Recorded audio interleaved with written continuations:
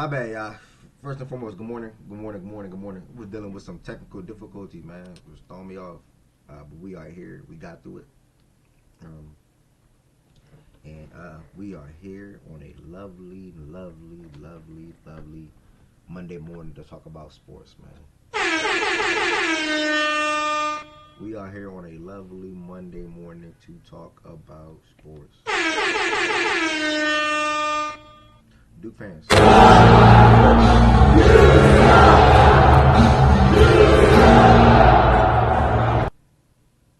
Like, I don't know if it took me to tweet Duke is a really good team yesterday for them to get walked down like that, but maybe I should tweet that more often about my ops or wannabe ops. Let me put it like that.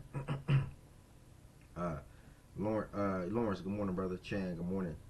Everybody that's in here again, good morning. Y'all, welcome back, welcome back, welcome back to another daily facts and stats show, Monday through Friday, 11 a.m. Eastern time until whether it's 2 hour show, 3 hour show, 4 hour show, whatever the case may be. If you're watching on YouTube, y'all do me a solid and hit the thumbs up button on this video. That helps the algorithm out for anybody that's surfing on YouTube to come across the show. Be willing to become a new subscriber. Be willing to listen on a day-to-day basis. More importantly, be willing to join the stage for the show. And just continue to support, man. Just continue to support. Also, if you're watching on YouTube, feel free to send super chat and or super thanks at any time. The amount does not matter to me. I'll be super duper grateful for all the extended support, whether it's $5, $2, $10. I feel great inside regardless. Last but certainly not least, if you're watching on YouTube or you're watching the show back or you're watching it live right now, feel free to become a Fact and Stats member on the YouTube side of things. 3 different levels you can join as. And like I said, all the extended support is greatly appreciated. And next, if you're watching on Twitch, a lot of you all already subs. So appreciate you all for being subs already on the Twitch side of things. It means a lot, truly.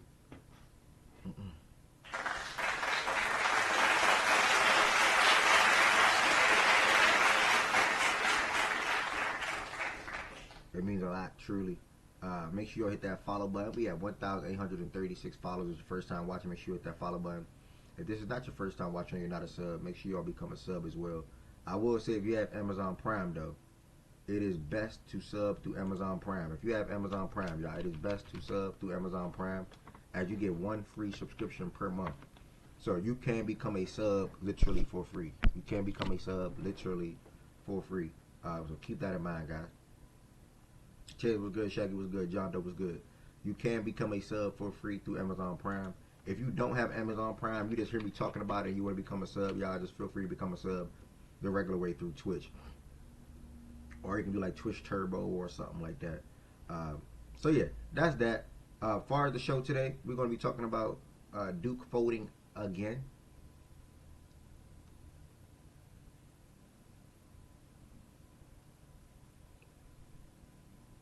Did y'all hear that? We're going to be talking about Duke folding again. I don't know who be going out more sad, Duke or Houston. I ain't gonna lie.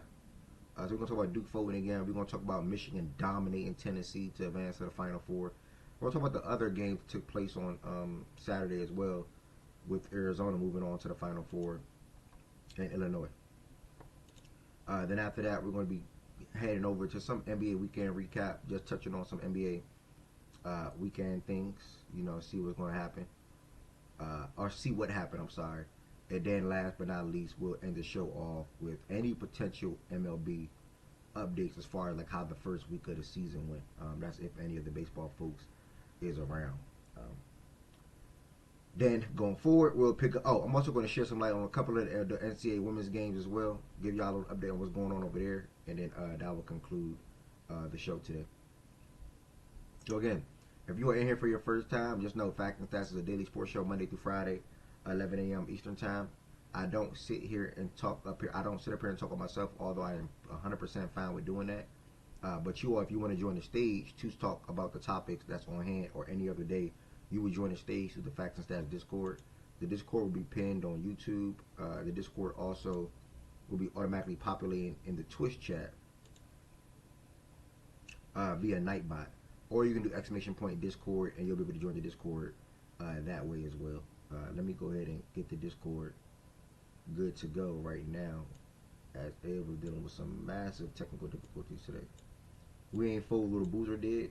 You know the sad thing about it is, can't blame Little Boozer. Blame your coach. Your coach chose Little Boozer to pass the ball up. Niggas never want to blame the coach. That's your problem. I'm glad y'all being consistent though. Because when the Ravens fan bring up John Harbaugh, it was this and that and that. Blame the coach. From some Little Boozer. What was I doing? Oh. Alright, that's what I was doing.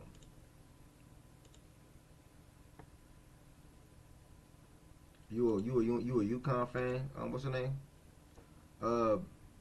Forgot your name. Malik. To join the stage. Also, make sure if you're on YouTube, man, hit that thumbs up button, y'all. Hit that thumbs up button, y'all. Hit that thumbs up button. I need to figure out how to do something with this keyboard setup. Hit that thumbs up button. Hit that thumbs up button. Hit that thumbs up button. I'm not feeling too good.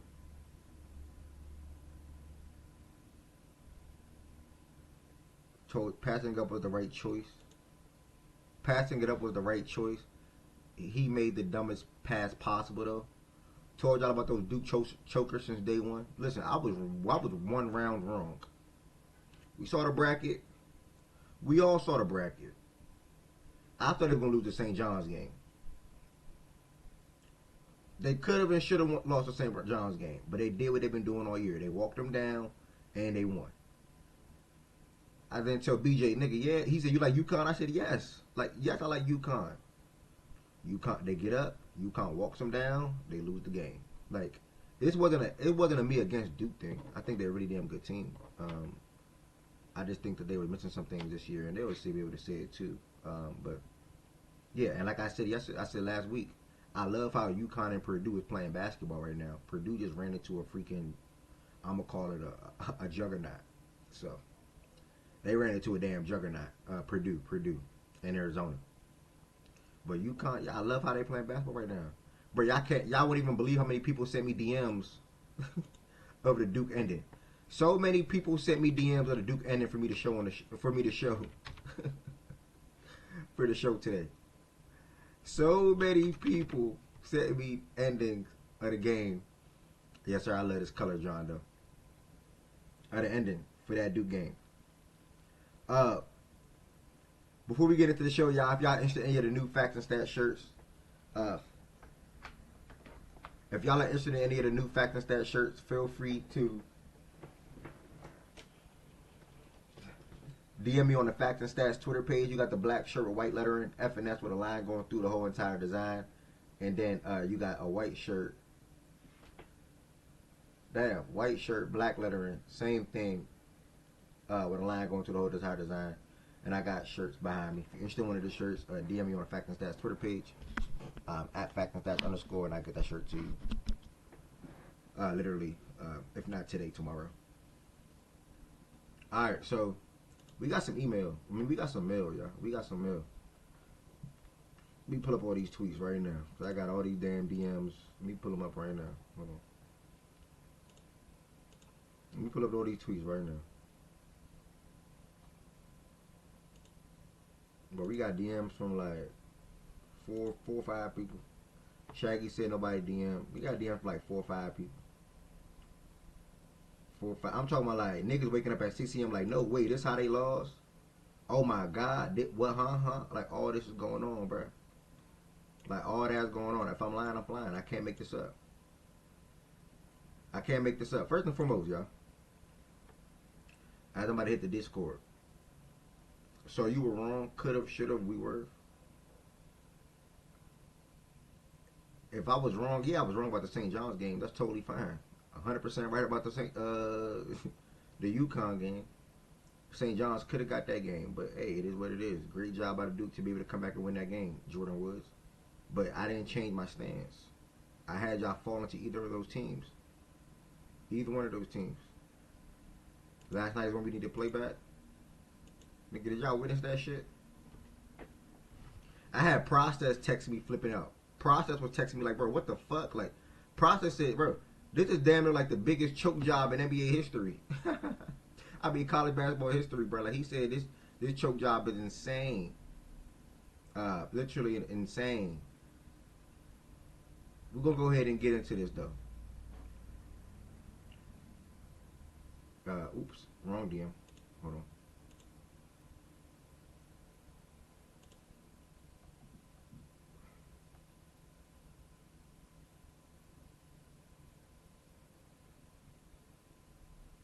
Where is it at?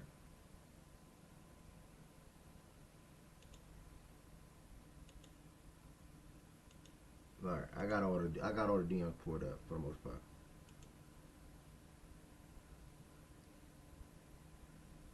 If you pick against us enough, of course you'll be right, brother. Nah, I could change my stance. New information, bro. If I had new information that was worth me changing my stance, I would have changed my stance. Unfortunately, I did not have enough new information to change my stance when it came to that Duke team. But that's why I never changed my stance. But I'm Mr. Change Your Stance. Like I'm Mr. See something that I want to change, and I'll change. The same way I told y'all last month, and I wish Process was in here, or earlier this month. All y'all gonna pick Boston to go to the finals. Literally all y'all. All y'all gonna pick Boston to go to the finals. And for some reason, y'all wanted to make it seem like I was tripping. For some reason, y'all would make it seem like Tatum could have come back and dropped 30 balls like he did last night or yesterday. Like all y'all gonna change y'all stance to pick Boston to go to the finals. Like y'all was acting hard headed for whatever reason. But it is what it is. New information, y'all. Sixers fans talking about choking. Alright, 3 tweets on the screen real quick. Jordan wants to address this tweet. Let me just run through this stuff that I have to show y'all real quick. So I can't get interrupted. But Duke last 4 losses, led by 14 against Houston in the Final Four. Lost. This one is horrific. This one they had like a 9-point lead with 2 minutes ago. Led by 17 against Texas Tech, lost. Led by 13 against UNC, lost. Led by 19 against UConn in the Elite 8 in the second half, by the way, lost. It was 17-19, one of them in the second half. That's one tweet that was sent to me. Shire's a great coach, but holy shit, 2 years in a row, we had a timeout. The players should be told that. You can just hold the ball at any point. The players should be told that. One of the worst second halves I've ever seen. Makes me sick. Another tweet that was sent to me. Last but certainly not least. Another tweet that was sent to me. Let's watch this back if you missed it.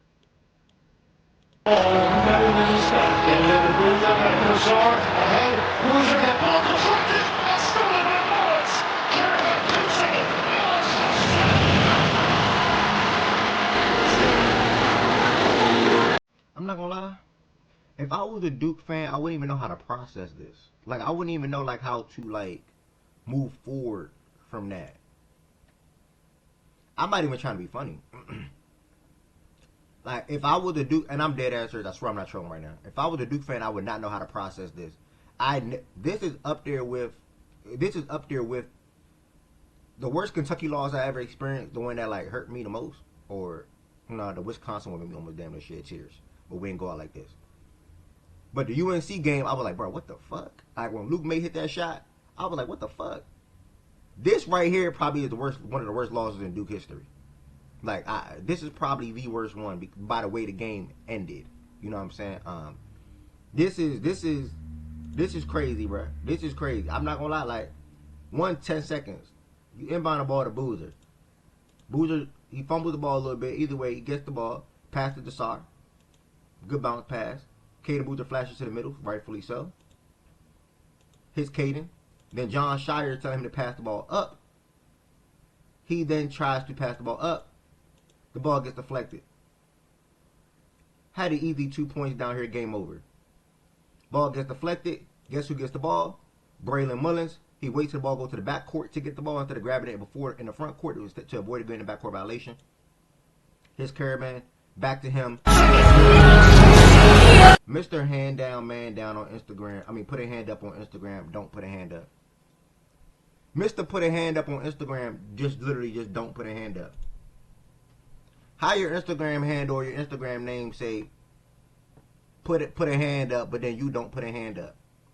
Like I'm confused. I don't know what Isaiah Evans was thinking, bro. I don't know what Isaiah Evans was thinking. And I always like to tell y'all. I always like to tell y'all. Hold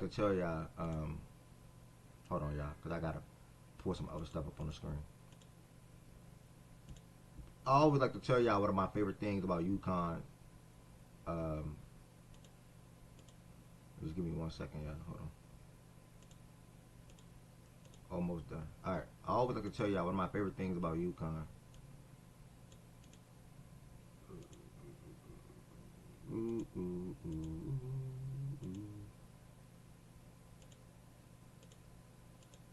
All right. I always like to tell y'all one of my favorite things about UConn is how, first and foremost, let's look at Mr. Hand. Let's look at Mr. Hand, put a hand up.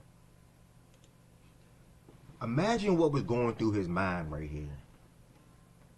1.9 on the clock, and he's so stunned, he looking at the other shot clock down the court, and like, oh my God, like, I really didn't put a hand up. Oh my God, no way he making this, right? This is what's going through his mind. Oh my God, he too far. No way. Let me see how much time left. Ain't no fucking way. But damn, if he hit this, I fucked up. Like, all this is going through his mind right now in a split of a second. Like literally, boom. He had like 5 different thoughts. Look at him. Look at his face. He don't know what to think right now. He like, oh my God, he just pulled that. How much time is left? Ain't no way we lose like this. Well, looky there, brother. You lost like that. Braylon Mullins. And he was like 10 for 58 or something like that on his last couple of 3-point. Not couple, but his 3-point attempts. He's been struggling from 3 recently for them. I also want to talk about how I sent it out earlier this week, or last week, I'm sorry, how I'm like really enjoying how UConn and Purdue is playing basketball right now. And I know I had said things about UConn prior to the tournament starting. But them and St. John's have been playing good basketball at the right time, and UConn performs the same way offensively more often than not all the time. And a lot of that's because of their head coach. There's tweets going all around Twitter. I didn't send them all to myself, but there's tweets going all around Twitter about how they made big second half adjustments. And they called this play, which they called, there's a compilation on Twitter, guys, about 2 minutes long, of them calling this same exact play from different spots on the court, though. So they probably ran this play numerous times throughout this game, or if not, he saved it for a money time. And this was a money time right here. Down by 4 points, 1 minute to go. You missed this shot, the game is probably over. Just being real. So you call your money play for one of your best shooters. Duke with 1 minute to go. They've had a few of those mishaps. Fake action here. Mullins is the decoy right here. I should have sent the other tweet to myself. Mullins is the decoy right here. Caravan, against Foster. They always look like they're doing numerous things in one set, or they always have multiple options on one play call. And I was telling y'all this literally last week. And UConn been operating this under Dan shit since he's been the coach from an offensive standpoint. And this what they got after that now. In March Madness 2023, he has 2 championships, 3 Final Fours, a 17-1 record, and 17-1 against the spread. The one loss was against national champion Florida by 2. One of the best coaching runs ever. This is why the Lakers saw it out for him. This is why they wanted him. Not even just Lakers, other teams, whatever. And this is why he carries himself the way he do. He carries himself as if he's the best coach in college basketball. He speaks on that. He says that. And this was a walk down. And this now adds to the run of how Duke continues to go out.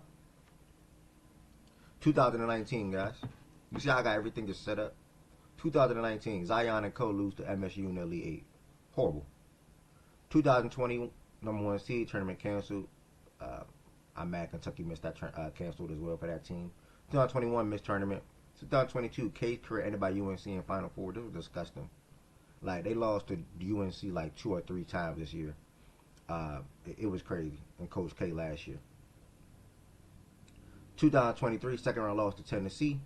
2024, Elite 8 loss to NC State. You heard that right, NC State. 2025, Final Four collapse versus Houston. I've never seen nothing like it before. You up by 9 points with 2 minutes to go in college basketball, the 30-second shot clock. Y'all do the math. Inexcusable. 2026, Elite 8 collapse versus UConn. I don't know. I just don't know what to say. I really don't.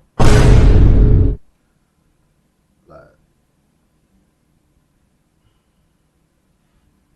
I really don't. So that's why I took the time to make sure I get all my thoughts out really clear real quick. And now I'm about to open up the stage out to hear what others got to say, but I want to make sure I got the chance to speak in peace. Um, Real quick. Got one more tweet to show on the screen, y'all. Just got a DM. And then we're going to go ahead and open up the stage real quick. I saw this tweet. They even posted this on Instagram. They even threw Tatum in the mix. Like, why y'all throwing Tatum in there like as if that team had like was expected to win it all or something? I don't know. Like, but yeah, I don't really care about this tweet right here. I don't really care about this tweet personally. I think the Zion team, the flag team, and this year team shouldn't have went out the way they went. Other than that, I don't really like it is. It is what it is. So I'll leave it at that, y'all. If you want to join the stage, y'all, feel free to hit the Facts and Stats Discord. The Discord stage is now live. Shout out to UConn for the crazy comeback. We're still going to dive into Michigan, Tennessee. We're still going to dive into Arizona, Purdue. I'm sorry, and Illinois, Iowa as well. So feel free to join the stage, y'all. And thank y'all for rocking with the show today. And again, I had some technical difficulties this morning, but we are here. Ready to talk about some sports that tweet at the end of the that day. you just put up. Oh, I got you on definitely. Can you hear me? Yeah, I can hear you. Bro, this tweet has Jalen Johnson on here. Like, bro, Jalen Johnson played 9 games. What the fuck? Yeah, this is probably the dumbest one of them all. I'm not gonna lie. I don't. Luke Kennard, Derek Lively, that team sucked. Like, I don't know what this tweet is. Go back to the other ones. Hold on, it's echoing. I always forget what to do when it's echoing. I think it's this. All right, it should be good now. Yeah, go back to the other tweets. Oh Yeah, shit, sorry. yeah. No, I mean the play is obviously. I mean, it's funny you mentioned Isaiah Evans on the play. That's literally the. I wasn't here in Discord after the game. I noticed that right away. Watching it back, I'm like, wait a minute, this nigga didn't put a hand up for the game. And nigga was just trying to give me rationale. I'm like, why are we sitting here trying to rationalize that shit? The nigga didn't put a hand up for the game. Like, the fuck. Okay, this one. Brutal stretch. I mean, yeah, this is a tough stretch. We didn't win a championship, but I don't know why they're putting some of the things in this tweet that they're putting in here. Like, okay, we lost in the Elite Eight a couple times.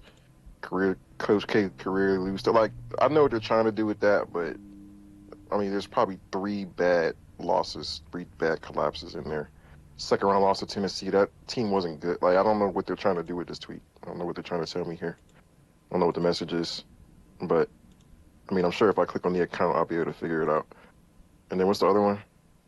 I don't think I deleted it. I might have. I don't think I removed one. That's all I have though. It Unless I was the removed one.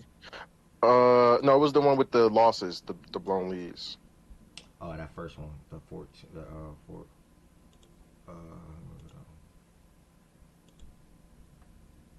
right, I got it. Yeah. Yeah, that Houston loss is by far the worst one on here. I don't even think it's close. Um, the Texas Tech loss, I mean, that's a bad loss, but that's a regular season game. Same thing with UNC. If you are familiar with the UNC Duke rivalry, I can point out 5 or 6 other games on either side where the same shit has happened. Like that happens in that rivalry all the time, especially when one team is on the road. And then the shit yesterday was bad too. So yeah, those two, the first one and the last one are bad. Them other two in the middle, bro, that's regular season shit, and that shit happens all the time versus UNC. Like, and plus we're up double digits more than any other team in the country. So yeah, when we lose, probably going to be a blown double-digit lead because we're up by double digits more often than other teams. We have the largest margin of victory all year. It's going to happen. But that first and that last one are obviously words can't describe how bad those two are. The other two in the middle is like whatever, no, bro. Like, congrats. Chan said. Um, Chan said. No contest from that far ain't that crazy. Yes, it is. Niggas 2 seconds. Bro, it's no rationale for not putting a hand up. It's they. It was 10 seconds on the clock when we inbounded the ball. So do the math, nigga. Like you on the court, you turn the ball over. It gets not more than so many seconds left. What you think? Gonna pass the ball again? I already passed the ball. It's 2.5 seconds left. I don't. You gotta. Guarding position. Clearly, he's in guarding position. So clearly, he was ready for something. Like, yeah, it's pretty bad. It's to not get a contest up there. It's pretty Get bad. it into Boozer, back for Sar.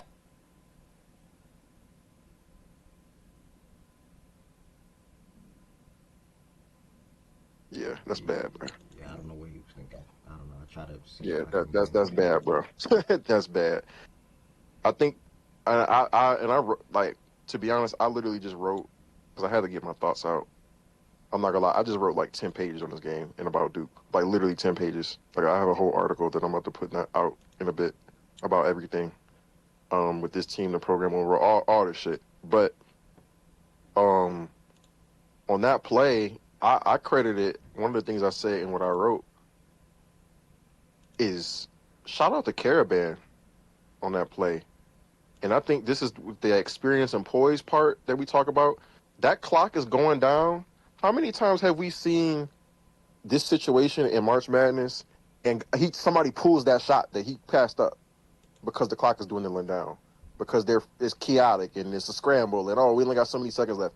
He had the presence of mind to know, hey, it's only 4 or 5 seconds left, but I got Braylon right here for a cleaner look when I can just chuck that up over a contest. We've seen numerous teams do that in that situation, but he had the presence of mind not to do that and got Braylon a better look. So Caravan made was really poised in that moment where he could have just threw up some bullshit because the clock was doing it and they were down on the scoreboard. So that's one thing I noted there. That just goes to how poised and polished and well coached they and prepared they are for those moments. Yeah, that is true. He looked at the clock 2 times. Mm-hmm. He looked at the clock like 2 times. Like, bro, Once. and this twice. is with five. This is with 3.5 seconds. Like, Yeah, that's he looked at the poise. clock twice for sure. That's poise. Damn.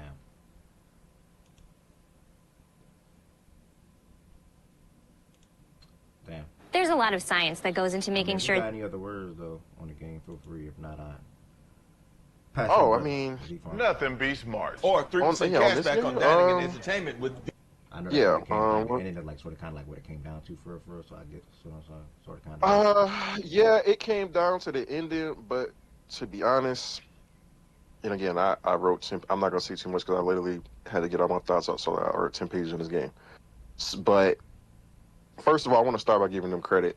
I did not want to see this team, and I said this much, like, I think in here on the show when we were previewing the Sweet 16 games. I was praying like hell Michigan State won that game. Like, and I picked Michigan State to win that game for partially because of that. I did not want to see UConn. Michigan State is just a much easier, much less structured team offensively, and they're not. Izzo's great, but Dan Hurley's better, and so I didn't want to see this team. So I thought we would win a close game. I thought it would be like a one-possession game that we would win. I thought it'd be even closer than St. John's. I literally thought it'd be a one-possession game and we would just come out on the other side of the result. But I didn't want to see this team. And a lot of the reasons I didn't want to see this team play it out. I thought they never quit in that first half. I thought that they made offensive adjustments in the second half. I don't think they really changed too much defensively in the second half. I thought we kind of took ourselves out of what was working for us. But on offense, I think they made several adjustments. I thought Terrius Reed was really good in the first half, but I even thought he was better in the second half and how they used the attention he was drawing. I think he had a few assists in that half as well, using the attention he was drawing to make plays for others. The guard dynamic totally shifted. Their guards were either getting clamped or missing shots in the first half. I think they missed some shots that they normally make, but I also think that our defense had them clamped too. Like, because if it wasn't Terrius Reed inside the 3-point line, they couldn't even get a shot off. They literally, nobody on their team could get a shot off inside the 3-point line. And then they missed the threes, and then we chased them off a couple of other threes. So we had a masterful defensive first half. I thought they had a better defensive second half, but I don't think they changed too much. I think we went away from what worked structurally. They were really good at forcing turnovers and capitalizing off those turnovers, though. And then Solo Ball, Silas, Braylon, they experienced poise when the game got tight. They dramatically outplayed our guards down the stretch, and they won the coaching matchup. So all credit in the world to them. They are the standard in college basketball. Not just for Boot Buzz. They are the standard in college basketball for the past 20 years. This is what it looks like. So shout out to UConn first and foremost. Just want to make sure I got that out there because they deserve all the credit in the world. With the lead, I didn't feel comfortable when we were up 19 because it was so early. I felt good though. Like I said, I didn't feel good. I felt better than I expected to feel at any point during the game. But I would have felt more comfortable had we had that 19-point lead with like 15 or 16 minutes left. Because at that point, when they go on a run, you might have enough of a cushion. We ended the first half bad, a couple of bad possessions. We ended the first half with a Gongba 3 on a botch set. Dame missed 2 free throws to put us up 21. I thought in the moment that could be a sneaky moment, and it ended up being the case because from that point forward is when the lead kept going down. We got them. We fouled too much to start the second half, and that made it even worse. And in college, all you really need is a single-digit game with 5 or 6 minutes left, and you feel like you got a chance. So when the league gets cut to 15, when it should really be 20+, and then you put them in the bonus early in the second half, and then they've already cut the lead to like 12 or 13, all they got to do is trim a few more points off of this with a few minutes left to go, and they feel like they're in a basketball game. And they got 10 to 12 minutes to just get to that point.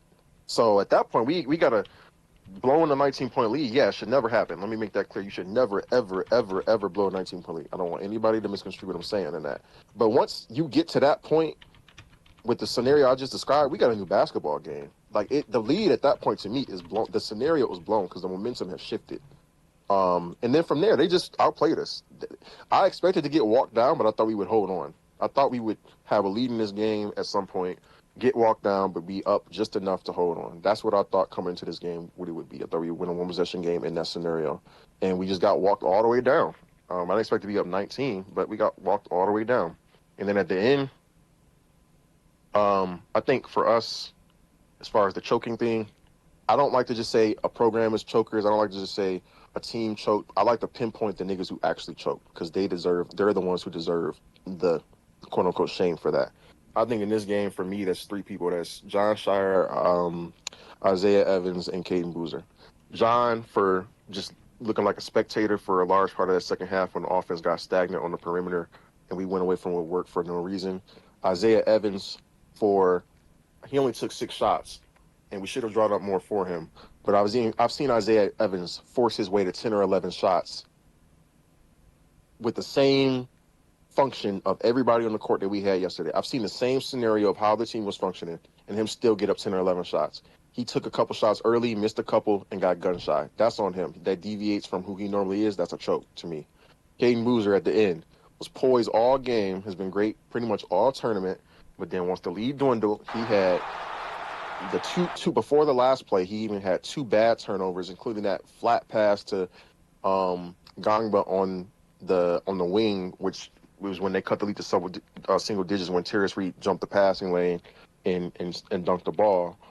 And then he blew a layup that was wide open in transition. He just, again, from the time when the game got tight to when the game was decided, their guards were more poised and better, and our backcourt choked down the stretch. I thought Cam overall was great in this game. I think he had a few turnovers, but everything was going through him. They had to shift their entire defense to account for him. Even when he got blocked 3 or 4 times in the first half, he was incredible to me in this game. He was as good as we needed him to be for us to advance. So I don't really put much of anything on Cam.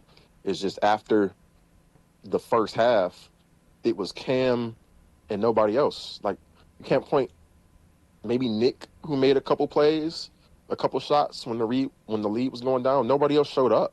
including the coach. So, a couple guys were hurt. I cut them some slack, like Gamba and Caleb. Not that they were like no shows, but Isaiah and fucking Caden down the stretch of that game, they choked, and so did John.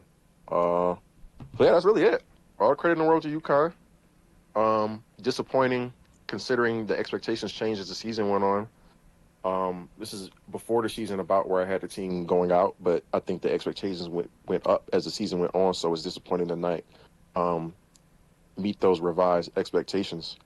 And to Z-Farm in the chat, I know Z-Farm loves every time that Duke does anything poorly.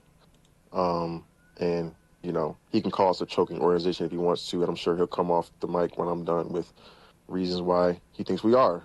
But literally every blue blood you can point to has glaring, bad instances of choking in the past whatever years. I don't think that makes them all choking organizations.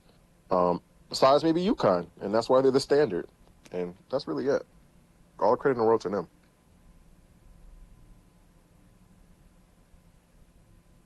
T-Farm, you got any words, brother? I'm just amazed by this video, brother. I wish I could play for a Oh, coach yeah, like no, this. that was crazy. Was this after the game? This video was insane, This bro. This was right after the shot. But this is after the shot, bro. My This, nigga. yeah, like Right this, after the shot. yeah. My a tech nigga. right here, y'all, They're- and he loses they're the game, saying- bro. Like this they're- is they're insane, saying, bro. They're saying, and to be honest, they're saying tech him up, bro. Don't tee him up, bro. Like I love this. Like I can be on the other side and say, oh, technically that's a technical. No, Nick, don't tee him up. Love that shit, bro. This is why I didn't want to face them. You think I want to face this low? Look at this nigga. You think I want to face this Why shit? did he do this though? Like what made it? Like what was the He build don't up to know. this? He's crazy. He's crazy. I don't ever want to face this in my life. I don't care how bad that team is, quote unquote. I'm gonna face that nigga ever. Nah, Hurley a maniac, bro. I ain't gonna lie. He really a Sicko. maniac. Slim. What the fuck? I want to ever face that shit in my life. What you got to say about it, Z-Farm? I mean, I don't really know what to say. I've been right about this team 3 years straight now. But yeah, man, I want to shout out the guy on the screen, Dan Hurley, man. This guy's a psychotic basketball mind, and you just got to respect guys like that. You got to. I mean, look at him. He knows with that referee. He don't know what's going on, bro. He that good. Bro, I was watching videos in the off season of him, and he was doing the practices. He was running practices. They messed up one drill. You go to the stairs, run the stairs. You mess up. You don't dribble right. You don't shoot right. That hit the rim. You run the stairs. This guy's a freak. This guy's one of the best minds in basketball right now, both professional and college. I'll say that. He's a dog. Shout out to Dan Hurley. But to the chokers, and that's what I'm going to call them going forward, it's a choking organization for a reason. They've had numerous lottery picks, numerous top prospects in the draft year in, year out, and they still can't find a way to win. That post where it said, I think it was all-star caliber players, all-NBA caliber players, not a single championship since 2015, 2016. It's not good. It's not good. Because you give a lot of organizations like UConn, like Kentucky, like North Carolina, those caliber players. Did you just say Kentucky? All right, bro. Go ahead. You didn't Kentucky interrupt got great somebody. players. They would probably win. But they don't. So, it's unfortunate. Back-to-back years, we heard how about these good teams the years prior with Zion. These great teams that won't win for the Duke Brotherhood. But, I'm not surprised by this team. I've been calling it all season. I thought as well they were going to lose to St. John's. Unfortunate what happened with that game. I thought they were going to pull that out, but they came back. They clawed their way a lot in this. I was very surprised they lost this way. I thought they would lose the old-fashioned way like Jordan Wood said in this tournament. Because in the first round, they were down to Siena. They clawed their way back. Against St. John's, clawed their way back. I'm like, you know what? They might actually do it this year. This might be the year. They're showing adversity. They're showing grit. That was the one thing that Duke didn't do last year in the tournament. They showed grit in the first couple rounds. They did this year. They still find a way to choke. So I'm not expecting much from this program next year. They're going to have a great team, but they got to prove it. And I know Jordan's going to feel the same way as well. They got to prove it. They got to show it next year in this tournament to win the tournament. So not surprised, shout out Dan Hurley, but I've been telling you all about Duke, the chokers, for all my life, basically all my life, ever since I've been born into existence. The three things I hate: Steelers, the Yankees, and Duke basketball. So I've been telling y'all since I've been born. So not surprised by this. Shout out to the UConn, and we'll be talking about the national champs later, Michigan Wolverines. Appreciate that, my brother. Shout out to Jordan Woods and Z-Farm for being the first two speakers up here on the stage to talk about this game that we had last night. Man, oh man, oh man. I still can't believe it. Man, oh man, oh man. Does anybody in FNS team have a chance to win? No. Oh, yes. Jay and Mish for UConn. Nobody Michigan, but Arizona. Nobody. Yeah. Everybody say Jay a UConn fan. That's pretty much it now. Yeah. Brother. What you mean? We got. I'm not gonna troll. Brother West, you got anything to say? We got some Yaks fans in here. Man, what a special moment, man. Just a special moment. And I like to call yesterday poetic justice, man. It's just poetic justice, man. So I'm so grateful. Shout out to Jay Williams for going on TV this morning and looking like a clown once again. But what else can you expect from a Dookie? They all look like clowns, and at the end of the day. But salute to Dan Hurley. Salute to those kids, young men, whatever you want to call them, on the team. The intestinal fortitude, the mental stability to get beat. Like, they just got beat down in the first half, and to stay poised, never ever focus on the score. That's a big thing you see for a lot of kids or even grown men in the NBA. They'll let the score dictate how they play basketball, let the score dictate their level of engagement. And none of those kids disengaged. Shout out Reed. I thought yesterday I was like, he was the best player in the second half. Didn't call him the best player for the game. I've since rewatched the game, and he was great in the first half too, bro. Like, I think it's very fair to call him the best player on the floor yesterday, excuse me, with all due respect to Cam Boozer, and how well he played. Just special stuff, man. Like, it's funny, all my college basketball guys who are like college basketball over the NBA, it's moments like this. It's all about these moments and being able to live for these moments and understand that even when you have good moments in the NBA, nothing is as nail-biting as college basketball. Nothing. And the finishes they have in March, any tournaments, are just amazing. And I'm so happy, bro. Like, I was driving. I had to pull over on the side of the road, bro. Like, that's how elated I was. That's the jubilation that came upon me when somebody hit me with the kid's name, 2-4 for UConn. Mullins. What's his name? Braylon Mullins. Mullins. When Mullins, Braylon. Shout out Braylon. Shout out his parents. You raised a fine young man. Great young basketball player. So yeah, man, Duke is up out of here, man. Dukies, we up out of here. And just, we're going to get back to that, because I know it was a lot of scuttlebutt, a lot of fodder. Niggas had a lot to say about Hubert. Niggas had a lot to say about this real blue that real niggas bleed, that Carolina blue. And how we weren't accomplishing enough, and Final Four being the standard and everything. But every time I look up, Brad, it's a certain school that just never gets the job done. Every time, and falls short of whatever goals and expectations they set for themselves. Last year was championship game. They fell short. But at least we made Final Four. This year it was Final Four for sure. They fell short. Well, at least we did something last year that UNC couldn't do. Like, all this, it's a bunch of nut shit. I'll tell you what John Shire hasn't done.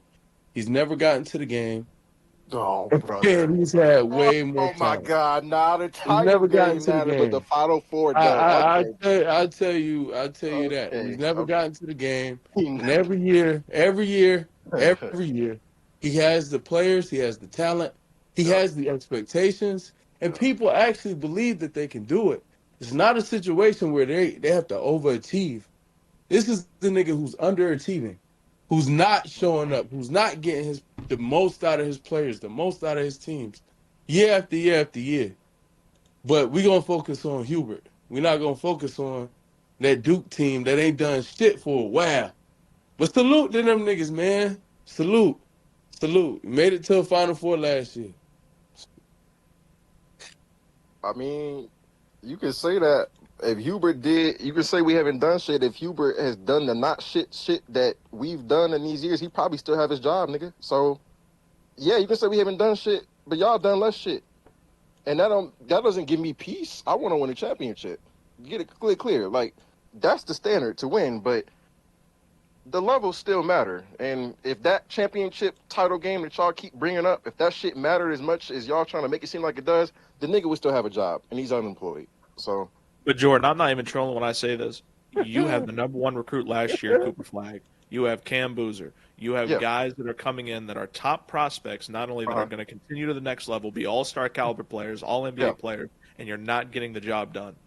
No, I Why? think that's valid. I think that's valid. And you said, and I agree with your point. Year Yeah. after year, it's certain chokers, it's certain guys in the league, but as a whole, as a program, it's one team, and it continues to be the same team. But every blue blood does every one of these teams does this.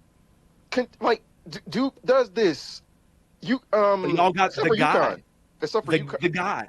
What do you The mean? guy. Y'all have the guy every year. But I One of think the we top need three to. guys, I and it think still doesn't happen. I think that's fair to say. But I think if you look at the teams that are winning the championship year after year, it's not just we got the guy, we got the guy, we got the guy. Like the teams that You are know winning what's the championships every year is not because they got the guy. It's a certain funny makeup enough? of the I was team. gonna say that too. Yeah, I know I it's was. not.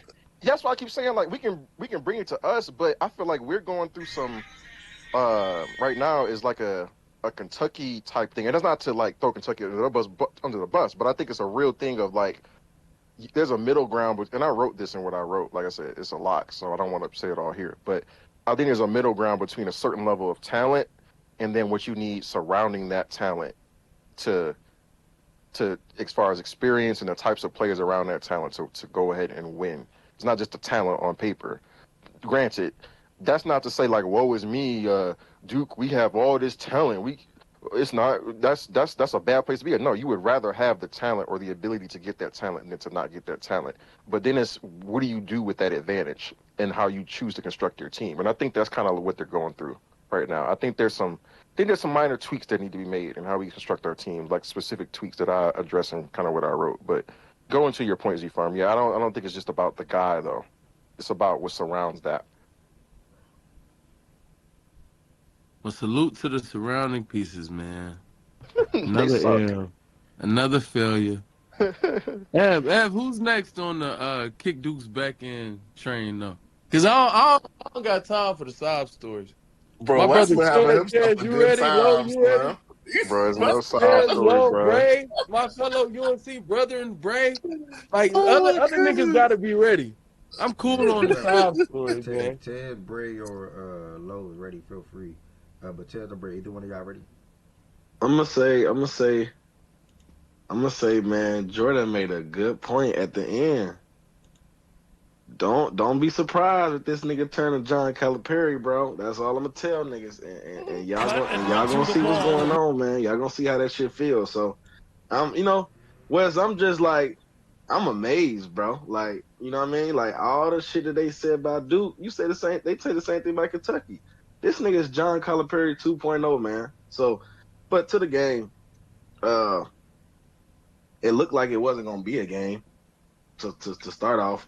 Shout out to, I know Wes said it, so I don't want to reiterate everything he said, but shout out to Reed, man. Reed for keeping them in the game and keeping them afloat during the game with them easy baskets, just to not the lead from going from 20 to it could have been 30, but I think Reed was a big part of that, and shout out to him. Duke defense in the first half was on the string, bro. Like they looked like they was ready to play. I'm gonna be honest. UConn really didn't come out the gate look like they was ready to play.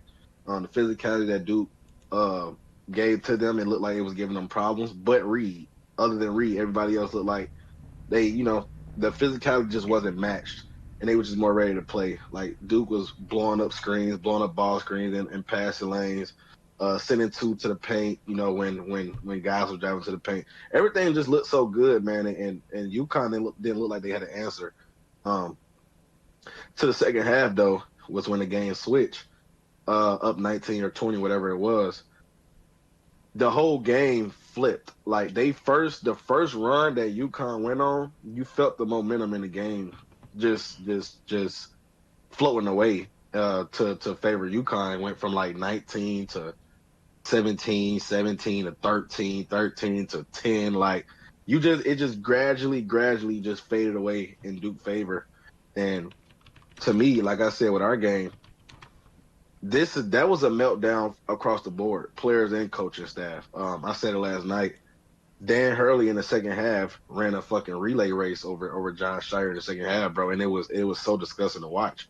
I feel like Duke went away in the second half for what worked for them, and that's starting the offense from the paint with Cam Boozer. Cam Boozer didn't have a mismatch this whole game, literally, because Reed wasn't guarding him. It was Caravan, and they was attacking that mismatch the whole first half of the game. Then they came in the second half, and when UConn started going a run, they faded away from that, and they started playing more perimeter oriented with guards that just aren't that like that's not what they do. You know what I mean? That's just not what they do. So I felt it flipping from that standpoint.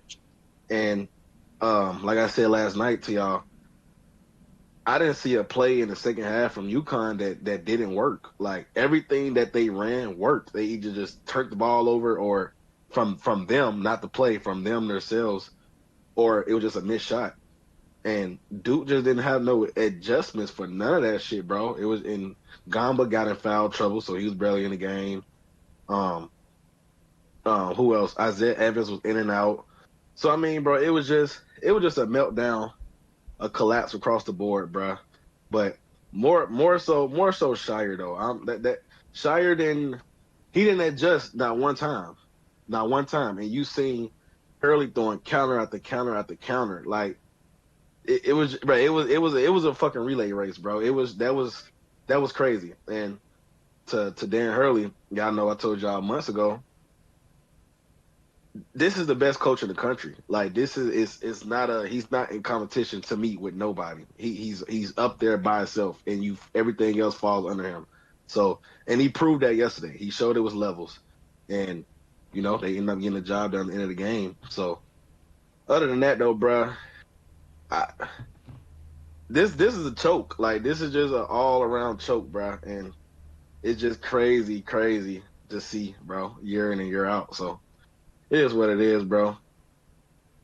Yeah, certain teams come with certain expectations, and when you choke, that's what you got to deal with. Especially when you have a guy and then also players around the guy, which every year, every Duke team that went out, they always had a guy with players, really good players around the guy. And I'm speaking from experience as a Kentucky fan. Thankfully, at the moment, I don't got to deal with that. These last 2 years, but hopefully we do get back to being a team that can land top recruits and put good basketball teams on the court. But back to the Duke and UConn thing, though. Yeah, Mr. Reed started on the tournament with 31 points, 27 rebounds, 3 assists versus Furman. Then he had 10, 13, and 3 blocks versus UCLA. And then he had 25 and 4 against MSU. And then, like what Brother West said, 26 points, 9 rebounds, 4 blocks, 3 assists, 2 steals versus Duke. He outdueled the best player in the country today. Now, I'm not saying he's the best player in the country, but he was the best player left in the tournament, 100% in Cameron Boozer. So, shout out to Reed, man. They needed every bit of his 26 points. I was watching the game in the first half at a party, at my niece's party, and the nigga that I was watching the game with, he just kept saying, like his girl was like, babe, can we just go? Like, the game is over. It's only, mind you, it's the first half. He was like, chill, game of runs. And that's what basketball really is. It's a game of runs. And we saw what happened, how the game flipped in the second half. Like, The second half was so good. I literally watched the last 10 minutes back like 2 or 3 times last night, just for the freak of it, and just to like see every single thing UConn was running and what they were doing and how they shifted their strategy offensively and defensively. And I'm mad I didn't send a tweet to myself this morning about some of the things that they did differently in the second half in comparison to the first half, which also allowed the game to flip. So yeah, man. Bray, what you got to say about this UConn? The UConn and Duke game. Damn, the other thing I had they want to pull up, but just bear with me. I took some notes. So Taz brought this up yesterday of how they could not make a single three for a majority of the first half except for one. They did not make a single three until 6 minutes and 58 seconds left. You could argue then the momentum started to go UConn's way because they finally found an answer to get shots. They finally found an answer for the offense that wasn't clicking at all. They had the plays, just couldn't make the shots. They did. At that certain point, you could argue Duke had nothing to respond except for the three. I forgot who made it afterwards, but Duke then responded back with a three, and UConn made a three right back there. It was Kaminya. It was solo ball, then Kaminya, then they responded again with another three after.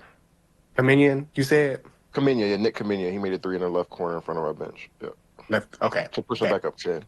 Yeah. Appreciate you for that point. Yep. Then, I still thought Duke at least had an advantage because you could still say, when UConn was still getting like steals, they were finding ways to cut the lead down. Duke was finding ways to answer. But instead, when it was time at 1 minute and 50 seconds left, when y'all was up by 4, and damn it, these damn names. Karaban had fouled him. Mm-hmm. Karaban. Yeah. I felt like if he at least makes both of those free throws, the game goes to overtime. Whose free throws were those? Was that Cam or was that Gangba? I think Boozer missed one. I think it was Boozer. Could be. Yeah, I think Boozer did miss one. I know Pat went to the line late and also missed one. I can't remember. I believe it was a dark skinned guy. It was dark. That's Pat. Yeah. That's Pat. Yeah, had Pat not missed that free throw, the game go to overtime because the same thing happened against St. John's. They won, but missed free throws was killing them. So, as a coach, I understand you can only do so much with free throws. But if you knew this is the same thing that we were struggling with last game, and you're facing a better coach and a team that knows how to deal with stuff like this, you have to take accountability and say, that loss is on me. I understand the players did things that aren't your fault, but still at the same time, when you saw him throw the ball like that and they both were double teaming him, you should have called timeout. And everyone critiques other coaches and other programs for doing the same thing. But as Duke, you're expected to win championships. You should be able, as a coach at least, to let your players in that situation know, okay, they're about to turn over the ball or they're about to do something crazy before the shot. You should at least call timeout or at least tell them to hold the ball so that way they have to foul us. We go back to the free throw line. Even if we miss a free throw, the worst we could do is be up by 2 or 3 more points and they have to throw an answer prayer. So I do think the game should be more on, I'm just going to say the coach because I cannot say his damn name. But the man needs to have a little bit more accountability like other coaches did in this past March Madness for choking shots that they have had. I'm not saying, oh, ha, like, this is what you get for laughing at other people. But at the same time, it's like you saw against Siena certain problems. You saw against St. John's. And UConn took advantage of those problems that Duke had those past 2 out of 3 games to where they were turning over the ball, they were getting steals, and UConn made them pay for that. So I do want to give Don Hurley credit for that. And, he made me enjoy my Sunday. I really appreciate that. I really did. But other than that, I just really want to figure out what happens next year in terms of, like, you see other coaches are getting fired for not winning championships for the standard they have at other programs. So if you do another choke job, will he get one more chance or will he get fired? That's what I really want to see in terms of like the landscape of college basketball. If he chokes again, does he keep it? Other than that, that's all I got. Yeah. Just to address that, John Shire should not, I'm not saying that you're saying this, John Shire, at least for 2 more years, should not be on any type of hot seat, like, at all. I'll make that very clear. I think that he needs to be. I hold him more accountable for the seeming level of underpreparedness from like the guards overall, because and for those situations in the past couple years, because he's a championship point guard at Duke himself. So that's the one position that he should have prepared for those scenarios at the end of game for in the game moments. I think too many times, like look at Sion, look at Proctor, look at Isaiah, look at Caden. The last 2 years, they've looked underprepared for high pressure situations and to handle the moment when the moment became the brightest. So I put that on him from a macro standpoint, but in the moment, like the timeout, like not calling timeout,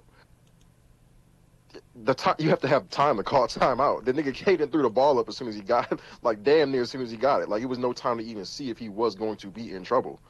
And kind of how I said in what I wrote, like Caden had 3 or 4 better outcomes if he simply does not spin towards the second body, as instead goes the other way up the sideline.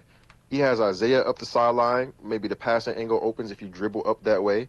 If you dribble up towards the sideline and another guy comes, then John can call the timeout because he can't just let them tie him up. His brain didn't process it. I hear you, but his brain didn't process to do some of those things though, because you gotta think about it. Coach is standing at the half court line and John, and as soon as Caden catches the ball, he sees John out the corner of his eye or looking over to his right, tell him to pass the ball up. So it's no time to think, oh, let me dribble around, let me keep the ball, let me hold the ball. He literally, as soon as he got the ball, was like throw it up, and he thought to throw it up. And you gotta think of in game. You gotta think of in game noise too. Like he probably hears that. Like they're probably screaming, "Pat the ball up, down the court, down the like all that shit matter too." So that's me personally, bro. I would have just held the fucking ball, bro. He could have held the ball.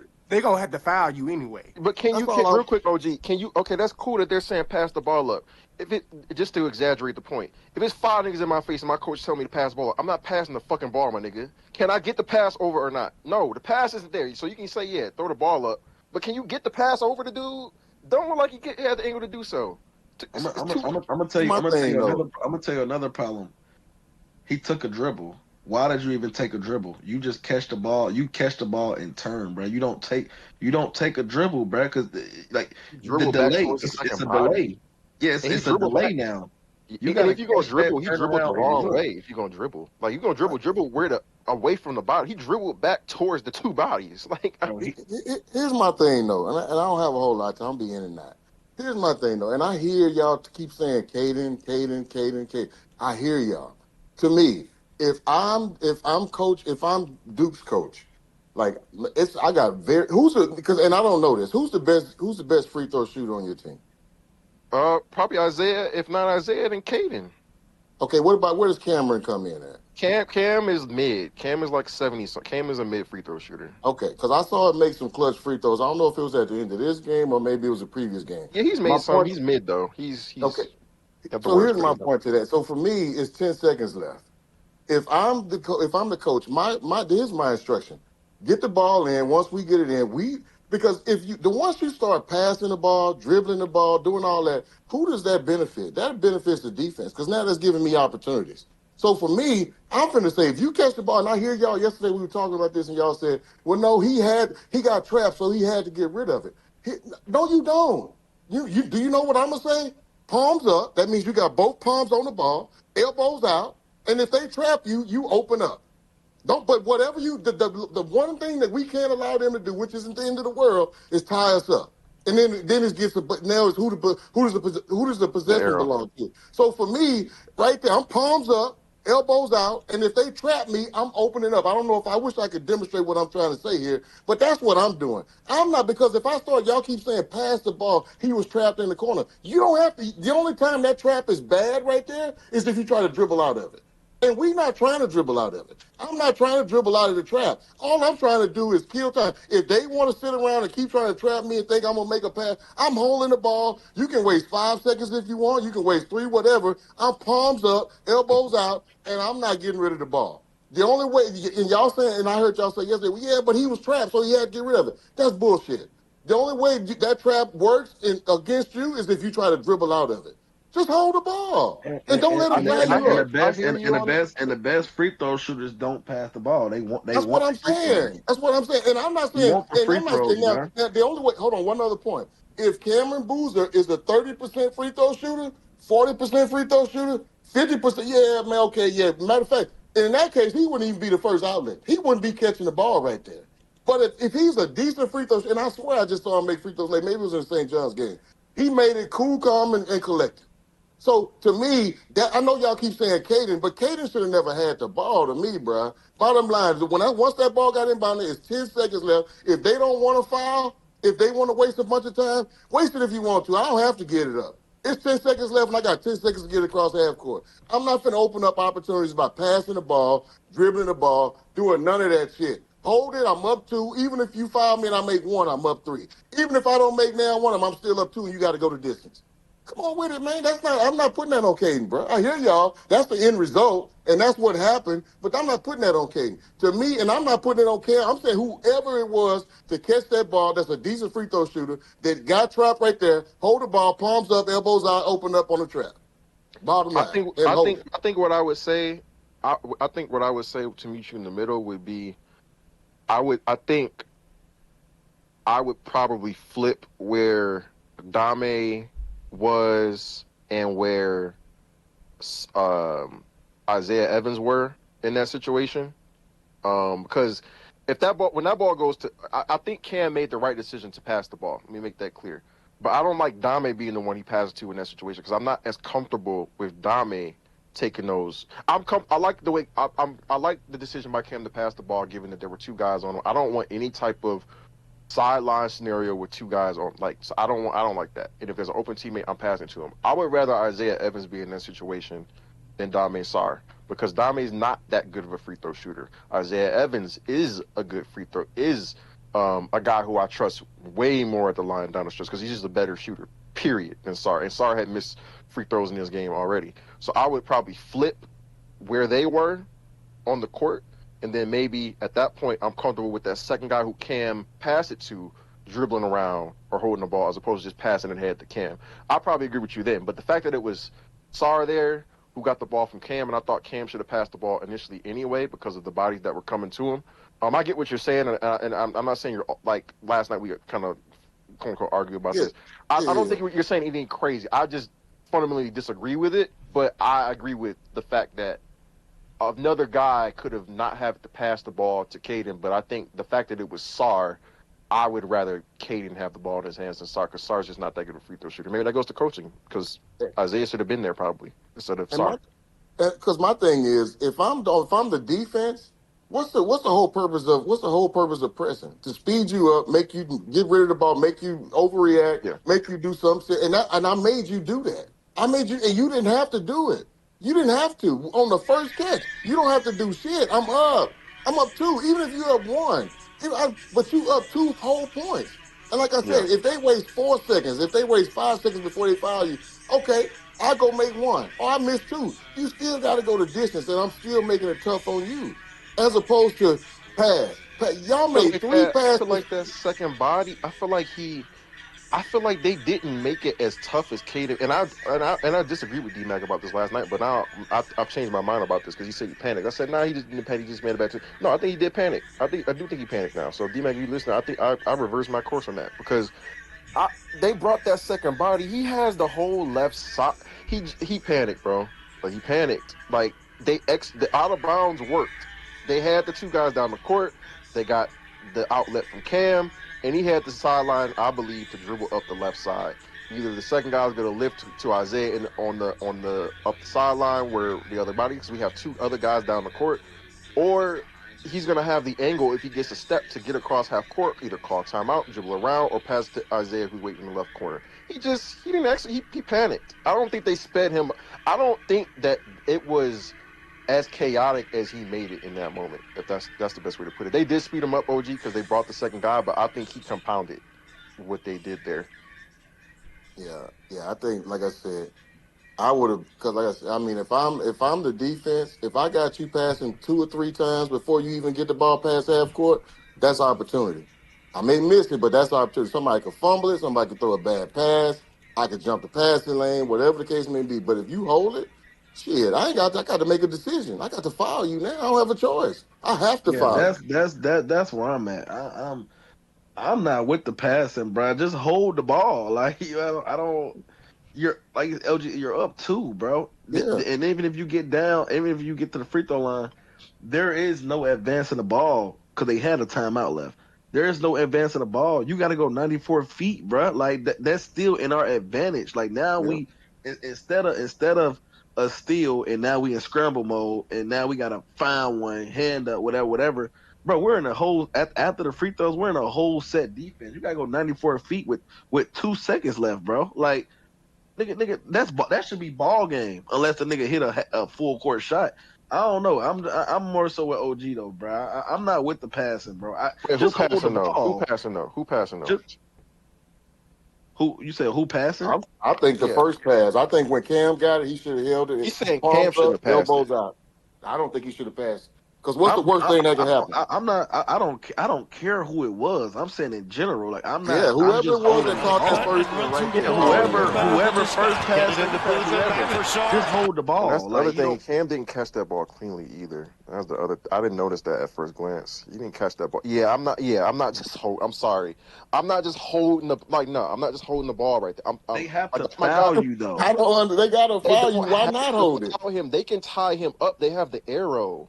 They don't have to Okay. foul him. No, Okay, but and what that's he why could I'm do, saying palms up and Okay. elbows out. That's or why he I said could, palms up and or he, elbows out. and I know I'm not nitpicking, but just it's so quick how you got to think. He made a good pass at the end of the day. First and foremost, make that very clear. But basketball, you're taught what OG is saying: two palms on the ball, elbows out. Or if you look at the way their stance is on the defensive side, he can step through right here, and he got a live dribble. That's what I'm saying. He can Step step. through He can when you. step That's through why I said right here. step through. He can No, step. Oh, I didn't even know you said that, I OG. think But he can step I through. think we're nitpicking, bro. No, he I didn't. think we're He nitpicking. didn't. He fumbled the pass. He Though, made so he made the right play. I'm not. I don't like. Yeah. Right, I'm dying on that hill. Like, if he didn't fumble the ball, I might be able to get with you. I didn't even realize he fumbled the ball until I just rewatched it. like Yeah, I'm passing that ball. he get it. Okay, so he get it back to pause it when Sorry get it. Oh, Mhm. Hold the ball. Like you Oh don't yeah, have so I said, to. so I said, I'm with that. I'm cool. Yeah, once that happens, I'm cool with that. Like, yeah, I'm cool with you saying that. And then you can pause it when Caden get it. Cause Yeah, that's yeah, space. yeah, for sure. Yeah, That's space. yeah, for sure. Pause. Yeah, I'm with that. Hold the ball. Like what nigga hold the ball. Like I don't know, bro. I'm Or not. hold the ball and he went the wrong way. Like, he got the left side. I don't know why he went back. If you're gonna go away, why go back that way? And then I'm telling you, in that moment, bro, he fucked up taking that dribble, bro. You gave that extra second for that jump, that jump, that Yeah, people just going up. They were, yeah, bro. the coach panicked. I mean, it's really that the coach and the players. Look, he has two different. Yeah, they reactions. panic. It's a whole Yeah, panic. It's literally a whole He wants panic. Cam to get the ball right. Cam get the ball. He tells Sarge to pass it up to Boozer, right here. That's the point. He wants him to pass up to Boozer. Caden, I'm talking about. Then after that, he wants him to hold it right at first, initially. Then he says pass it up. As soon as he gets him, he turns around. So then, like at that point, coach had no intention on them even staying in the back court with the 10 seconds to Saw beat. him though. I feel like this side by side make him think he for sure saw him and he for sure did. No, I'm not saying. Even If he didn't for sure see him, it's what he wanted to at the end of the day. Like he still couldn't see him, but it's still what he wanted. You said a coach panic, but I don't know that the players on the court. Like, I don't think that the player at that moment did any. Was doing that because of what the coach was saying to do. Like he said when he was saying hold the ball, the nigga's back was turned. He didn't see him saying that. I know. Caden didn't see him when he said that point. I do think Caden saw him right here though. That's my main point though. Right here, I 100% think Caden saw him right here when he's saying pass that ball ahead. 100%. I don't even think Sar probably didn't even see him. He probably did. No, actually, Sar probably did because Sar had to clean the pass up anything. Like Sar making the cleanest pass, like the cleanest pass out of them all. He had no pressure. He just get the ball up quick. He didn't even think to hold it long. I think you're. Yeah, I'm with you. I hear you. I just, if I'm the player in the moment, I'm not putting that on that point. I put more of that on Caden than I do on John because you're on the court. If the pass isn't there, and you got two guys right in front of you, I'm not just throwing it up there because my coach said to just throw it up there. And yeah, it's difficult. It's split second. It's in the moment. Sorry, my nigga. Winning is difficult. Spoiler alert. In these moments, the decisions you have to make are difficult. They're a split second. You're the player on the court. You have the decision to do it or not. You know if it's there or not. The coach is looking at the coach is looking at the numbers. He's saying, I think the coach is saying this, assuming you're going to make the pass if you have the window there to make the pass, not just to make the pass. Be damned if two guys are up in my face or if the angle's not really there. He's doing it from his vantage point. You have to make a decision still from your vantage point as the player on the court, and he made the wrong one. Yeah, I'm not putting that because to me, 10 seconds left. You don't have time, and I don't have time to dictate and tell you which way to go, pass, moves. I ain't got time for all that. That shit should already been to me. And again, that's why I simplify it. I'm not even finna get all into that and look at no. And if the coach is trying to tell him what to do in those situations, to me, that's broke. That's just broke. And but I'm not putting that on the coach. I think every last one of them kids been playing basketball long enough. They've been trapped since they've been in the third grade. That they should understand how to react to certain things. I'm not putting that on the coach. I'm not. This is an in the moment deal, and you got to be able to react accordingly. I mean, for me, I'm not putting it on the coach. Only thing I'm looking at, John, in the situation is the inbound set. I genuinely don't understand how this is the set right here, and I should have showed the other view. But you have Sar, you have both of the boozers, right? You have Isaiah and Pat behind that, past the half court. Past the half court line. It is 10 seconds to go, guys. They cannot get a 10-second shot clock violation. They can't get that. I mean, you get what I'm talking about. The 10-second violation. They can't get that at all. It's 10 seconds on the clock. Boozer gets it here. Sar gets it here. Caden job is a flash in the middle. He does, right? Why is Isaiah and Pat all the way down here, though? Why not have an extra body up just in case? Yeah. Instead of, like, yeah. That's my only thing. Like, it's the set. Yeah, no, I would have agree with one of that. them at the half court line, if not Or at least both. coming back to half You court. know, you don't want that though. You don't want to now you bring an extra defender, and so now and again they trying to but trap. there is no extra defender though. No, it's not gonna be extra. So Because where's it's gonna be so let's see, 1, 2, 3, 4, three back. It's already three behind the play. Yeah. And then there's two. You should have had at least one up to the half court line. At least one. Yeah, you don't have to come all the way to the ball up, but you don't have to be all the way down the court either. Yeah. Yeah, like, I'm just no, but OG, look, like Isaiah was because if one man is inbounding, right, and that's SAR, so that's one of your players inbounding the ball. Your job is to get Boozer the ball on the inbound, which they wanted to do.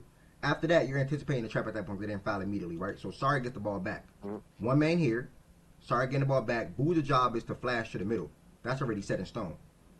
Boom. Then your other two guys are all the way down the court. Look how far they are. They're at the 3-point line. Yeah, like Isaiah was in the deep left corner. There's no reason crazy. for Isaiah to be that deep. There's no reason for Isaiah to be that deep down the court. He can be spread out, so you're not coming because you don't want to come all the way to the ball. You don't want to have 2-on-2. You still want to have the advantage behind it, but he don't need to be that far deep. And it didn't matter the way to play was like I don't even know in that scenario why Pat was on the court. I was about to say that. Why is he on the court? Yeah. If he's down the court and not set the screen or some shit to free somebody up in the backcourt, why is he in the court? Yeah. Like, why am I putting Dame should have been on the fucking in the back, bro. You got Isaiah. You got my best because I know off this initial pass. This is to OG point. I know off the initial pass a trap is coming. It's 10 seconds later down to it. Caden or Isaiah should inbound the ball. Once Isaiah should inbound. Yep. You have Boozer.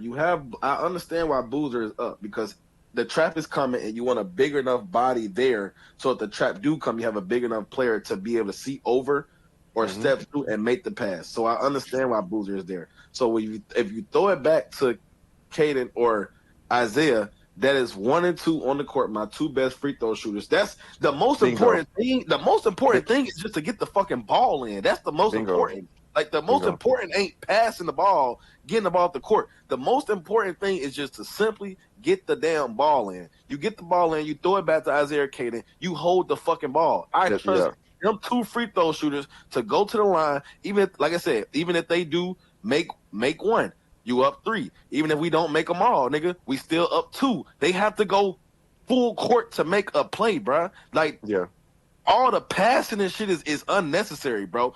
Get the best free throw shooters up on the court. Send the worst 2 back line. The most important thing, get the ball in, get it back to the best free throw shooter. Hold the fucking ball. We go to the line, bro. Yeah, like I put the shit is like, I put come on, bro. I put that SAR pass more on like coming to with I said before into what you just said. I put that more on John though than on because I don't want be clear. I don't. We could say Sar should have held the ball. I don't want him taking no free throws in that situation. Like I don't. He's not a good free throw shooter. He hasn't been a good pressure free throw shooter. I think that's why he passed the ball to Caden because Caden is the better free throw shooter. But he just shouldn't have been in that situation. So that I put more on John. And then Caden when him passing the ball is more. Yeah, it's on him. He was 6 for 6 on the free throw line in this game too. He tweaked. Who, Caden? Yeah, he tweaked. Yeah, he tweaked. Yeah, he tweaked. Like, that's a horrible loss. He tweaked out. He bugged out. But shout out to UConn, bro. Like I said, the standard. They don't want that to get escaping us throwing the game away. Like they're the standard. Like why Shaggy said what is nasty? What did I say wrong? I missed out. Yeah, I can't remember why he said that either. I was just thinking. He said this is nasty. What you said to why he would say that. I think. I said, get the ball, get the free throw shooters. Yeah, I think he's saying to your Isaiah Evans Sar swap thing. I think he's saying, bro, all that shit don't matter. Caden fucked up at the end of the day. No, he did. No, I agree. I said there shouldn't be passing the ball. Like just hold. If you want to do that, get the. I'm saying to their plan. I'm gonna clarify. To their plan, you get the best just in case if they do foul. You get the best free throw shooters up top just in case if they do foul, bruh. But I'm with him. I'm not with the passing. Just hold the fucking ball. You can't get a 10-second violation. You can't. I don't know what he's saying because he's typing, but I think he's saying like, man, that holding the ball don't matter. Everything they did was right. He just threw a fucked up pass. The pass had to be better. That's it is kind of where I'm at. Like at the end of the day, he fucked up. Like, I said that. I don't think Caden should have passed the ball, bro. Like I don't think he's saying that though. I think he's saying like, but I'm fine with passing, but he should have just made a better pass.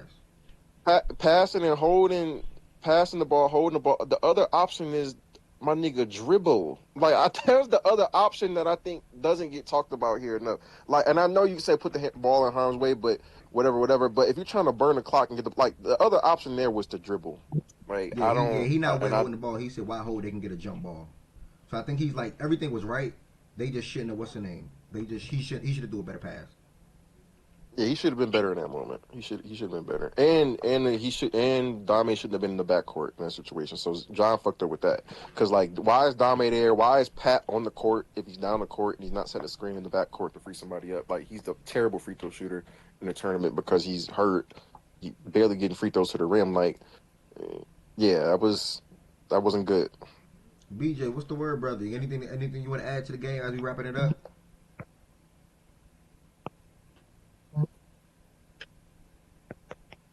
BJ, going once. BJ going twice.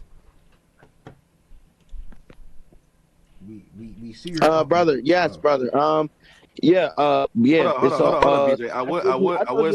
I would say the Shaggy point.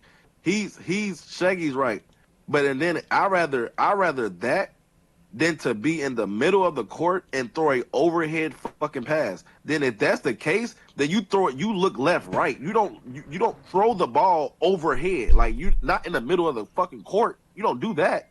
Then if you're gonna catch it from the middle, look left, look right. Somebody should be next to him. Then if that's what you want to do, somebody should be next to him. Not in the middle of the court. You throw an overhead pass with two niggas charging at you, bro. Like that's not what you do. He's right though.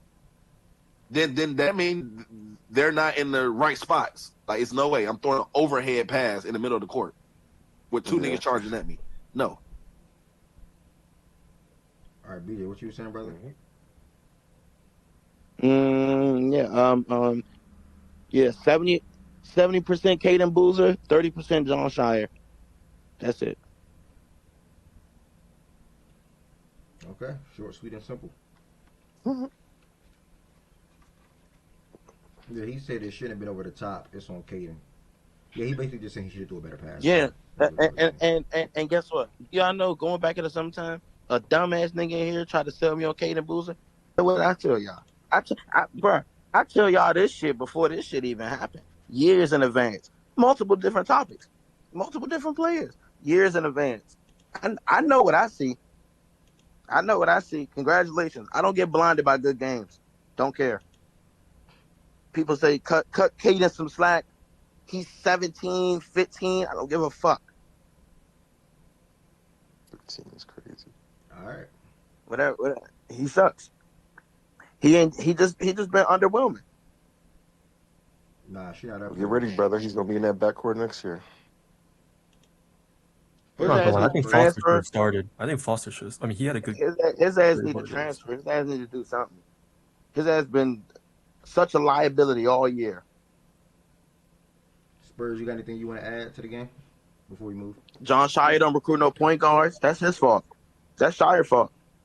John Shire don't want to pay no point guards. That's his fault. We I'm had no not gonna point lie. guard. I think I'm cool. I'm cool. I'm cool. Caden Boozer play better, we win. Simple. If Caden Boozer can at least show up to the party, we win. But it don't matter. It don't matter. They deserve to lose. I'm sorry, Cam Boozer, you got let down. I'm sorry, Cooper Flag, you got let down. I'm sorry, Con Kniffle, you got let down. I'm 50% sorry, Isaiah Evans, you got let down. I'm 1% sorry, Caleb Foster, you got let down. Blame John Shire, Tyrese Proctor, Sion James, and Caden Boozer. Unfortunately, Cameron Boozer will not blame his brother because they're brothers. Like, he's not gonna say nothing. He's always gonna try to save him because that's the brother. That's what he's supposed to do. You know, and I guarantee you, in his father's head, his father should have told his son, "Duke gonna need you this year." You think he told him that? No. You think his father was in the gym with him in the summertime? No. He was focused on Cam, the one that's actually gonna make it, the real pro, the one that's actually gonna get drafted, the one that actually is gonna play basketball at a high level, that has a chance to play basketball at a high level. Guess what? Even if Cam Boozer become a bust, Cam Boozer, at least he play in the NBA. Caden Boozer is not gonna play in the NBA. He's not gonna play overseas. He's not gonna play in the G League. He's not gonna play anywhere. And if that man put on a Duke jersey again next year, guess what? Duke's gonna lose again. And y'all gonna be tagging me and mentioning me like I give a fuck. I'm telling y'all right now. I told y'all earlier in this year. Bro, do you think Duke gonna win? Fuck no. How you gonna win with no guard? How you gonna win with no guard? Hey, we would have played Arizona, and guess what? We would have got our fucking ass beat left to right. All up and down the goddamn court. Defense can only take you so far. They got 4 guys to put the ball in the hoop. How many guys do got to put the ball in the hoop? One. The one nigga that y'all call regular. The one nigga that get doubled and tripled. Every time he touch the ball in the paint. Every time he touch the ball in the post. Guess what?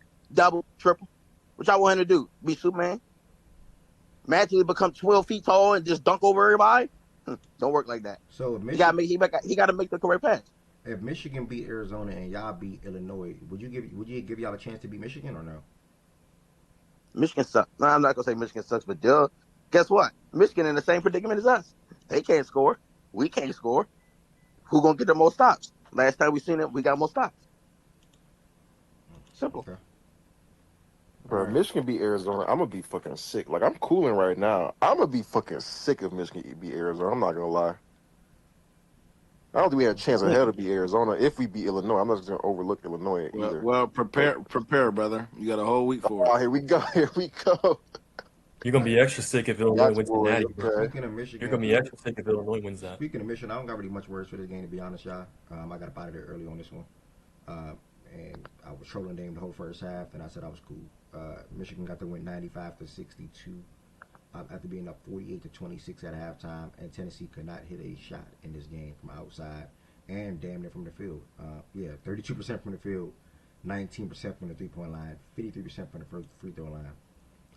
A disgusting elite offensive performance from the shooting side of things on the Tennessee side. Michigan side, Yaks was Yaks. Yaks looked really good in this game. Truly wish he was a little younger, to be honest, but he is coming into his own as an NBA prospect, or throughout the season he's been doing that.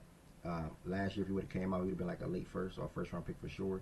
This year, he's 100% solidified, stamped lottery. He had 27 points last night, or yesterday, I'm sorry. 10 for 19 from the field, 3 for 9 from 3, 7 boards, 4 assists. Elliott had 8 and 10 assists. Mara was cool down low. Murray was also cool as well. He got the free throw line a lot. And they didn't really have to do much, you know. They came out, took care of business. They looked like the better team after probably like the first 10 minutes of the game, and they carried that all the way down for the rest of the freaking 30 minutes of the game. So, yeah, that's really all I got to say, bro. Shout out to Michigan, bro. They advanced to the Elite Eight, and that's really it for me. I don't know if y'all got some words on this game, feel free, but that's all I got to say about it. Yeah, Tennessee didn't belong here, bro. Facts. Like it was that was bad, bro. Like they went on that run, and I'm thinking, okay, this shit, okay, they're gonna go about 10 to 15, and this shit, you know, they'll be able to, it'll stabilize. That shit just kept going. That shit just never stopped. Like I watched this whole game. I was fucking babysitting my nephew. I was watching this whole fucking game. This shit was ugly. I still don't know what I still kind of feel the same way I felt about Michigan because I feel like the path that they've had so far has been, they've taken care of business and they've looked really good. So I don't want to say like they don't belong because I think they were a Final Four team before the Final Four started. But in terms of the matchup versus Arizona, obviously they have a chance, but people were talking yesterday during the broadcast like, wow, Michigan and Arizona have separated themselves as a team. I'm like, stop mentioning them with them. They are not the same, to me at least. To my eye, I don't view them as the same team. I think Arizona is a tier above, a little bit of a tier above everybody else. But Michigan has had some favorable matchups to, you know, which you would want in this path, and they're taking care of business. So shout out. I think that matchup is going to be fascinating next week. I think Elliott and Burnett are going to have to be even better than they were in this game because they didn't have to do much in this game, but they're going to have to be something because the backcourt in Arizona is going to show up. So that's really it. All right. Anyone else? Feel free. Yeah. Sorry, I just want to mention a little bit. I think what Michigan did well in this game was not getting thrown off, like what they do best. I think in the Bama game, I was a bit surprised by how, like, often Michigan in the first half was playing at Alabama's pace, and I thought that really threw them off. And I said, yeah, that's not going to work well against Arizona if you're going to get sped up like that. You know what I mean? Like they were just all over the place. They were not in rhythm in the first half, and Bama just shocked them, in my opinion, regarding that.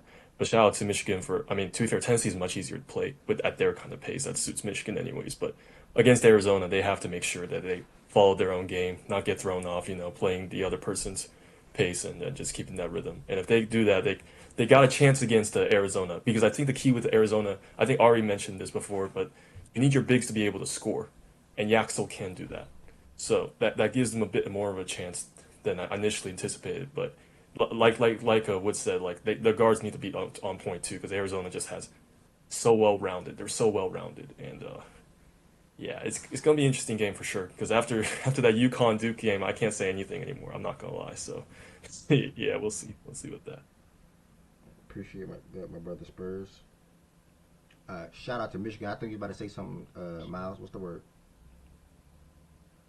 Ev, I think you're muted. My bad. Yep. Appreciate that, brother Spurs. Shout out to Michigan again. Miles, I think you're about to say something, bro. You good? Yeah, but nah, bro. Just want to say fuck game, to be honest. The niggas have never experienced the Final Four. And as long as Rick Barnes there, wow. Yeah.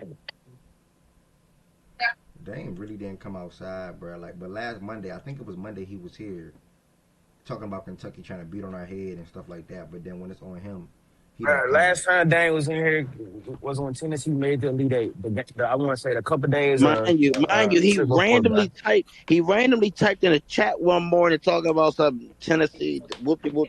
Like, bro, they will never. Bro, they will never be shit, bro. I'm not gonna lie. Like that's never, never gonna be a thing, ever. Okay. I'm not gonna lie, them losing to Iowa State is more on Iowa State than it is on impressive on Tennessee, bro. That's just Iowa State being embarrassing. I'll be real, but it is what it is, though. Dame a funny guy, bro. That's all I got to say. Dame was a funny guy. How you feel about that that Nate guy, Dev?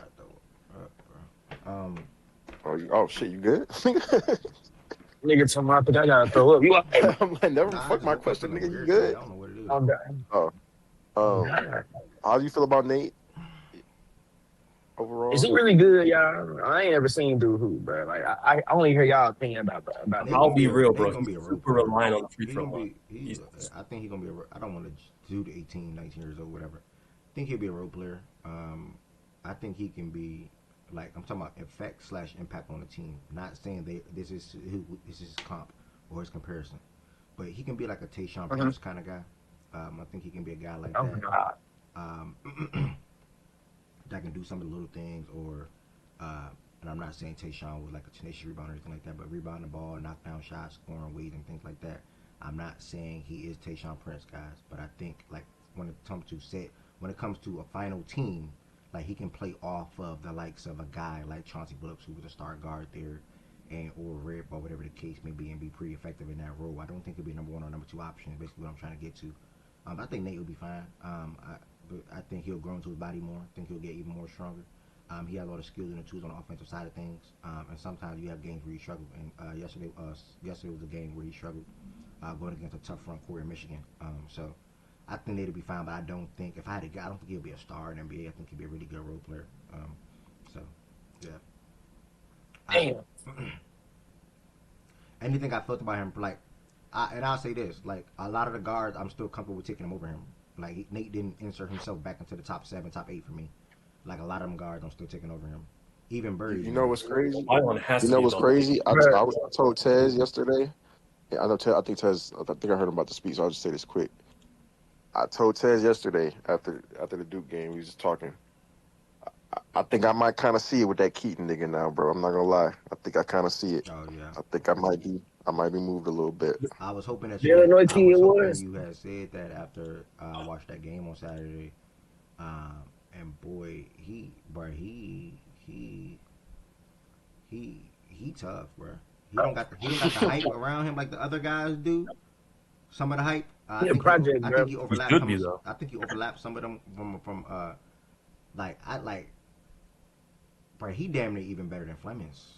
And I'm not even trying to take it that far, but he damn near even better than Flemings in my opinion. It just take one GM, and I think it's a couple GMs that probably feel that same way. Like just take the right lottery, ping pong balls to bounce the right way. And on Saturday, I know you're listening, bro. That's a Dawkins pick right there. He damn near was playing. He damn near playing like full-time point guard on Saturday. Like he had the ball in his hands majority of the game. Is he a combo guard, bro? At 6'6". I don't know, Miles, because Boswell run it sometimes, and then he was running it sometimes. But I think in the NBA he's going to be drafted as a point guard. Like I think ideally for him he's a point guard versus. You said he's 6'6". Yeah, versus just like a set being a 2. Interesting. Okay. And what niggas got to understand too, F. And I know we talked about this earlier in the year, so I'm really just bringing it back up because we already talked about it. Niggas got to understand, bro. This was a 3-star prospect coming in. He's ahead of schedule. Like this is, you know what I mean? He wasn't highly recruited, highly. Only 2 P5 offers, Tez. Only 2 P5 offers. Bro, he's ahead of schedule, bro. And I don't think people realize that or understanding that. Like, yeah, like I get it. Like we looking at it now, and it's like, maybe not. I don't see it, But I'm like, bro, he wasn't no 5-star best player in the country. Nah, this nigga blew up mid-season, and now he's putting on display of what he can do. But he's way ahead of where he's supposed to be. So that's what I'm betting on, to be honest. Like I don't think he sucks, bro. I genuinely don't. And I said that even when he was blowing. I'm like, and I know I was, a couple of people might have said, yeah, he good. Some people, but most was like, I don't see it. I'm like, bro, y'all gotta understand, bro. This man is ahead of schedule, bro. He gonna be good. And when he come into because he has a jumper, that's what save you. The jumper is what's gonna save you. Always. So I'm like, bro, once this man come into his body, like at the pro level, start getting them workouts, building up some muscle, building up a little speed. You know what I mean? Bro, the nigga gonna be good, bro. Like I think he gonna be good. I never was out on Keaton, bro. I know he has some down games, and people gonna poo on. Yeah, he has some down games, but it is what it is, bro. I think he's way ahead of where he's supposed to be. That's all I'm gonna say. And as a freshman coming into the year, he was 2-time Mr. Basketball. Kansas, a two-time state champ, and was a 3-star. Now he's leading Illinois to the Final Four. All it takes is one coach to see what others don't. How he wasn't ranked top 10 as well, but only the rankings that matter are in June, and he will be a top 10 pick. On the season, he averaged about 17 points. Had some big games against Purdue and many others. The biggest game was the Purdue game. He had about 45 points on the road against Purdue. Yeah, 46. 46, and they were ranked top 10, within the top 10 at the time. In this game on Saturday, he had 25 points, 7 for 7 from the free throw line, 2 for 7 from 3, 8 for 17 from the free throw from the field. He's not quick. He doesn't have no quick first step. He's not dunking on people. He just plays his way of basketball. That's getting to his spot. That's getting to the line. That's finishing with either hand. That's knocking out outside shots. So that's where he blossoms at. Also in this game, he had Stojakovic come off the bench and get him 17 points as well with 5 boards. They didn't make a 3 in this game. They only made 3 threes in general in this whole entire game. It's not really too often you'll see a team make 3 threes and the other team make 11 and you win the damn game by 12 points. Like, that's just not going to happen. The rebounds, man. Them boards are crazy with Illinois. That's why I think they can set up against Arizona if they somehow make it past UConn, which in my opinion is a 50-50 game. But if they get past UConn, they can really set up well against an Arizona team because they can score, they can get rebounds, they can slow their pace down, they can run their own pace. And like you said, they didn't have the best shooting night, not shooting night in my opinion. 3 for 17 is that's like a D game for their standards. They can do much better. So in my opinion, this team really could go all the way. And I hate to toot my own horn, but I'm going to toot it real quick. I'm just going to let y'all know I always saw this coming. They were due. Whoa. They were due. They were due a Final Four run. And I was surprised they weren't in the top 10 list because I always thought they were like the most consistent team. And I thought consistency matters in the tournament. Sure, they never made it past the second round and all of that. But I just want to say, like, this, for me, I wasn't too surprised by this because I always believed in this Wagler kid. I think he hasn't even had his best game yet. As good as he was against Iowa, what he did against Purdue was just absolutely outrageous. And I think he's due. Whether that's against UConn, whether that's against Arizona, he's due an even better game. And when he does that, people will actually realize just how high that ceiling is for me. Because I know y'all saw that step back against Iowa with creating so much separation. He's capable of doing that all the time. Like that's not a fluky shit for him. He can do that on the regular. And as for the rest of this Illinois team, I think I've talked about it. The rest of them can get buckets, they can get rebounds, and they can just win in many ways. In my opinion, they have a squad. They have a squad that's consistent, and I just think it's crazy to me that they never really did that well previously in previous years because they've always been super consistent, in my opinion. So I'm saying, man, if they win the Natty, I'm just gonna let y'all know it wouldn't be surprising to me. That's all I'm gonna say. They could win that Natty, bro. It's them or Arizona for me right now if I were to take 2 picks. But we'll see, bro. We'll see. You've been so sold on Illinois. Yeah, I've been so sold. I told you. I know we've done it as a collective before the brackets came out, but yeah, like even on my bracket, I did have them going to the Final Four. And I said, I'm going to say some things up. I argued for them at 8 or 7, whatever it was on that activity. They didn't get slide. It wasn't that deep. I really didn't care. Not the teams I give a damn about. But when I did my own personal bracket, I 100% had 2 teams that I thought could make some surprising jumps or leaps to the Final Four. And that was UVA, which was like, oh my gosh, and freaking in Illinois. And Illinois ended up making it as my long shot team, even at the 3 seed. But nobody really expected them to get there at the end of the day. Because a lot of people have Florida coming out on that. I think that's Florida side. Yeah, that's Florida side. Florida coming out of that bunch. Yeah, that was. So yeah, man. To be fair, I picked Florida. And that, bro, that's why I was so sold on Florida having the hardest side, bro. Nah, I always thought it was y'all, bro. I just don't think y'all looked at it. No, bro. I always thought y'all had to be St. John's. And Connecticut was gonna be tough, remember, bro. I said that for sure. Yeah, like, I don't know why they didn't think that. Realistically, bro. How can I say this? I'm trying to word this the best way possible. Florida was on the side where they had the most unfavorable matchups versus us having the most unfavorable matchups. BJ, you got to think about, and I don't want to put it on us too long because we talked about us for 10 or 2 hours. But you got to think about what we've been bad at all year. I think I wasn't here for 2 hours. That's exactly why I wasn't. You got to think you got to think at what we've been bad at all year.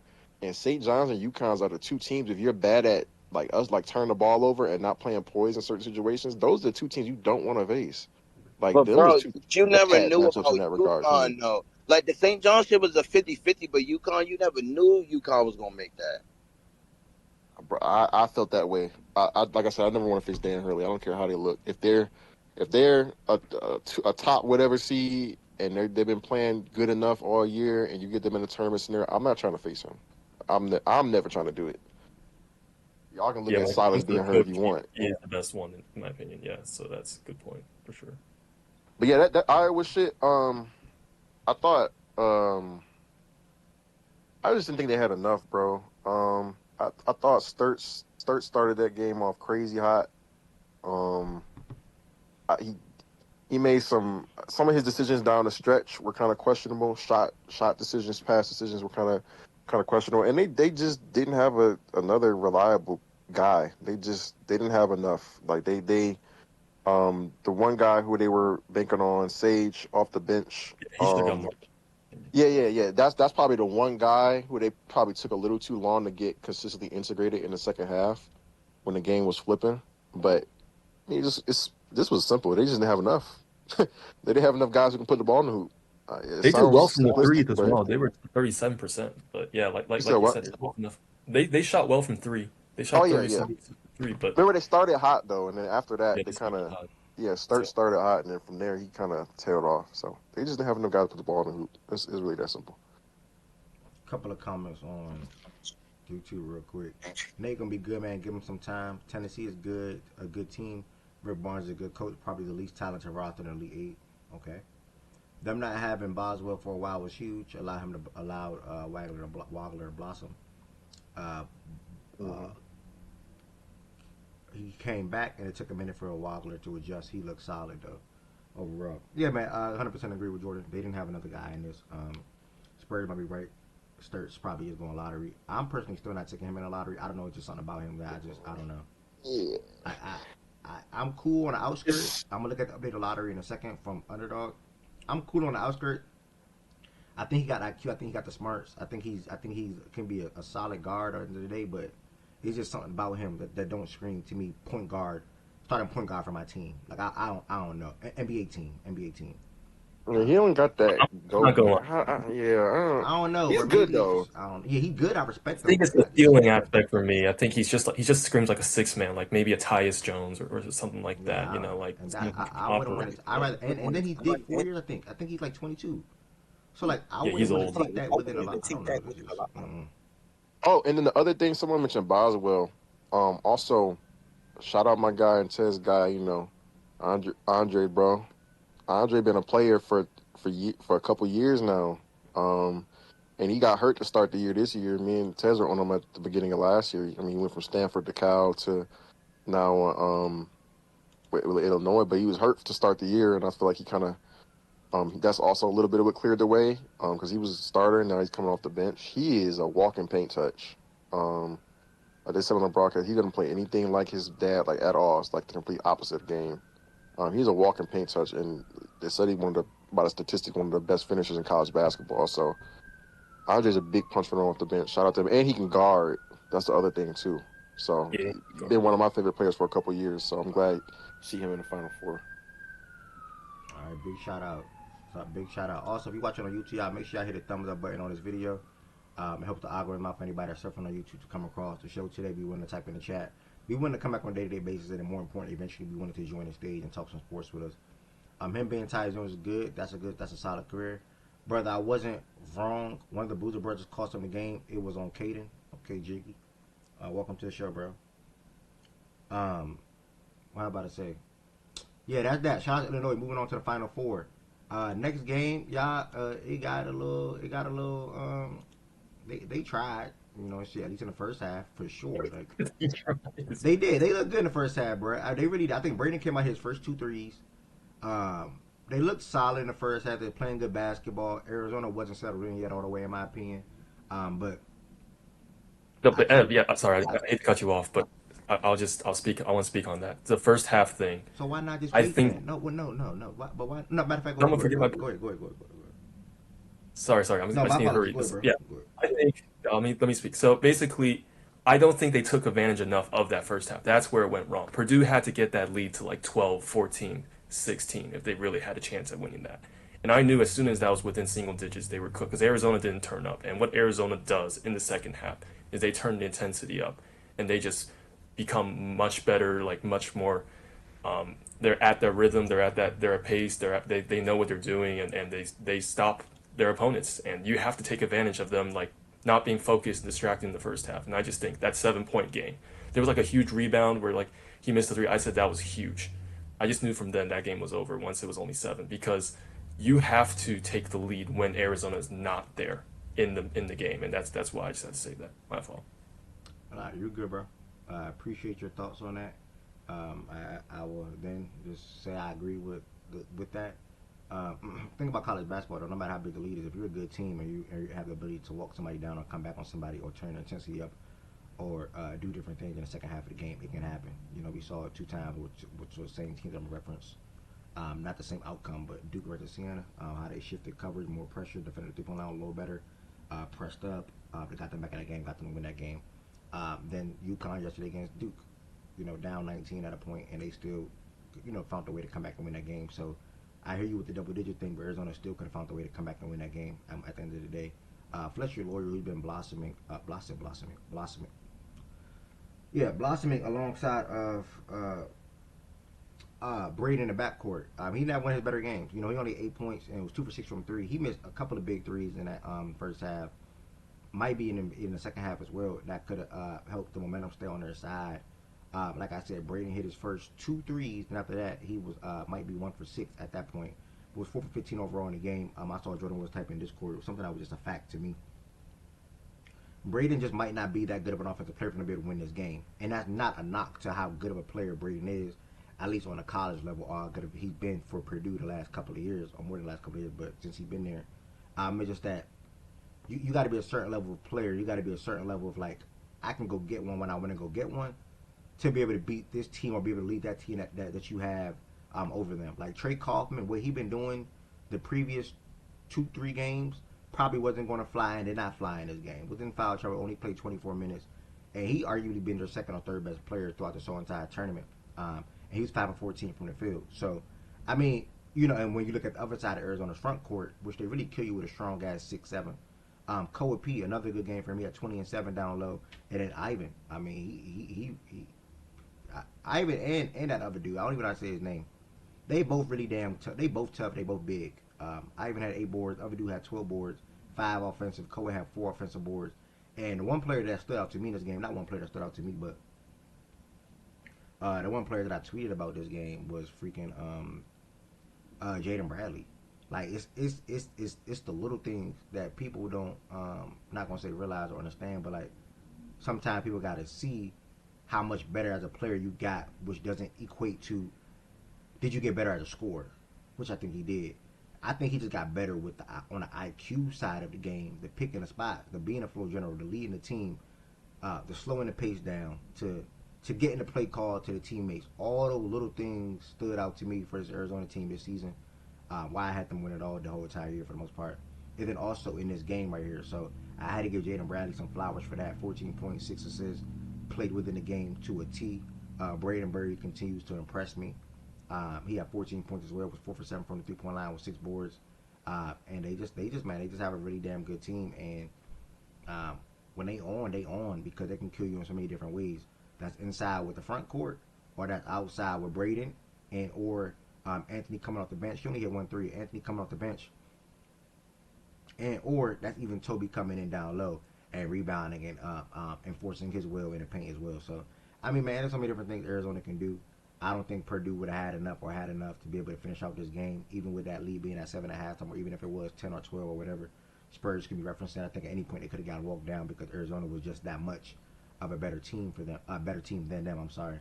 And like Quan said, Quan said Braden was disappointing all tournament. Can't believe he went out like this his senior year. He didn't drop nuts not one time. He just not that level. He just not player. He just not that player. No second half turnovers for AZ, brother. Jiggy, good stat. 0 second half turnovers for Arizona. That's a good stat. Lost this game because of the seniors. 12 for 38 shooting between the big three. Woof. If you got that lead to 15 plus in the first half, you had a chance, bro. It is what it is. Get around. Oh, y'all on Purdue. Yeah. Bro, this Purdue shit, I feel like they didn't ever have enough. Let me start there. I feel like similar to our game, the lead wasn't big enough, but to a different extent, obviously, because we were still about a lot. But the lead wasn't big enough in the first half. That lead really needed to be 10, 12, 13 points in that first half, and it should have been the way they were playing. They kind of let them calm it down a little too much, and at that point, that game was over at halftime. I mean, I don't care if they was up 7 or not. Like, it was over. And then that word for word, like literally. did he? Yeah, Did he? That's crazy. I had to take a call. That's crazy. Yeah, it's just goes to show it's probably true. And then third, I felt like Lawyer and Cox needed way more shots. Like, if you're gonna beat Arizona, I felt like they tried too much to beat Arizona in the paint, and that's just not a scenario where they're good enough. Shout out to Clough and Kaufman Rim, and they've got them here. But in this game, they needed firepower to be able to hang with them to even have a chance of, like, they needed to outscore Arizona because they were not going to be ever able to stop Arizona. So the best way to outscore Arizona was for Cox and for Lawyer to be able to get it going from the outside, and they just didn't get enough shots up. I don't feel like they played through Lawyer enough at all. That's the one guy. Him and Cox are like the two guys on that roster who can be like microwave explosive scorers, and I don't feel like they played into that. They took 14 shots combined, and if you're gonna do that, they really had no chance. You're not beating Arizona. This team is not beating Arizona by playing inside out. It's just not happening. And Braden, God bless him, not good enough. Just not good enough, bro. Scoring wise, he's not a consistent enough scorer for them to really ever do shit. So, no, they were gonna win anything regardless. He's not consistent enough outside scorer, but their best chance, they didn't tap into it with Cox and Lawyer in this game. Yeah, I pointed out what you And had. I would say a guy that they've been playing through all year. I mean, not all year. The tournament is Trey, and as you see, he had 4 fouls, but he did end up taking 14 shots, but he never even had a rhythm this game at all. He was in and out of the game like damn near most of the fucking game for real. So they didn't really have that. To your point, they didn't really even have that inside presence to work throughout the game. Like, I know it looked different because he did take 14 shots, but it felt like every time because he got 2 quick fouls and had to come out. So that I feel like that kind of still threw him off a little bit, and that could be a testament to Arizona making that run because they couldn't play through him. And like you said, Braden started the game out really well, but with Trey out, you need Braden and Lawyer and maybe Cox to hit shots because then you have to turn into a perimeter oriented team, and they haven't been doing that throughout the tournament. So I feel like that kind of threw them off at the end of that first half to on the offensive end and let Arizona come back into that game. And like I said, they only went up 7 when the lead should have been 10 plus. So yeah, but I mean Arizona, bro, they're a good team. Like they can come at you in so many different ways, and you know that type of shit is hard to stop. And when you got a 7-footer down low, that can put the ball in the hoop from the inside to offset if the perimeter shit isn't going. Like it's gonna be tough, bro. It's gonna be tough. I like the matchup though this weekend though. I do like the matchup. It's gonna be an interesting game. I would love to see Wagler and Burries in the court against each other. That would be a nice little matchup between them two if it ever got to Illinois versus Arizona, because that dude Burries be dropping nuts, bro. Like he be going for kill shots when they on runs. I like that. Me too. Yeah, I had pointed out. I know you don't call, but I had pointed out what you said in Discord or what you typed about Brady just not being good enough offensively. 100% agree with everything that. I agree with that. So, I mean, like I said, I agree. I see what Spurs was saying. I just do think that like I referenced because you said basically the same thing Spurs. I referenced like that could be true, but like good teams change things in the second half. Like, and I just truly think that regardless, they probably could have walked them down. It could make their case better for what you two were saying, but I think regardless, they could have walked them down. I was going. They was getting walked down regardless. Yeah, I was scoring like 20 points in the second half. Like, they was getting walked down. You know what I'm saying? So, yeah. Man. Arizona's playing good basketball right now. They've been shit out right now. Damn near all year, literally 36-2 for a reason. And hopefully they continue their level of play. and we'll see what they end up doing. They got a big matchup this weekend against Michigan. I truly wish they were on opposite sides, but I think UConn and or Illinois, whoever wins it, they both deserve to beat her at the end of the day. So hopefully they give Arizona and or Michigan a good game. And April 5th, y'all, this weekend, got the national championship. We got the national championship literally this Sunday. We got the Final Four games starting this Saturday. So we got 2 Final Four games on Saturday, and then literally the next day is a national championship game, and that will conclude the college basketball season for the Brother, the national championship is Monday. Yeah, I'm about to say they changed some shit. You tripping, bro? Monday. Oh, I'm sorry. It's guys. Monday. Yeah, it's always Monday. Monday. No, that's Sunday. April 6th, you mean? Am I tripping? No, April 6th is Monday. Oh, that's my April grandmother's 6th. My birthday. bad. Because April 6th is Monday. Yeah, I'm sorry. about to say, bro. Monday. Yeah, they put. My bad. Yeah, because I'm looking at the date wrong. My bad. Shit, I wish they would do that shit. Because I don't like that Monday shit. Like, I don't like that. Why is it back to back? But okay, I was saying it wrong. Yeah, I don't like that Monday shit. I wish it was Friday, Sunday, but it's cool. All right, so Monday's the national championship. My bad. Thank you, brother. Because Either way, next week, Monday, the portal open up the next day. So yeah, it's Monday then Tuesday. Shit, I'm mad. I even got to pay attention to that. All right, but Wait, you paying attention to the portal? Yeah. For the women's side Have fun of with things, that, brother. I don't know too much, but I do know what's going on. But I just wanted to highlight the one game that I shared my screen for. That was on Friday. I want to say Friday, where we got to watch Notre Dame and Vandy go at it in the Sweet 16 matchup. Where we had Notre Dame advance. Ultimately ended up losing to UConn yesterday. Briefly watched that game. But Hannah had a big game on Friday. I was telling you, she's a really good player. Been one of my favorite players the last couple of 3 years while she's been there. She's playing with Olivia Miles for some time as well. She's just super duper small, but she offensively and defensively, she's the one. Like she's tough. Rebounded the ball for her size as well. She had 31 points in this game. 31 points in this game. 11 boards, 7 assists, 10 steals. Only her and Caitlin Clark had triple doubles in the NCAA tournament game. And she also has 7 assists. Could have been 10 assists, really, if you watch the game. Michaela Blakes, Michaela Blakes, who Shamari told me about last year. Boy. Mish, what's the word, Mish? That's why I ran up here. What's up? Go ahead.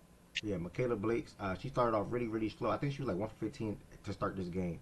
Finished 7 for 26, had 26 points, and knocked down 12 out of 13 free throws. So I saw the flashes with her and hype around her a little more in the second half.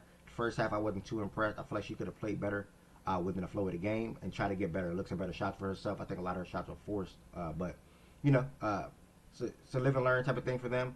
Vandy ultimately came up short. Don't know the white girl name, so I'm not going to be able to say her name correctly, but she missed a big shot down the stretch for them to potentially be able to tie the game up. All in all, I enjoyed the hell out of this game, and shout out to Notre Dame for advancing in this game. Mish, were you about to say something about any of the women's side of things, or you want to come and talk about UConn? Yeah. Okay. You No, the women's. Yeah. So I've been in and out listening to the UConn side, but this game, oh yeah, I'm Michaela Blake's FC. Go ahead and report to me. She's only a sophomore. From what I seen last year, and I had to remember her because we talked about her last year, and then when I go look at her numbers, dog, she needs to play in the W right now. Last year as a freshman, she led the league. I mean, the country in scoring, I believe, 24 points. This year, 27. Bro, next year she might do 30.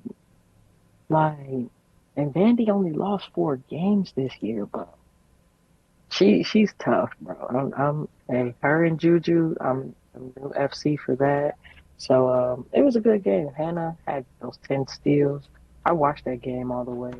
It was really good. I really wanted it to go to overtime. But, I did too. I had to watch 5 more minutes. I'll take it, man. That was a really damn good game. And then obviously, UConn played Notre Dame yesterday, and it was brutal. But shout out Hannah. But I came up here to tell y'all about McKenna.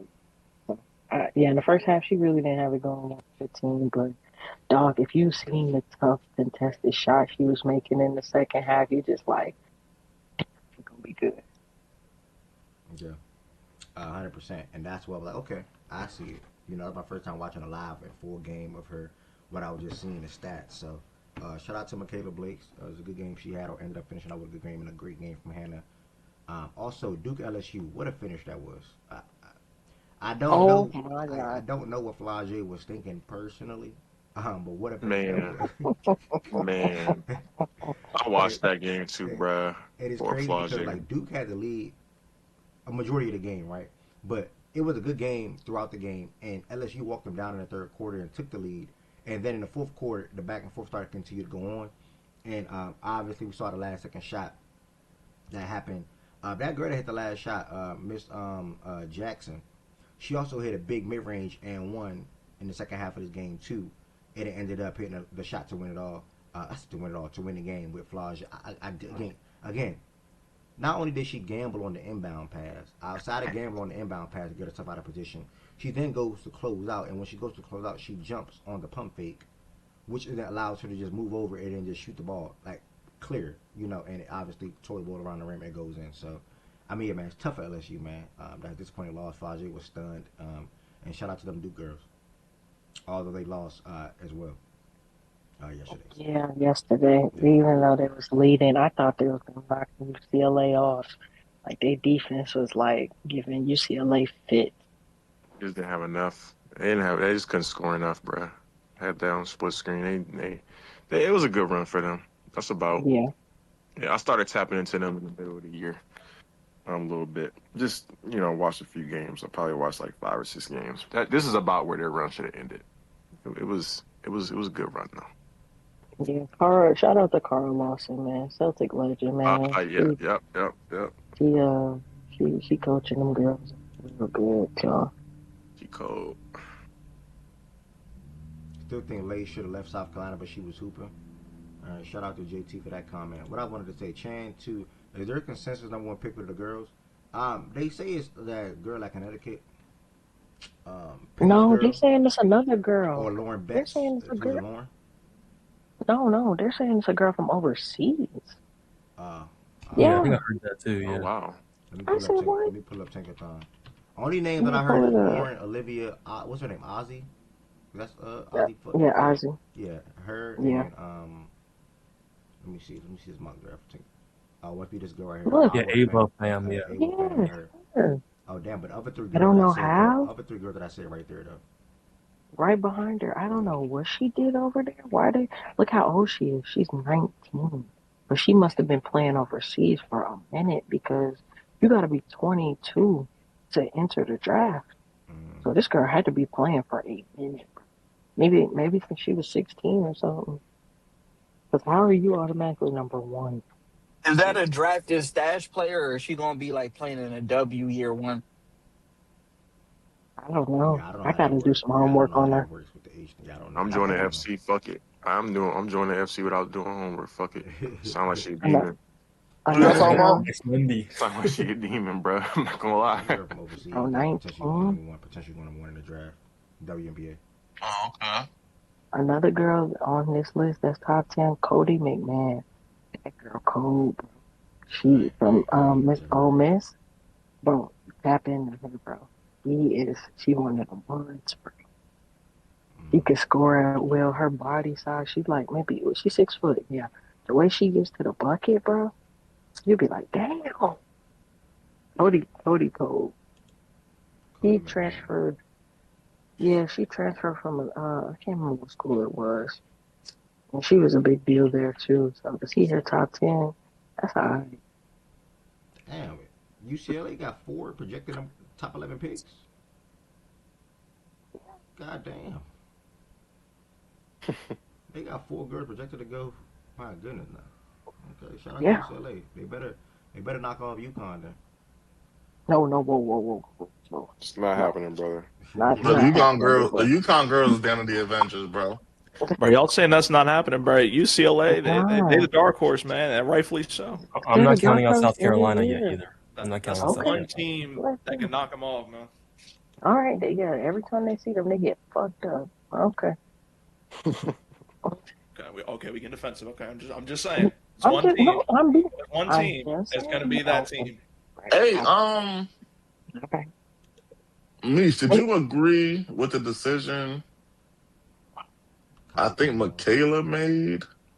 to kind of when she ain't swing the ball right there, she just took that shot at the end of the game.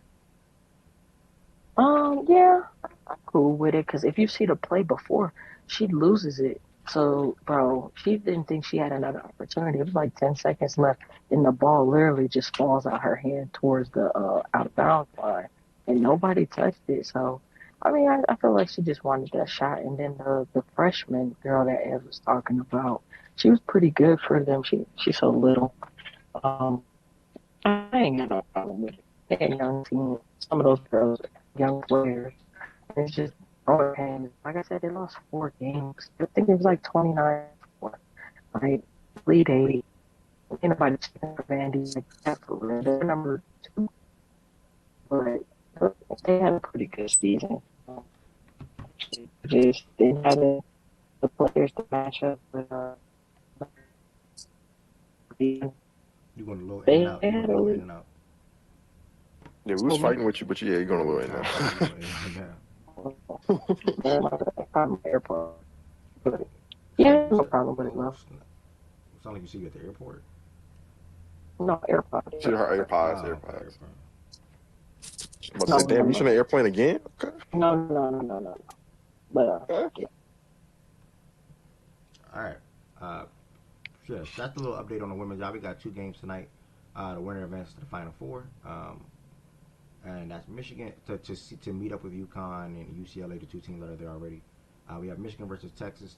Texas is led by Madison Booker. The spread is set at -10.5 in favor of Texas, and South Carolina spread at -14.5 in favor of South Carolina. And they got TCU tonight. So we'll see who they end up with. Who will play who? Is this the women's? Right. Let me see who will play who. What side is ready? Texas. Okay, so Texas, Michigan when they will play UCLA. So we might see UConn and South Carolina before. Ooh, okay. You might gotta I'm stream saying, that, yeah, bro. that's close, man. Okay. You might gotta stream that one. We gotta watch that. All right, bet. UConn, South Carolina, bet. Should probably both. All right, y'all. That is that. One thing I want to flash on the screen for the man side of things real quick one more time before we head over. Just some brief NBA updates over the weekend. Y'all know we wasn't all the way. Well, I was still, like I say, I wasn't all the way tapped in with NBA over the weekend. We had, this is the updated mock draft per underdog, and we're going to see their thoughts real quick. They have AJ, Cameron, and Darren at the top 3. They're going with Caleb Wilson staying at the top 4 pick in the draft. Keaton Wagler is rising to top 5 in the draft now via the Utah Jazz, and that actually probably make more sense for the Jazz than They want Key in that top 5. Yeah, there are some combos with and that might make They more. put him over. They put him over. Houston. Yeah, look at Houston? the Yeah. screen, bro. I don't have my phone in my hand, Oh, brother. oh no, I wasn't trying to be smart, gang. My bad. My fault. But yeah, Wagner might make more sense for Utah than Darius Acuff because they have 2 big guards in the backcourt together with Wagner and Keontae George. Either or can work in Acuff, the spot that I've been wanting to happen or been wanting for some time now is him in Dallas. That's Dallas at pick 6 taking Acuff. 7, you'll have the Hawks taking Kingston Flemings. That might just be the best outcome for him, to be honest. Like, I think that'd be good for him. Like, I think. Where is it? Atlanta. I'm sorry, I gotta zoom in. Flemings. I think that's okay for him. Oh yeah. It's either yeah. there or Memphis to me for Flemings, and I think he'll probably be okay. He will need to be surrounded with Cedric Coward, Zach Edey, Jalen Wells, etc. to jumpstart his career. Or Atlanta, he'll need to be surrounded with Nikhil, Jalen Johnson, Onyeka and company to jumpstart his career. So he can have an easy transition. 8, they got Braden Burge going to Memphis Grizzlies. Same thing, really. How do y'all feel about Brady? I think Braden's a point guard or like a 2 guard. 2. Right, that's my thing too. I think he's a 2, so I don't know. So I don't know how that works. We'll see. I think a combo, 1 and 2. Yeah, you want to say, Okay. Yeah, I would rather have another guard back there with that. Somebody is my primary. Keep him Josh 2 in the Twitch chat facts. 9, they got Big Yak going to Chicago. 10, this is a great draft spot for him. LeBaron Fireline will be heading to Milwaukee. I think he'll end up being the franchise point guard. I love that. Him and Dame. I don't believe it. Well, not because I don't believe, but I'm not. The Ryan Rollins thing don't bother me. Like, get your franchise point guard, and that'd be Fireline. 11, interesting pick. It makes sense though. Michael Brown Jr. to the Warriors in that system, playing behind Curry and also learning from Curry. and them also needing some more scoring got players that can put the ball on the floor and make plays and make shots. Phylon can do that, and I don't think they want to watch Podsmisky and stuff like that anymore. Then you got Sturts going to Portland. I'm not really that much of a fan of that pick right there. I hate that pick, especially because Portland. He won't play as much if he goes there. But Portland won't make sense because they will have Dame, Scoot, and Drew Holiday next year. Also with Shaden Sharp in the backcourt as well. Now, obviously, Drew and Dame on the upper side of things when it comes to age. So you can have Sturts and Scoot as your guards of the quote-unquote future. I don't even know how much they even believe in Scoot anymore at the moment. I got to analyze them next season. But they still high on Scoot. I got to analyze them next season to see what Scoot does and how his rotational minutes is looking like, especially if Drew was still there as well. Because we know Dame's going to come back and play 25 to 35 minutes on a night-to-night basis. Kareem Lopez, not too familiar with Dude because he's overseas, so I don't really have any words for that. And then right now at 14, they got the Heat taking Braylon Mullins, 6'6" guard, UConn. I guess he'll be. I like both of the Braylons, but I mean, another y'all got Y'all got too much guards, bro. Y'all need a wing. Y'all need a guy. Y'all forgetting that Washington guy, the Washington forward. I like him. Bro, if y'all are at 14, see if you. I don't know if somebody would be a partner with you to do it, but trade up. Yeah, like it's time to do that. It's time to do something like that. They need to get their point guard, bro. Like a real point, and then ship one of them other guards out this offseason. It's time to get the point guard. Martin looking for a bag though. You got to pay my dog more. I don't know if you need to pay that. Emory Hero can go. Either one can go. JT just said on YouTube, I saw this earlier. Hornets better trade up for Yaxel. I saw Yaxel be a perfect fit in Charlotte's offense earlier today on Twitter. Maybe that'd be a good idea. But think about it, if they make the playoffs, that pick probably won't be 13 anyway. But just for the sake of this right here, though, and or if the Heat make the playoffs, and or the Blazers, if any of these teams make the playoffs, because I don't think the Warriors are gonna make it, so they're gonna be the top 11 regardless. But if any of those teams behind them make it, then they won't be in the lottery. But as far as the top three, I forgot to speak on this, or the top four really.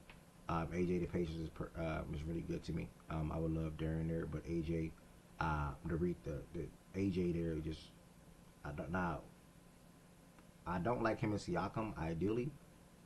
But if you had an opportunity to take AJ, bro, you take him. Like Darren Peterson is like trying to avoid a AJ and a Darren, AJ and a Siakam with Zubac front court. Trying to avoid that to then just let's just do Darren because it'll be an easier fit. But then passing up on the talent that AJ is, I think he's showing that he'll probably. Let me take that back. I ain't even gonna say that. Good pick. I'll leave it there. Boozer the Wizards, great pick as well. We heard Z-Farm speaking on this last week. What was you about to say though, brother? We heard Boozer. We heard Z-Farm speaking on that last week. And then Darren Peterson to the Nets. He'll have all the opportunity and the time and the space in the world to be able to come into his own in Brooklyn. And a lot of things run through him in Brooklyn, and he'll be able to get his game off a lot in Brooklyn. But he wouldn't be able to do it by himself, so they'll most likely be a tanking team again that following season to get some more talent in Brooklyn, because all the draft picks that they had last year, I don't know if any of them are going to pan out to be actual running mates like Denman and Nolan, Danny. I'm just saying the name just to say it, but Danny Wolf, Drake, and what's the other guy? I'm missing the name. Ben Saraf, I think his name is. Saraf. That's the 5 draft picks from last year, all first round, by the way. None of them will be running mates for Darren Peterson. Maybe Agor, but not like a real running mate. But he can help them change the franchise around, or them guys can help change the franchise around. Caleb Wilson to the Sacramento Kings. Blah. Nah. Just the one I don't like the most. Like. Absolutely not. I pray the Kings. Nah, that's terrible. Yeah, I pray the Kings. I hope the Kings don't do that, bro. What you talking about for his sake? Yeah, for his sake. Yeah, hell no. You say that like Kings is bro, if you a young player, you want to turn. Bro, stop. You want to be the Kings should just take 5. No, and they would love him in Sacramento. He would be the nigga to turn it around. Love him. I'm talking about. No, I'm saying if he becomes I'm talking about if he becomes the guy that flips Sacramento into one of them teams. You can't. Bro, he's not. Nobody. No one guy can do that. Yeah, nobody can do that. You know who that guy would be? A new owner, brother. That's who the guy would be to flip Sacramento. Like as long as they have the same ownership group and front office. Need to go find Peja. Need to go find Mike Bibby. Need to go find everybody in their little heyday. They need to go back to what they were in their heyday. Yeah, turn it over to them niggas, and that might be on something. Until Leave it at then, that. nah. Nope. All right. So Ev, don't you think you'd say that? Don't you think you'd say that about anybody who was getting drafted to the Kings though? Like, Yes. you know what I mean? Like, unless they really suck enough to get. I mean, well, if the lottery falls and they get a top 3 pick, like, then whatever. Obviously, if they get If they get AJ processed, maybe AJ could turn that shit around. Maybe, possibly, but nah. it's only I don't even want to wish that there's on him, two bro. players that I will be like, okay, if they go there, I know they'll be good more often than not. DP throughout and the regular AJ. season. Nah, AJ and Darius Acuff. Like I think those are two players that I think that no matter what, and it's because Acuff because they need a point guard. And Acuff, and I spoke on this earlier this month. He will come into next season at least playing a season or two with true veterans, right? And that's I don't think they'll be traded this offseason, but if they do, that's better for Sacramento. But he'll be playing at least with Levine. He'll be playing at least with DeRozan. He'll be playing at least with Sabonis just to start out his career. And if those guys are traded at the deadline, which they should be, that's good. If they're traded in the offseason, that's even better for them. But even if not, they will still have Raynard down low, who's having a really good rookie season. And then Keegan Murray in year 3, 4, whatever it is for Keegan. Not that Keegan's anything crazy, but he'll be coming along. He'll be coming in with some player that he can lean on or look to for advice, make the game easier for him. Yeah, with some type of playoff experience, with Keegan. And then AJ is just AJ. Like I think AJ would just come in and just help any team change immediately. So I'm kind of shocked that breaking news. We just hired Mo Williams for his assistant. Okay, so y'all It's gonna be that's y'all new head coach, bro. You don't know it yet? Okay. He our assistant coach, and he's our lead recruiter. Okay. Right, assistant. Right. Mm-hmm. I'll take him at his new over Gates. I'm kind of shocked that you would go with Boozer over DP for the Wizards. Z-Farm sold me. So I hear Z-Farm sold me with his reasoning last week. But I laid out because this What was it? I'm gonna try to say it word for word. I might not say it word for word, but I initially said I don't like it. I initially said I'll go DP. Like I'm fine with DP going to the Wizards, but the problem is the Wizards had just drafted Trey Johnson last year, top 8, top 7, whatever it was. And when I look about the Wizards' future, AD is not the answer in the front court, in my opinion. Like their answers are answers at the moment is Sarr, and then if you have Boozer, that is so damn ideal. Like Boozer and Sarr in the front court would look like Boozer and Pat at Duke this past season times 10. Because of the defensive player that Sarr is going to be. Exactly. So Thank you. You still have Bilal, Keyshawn George as your threes. One of them can play the 2 if need be as well. You'll then also have Trey Johnson at the 2 spot, and then you'll have Trey and Bud. That's a perfect 10, 11. So that's what Z-Farm sold me on. So I think Boozer and Sarr would be cold. Yeah, it's also simply they're trying to build a defensive model and also it's easier to get off AD than it is Trey Young. Even on offense, that's cold. I was gonna say the only way I feel like it's a positive for y'all, just because I feel like Bro's a negative defender. I don't really like Sarr as a defender right now. If AD come in and actually show him, just 1 or 2 of his little tricks, because AD is you said you don't like a very good defender. I don't like Alex He's going to be a defensive monster next year. He was good this year too. Have you seen Alex Sarr defensively this year? I might. Yeah, I'm not gonna argue with what Tween. Yeah, don't argue with it. I don't like, bro. In the league. Let them sleep, bro. Let them sleep. Future DPO. I guess that Bam 83 point game had people fucked up, but we'll see. Yes, that shit blowing me. Flukes happen. We know. Sarr is good defensively. We'll see it. See how I rock.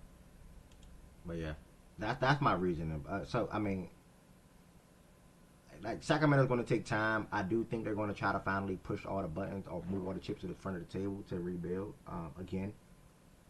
Sadly, after being where they were 2-3 years ago, the DeMarcus Cousins thing failed. The Fox thing for the most part, Fox, and then Fox/Sabonis for the most part failed. And now they're going to try to restart around this top 5 pick, top 6 pick that they're going to get this year. With Raynard and Dylan Cardwell and a couple other guys that they would have on their team or their bench from a young player perspective. The rookie that they draft this year can come into the season with Levine, DeRozan, and Sabonis because it's going to be so hard to trade them. I think the good news now that they're at least expiring, so it's probably easier to get them off now this offseason coming up versus what it was at the deadline this year or even coming into the season. Yeah, DeMar will be expiring, and then Levine will be most likely opting to that 48, and he'll be expiring. So that'll make it a little easier, but if not, at least Acuff, if it is Acuff, at least A cup or insert point guard will be coming into a team with Levine and DeRozan on your wings, Keegan, Sabonis, Raynard, XYZ. Nick Clifford as well. I forgot to say Nick. My bad, Nick. Nick Clifford and company. So we'll see what ends up happening. But either way, it's going to take some long time for the Sacramento Kings to be a good basketball team again, which they really haven't been a lot over the last 26 years or 24 years. I'll go back to Mike Bibby, Doug Crispy, Chris Webber, and them. I don't Peja and them. I don't want to mess up my mind. But yeah, Man, I love them. Absolutely, that was my absolutely NBA wonderful, Live man. team, bro. That was absolutely wonderful, man. Ev, I wasn't here earlier. I don't want you to like fuck the show up or anything, but You say what that. You did say that every say? time before you fuck the show up. What by did the you way. say? No? Shut the fuck up, you fucking hater ass bitch. What was your reaction to that game last night, bro? Because I remember I texted you and you had to go back and watch it. Yeah, I couldn't believe it. I genuinely couldn't believe it. I watched it again and again. I couldn't either. And I haven't seen like a live meltdown like that because I sent you the screenshot. Wow. And I'm like, bro, this is a 5.6 point game with a minute 15 to go or something like that, 30, whatever it was to go. Yes. You ought to think game over, but I mean, bro, I couldn't believe it. We had a 2-hour conversation on it today. I'm sure. Like I missed it, man. I'm so sad, bro. I'm sorry. We finally got off sorry, like 40 minutes ago, but I mean, bro, my reaction was, bro, it just. I didn't even put it into. I didn't put it into one thing. I just never seen a team do something like that. And you just really got to expect unexpected in March Madness. A lot of people was having a conversation around if Kaden should have held the ball, or Sarge should have held the ball, or Boozer, Cameron initially should have passed the ball. I think OG said he should have held it. And then Isaiah Evans should have put a hand up. And the ball shouldn't even have been. That ball shouldn't even have been to the other Boozer brother at half court, like where he was at the 3-point line. Yeah. I couldn't even fucking believe it. I mean, like you, I don't even have words to say. It was the most insane thing I've ever seen in my life. It shouldn't even have gotten to that point, bro. They were up by fucking 19. Like, it shouldn't even have gotten... Like, that last play obviously killed them, but, like, they blew the fucking lead. Like, I blame coaching. Jordan said he doesn't blame the coach as much, but... No, just for the last play. Just for the last play. Well, the last play and the entire fucking thing. The last play, you have to reassure your players. Yeah. But, like, you have to reassure your players you don't need to pass the ball up the front court. Just hold the ball. If I'm the coach, I call timeout and say, inbound the ball, hold the ball. You don't even need to go over half court. They probably didn't know, especially in that moment. You have to settle your kids down and tell them what exactly they have to do. I know they've been playing basketball their whole life. But in moments like that, when they're not ready for shit like that and they don't know what the hell is going on, you got to reassure them. Like, you got to be... I don't know, bro. I've never seen shit like that in my fucking life. Yeah. Ridiculous. So, we shot 1 for 18, by the way. So, Ed, when I texted you, oh, my God, you didn't even see the... Like, you didn't even know that... One more with the trade happened, bro. So you thought that shit was over, right? Like, you thought... I thought the game was over. I thought the game was over, 100%. What'd you say, Jay Woods? I said y'all ended with y'all. I said when I was talking about earlier. I said, as bad as y'all shot, y'all ended up making one less three than us. Mm-hmm. Also, back to the picture on the screen, and if Tez is in here, I was glazing y'all. I'm not gonna lie, Jay. I was glazing. Tez been talking about Yaxel since before the fucking season. He's skyrocketed up these damn boards, dude. He was at like 22 before the tournament. It was fucking wild. Nah, he was. I don't know about 22, but he was definitely. He wasn't that damn low. He was like 17, he was that low. Let me tell you something. On Tankathon, I promise you, before the tournament started, I looked it up and I was in here with Tez, and I said, "Damn, dude, Yaxel's where the Sixers draft." And at the time, the Sixers were like 20th, and now he's all the way in the fucking top 10. I'm telling you, before the tournament started. Nigga been in college 6 years, With him, bro. I don't want anyone to draft him and think me personally and think star though. I see. No, it's just a really good role player. I see connective. Yeah, he's just a connective guy. That's all I see. Yeah, really good connective role. Like that's all one in the process. That's also because a lot of the guys like Jaden from Kentucky, Koa, Pete. Right? Yeah. I don't know why he's not up here, and I think he should still deserve to be up here. Alcoa Pete's down in. No, I was gonna say Nate Ament, but Nate Ament's not even up on that. So Yeah. Chris Sinnott Jr. He was another guy that was high up to start the year. So It's a a good lot of draft those young class. guys Where's are JQ now? on Tankathon, they have JQ at 19 to San Antonio. Jeez. Wow. No, fuck no. We good. We are good. We are good. I'm not doing the JQ shit like other people are because of the ACL shit. I'm Yeah, draft that nigga way before San Antonio. I don't want to see him please. there.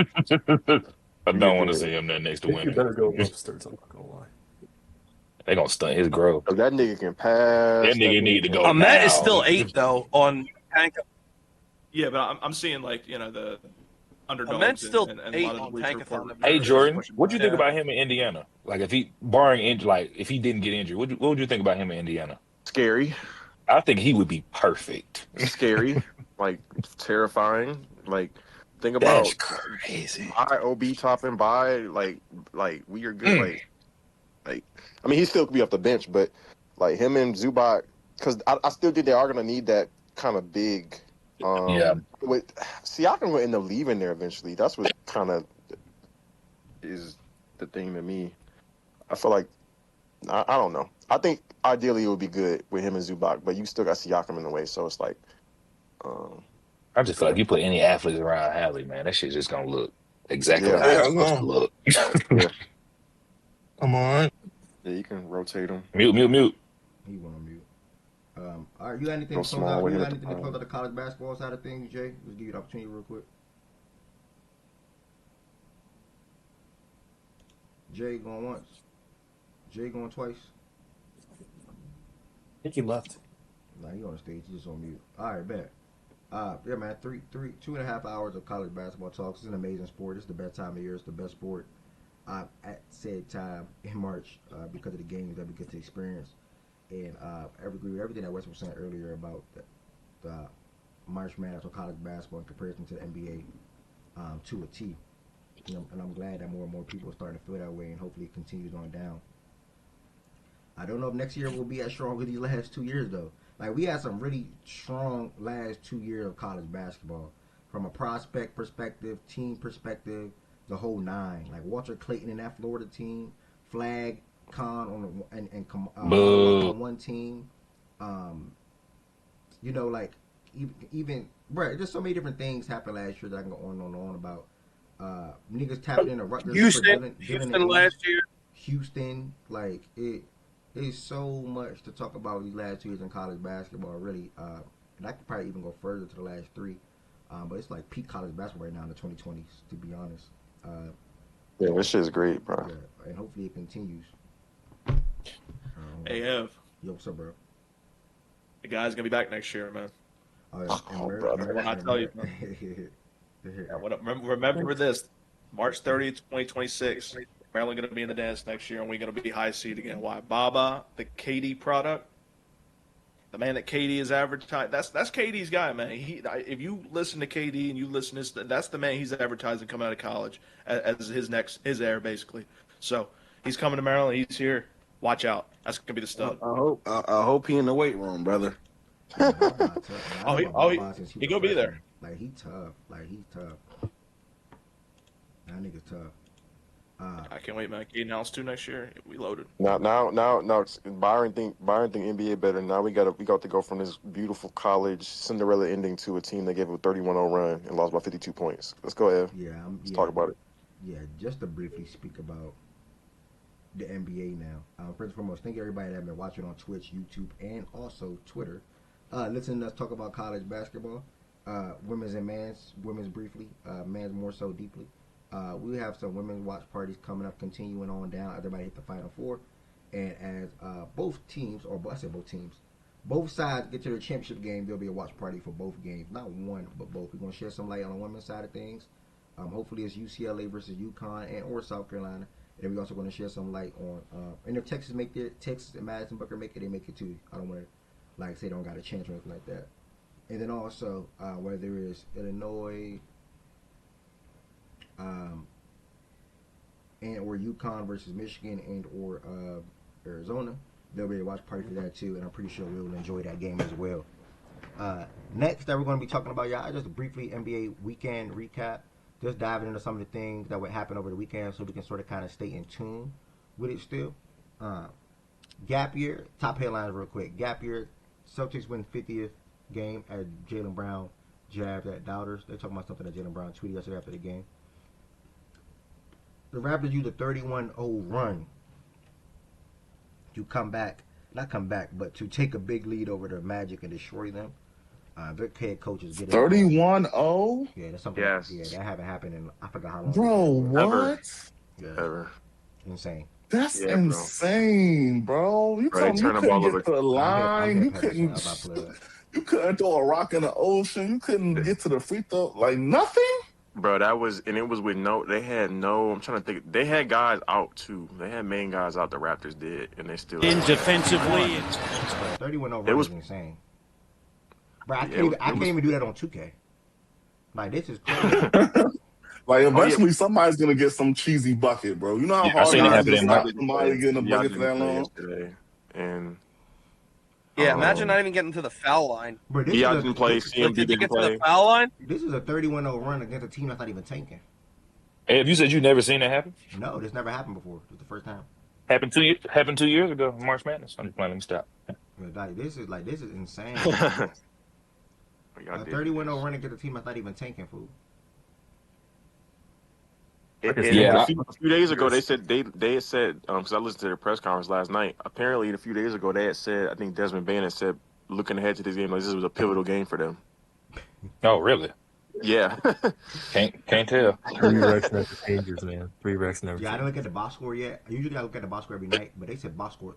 Paulo stunk up the joint in this game. So I'm gonna look at that in a second. But they said he stunk up the joint like real bad. Bro, look at the points off turnovers. He had like 8 points, bro. Yeah. Oh, that's it. I think points off turnovers was like 37-9 or some shit, bro. Like it was, or that might have been fast break points. Both of them was ugly. Them fast break points and points off turnover. First quarter, this is insane. Oh my god, with the love. Okay, Sandro. Or Sandra, Stop playing, man. Sandra, whatever one it is. Sandro doing gel. Bro, you're not a Mamu fan, bro. Bro, you miss miss me on my bro. You miss him in San Antonio, brother. I saw a clip of Fultz scoring the other day. Is he playing well for them, or? I saw a clip. He had a clip on a Raptors team, and he also had a clip in the G League yesterday. He caught a body on the G League. No, yesterday he caught a body in the Raptors too. He put it behind his back and dunked.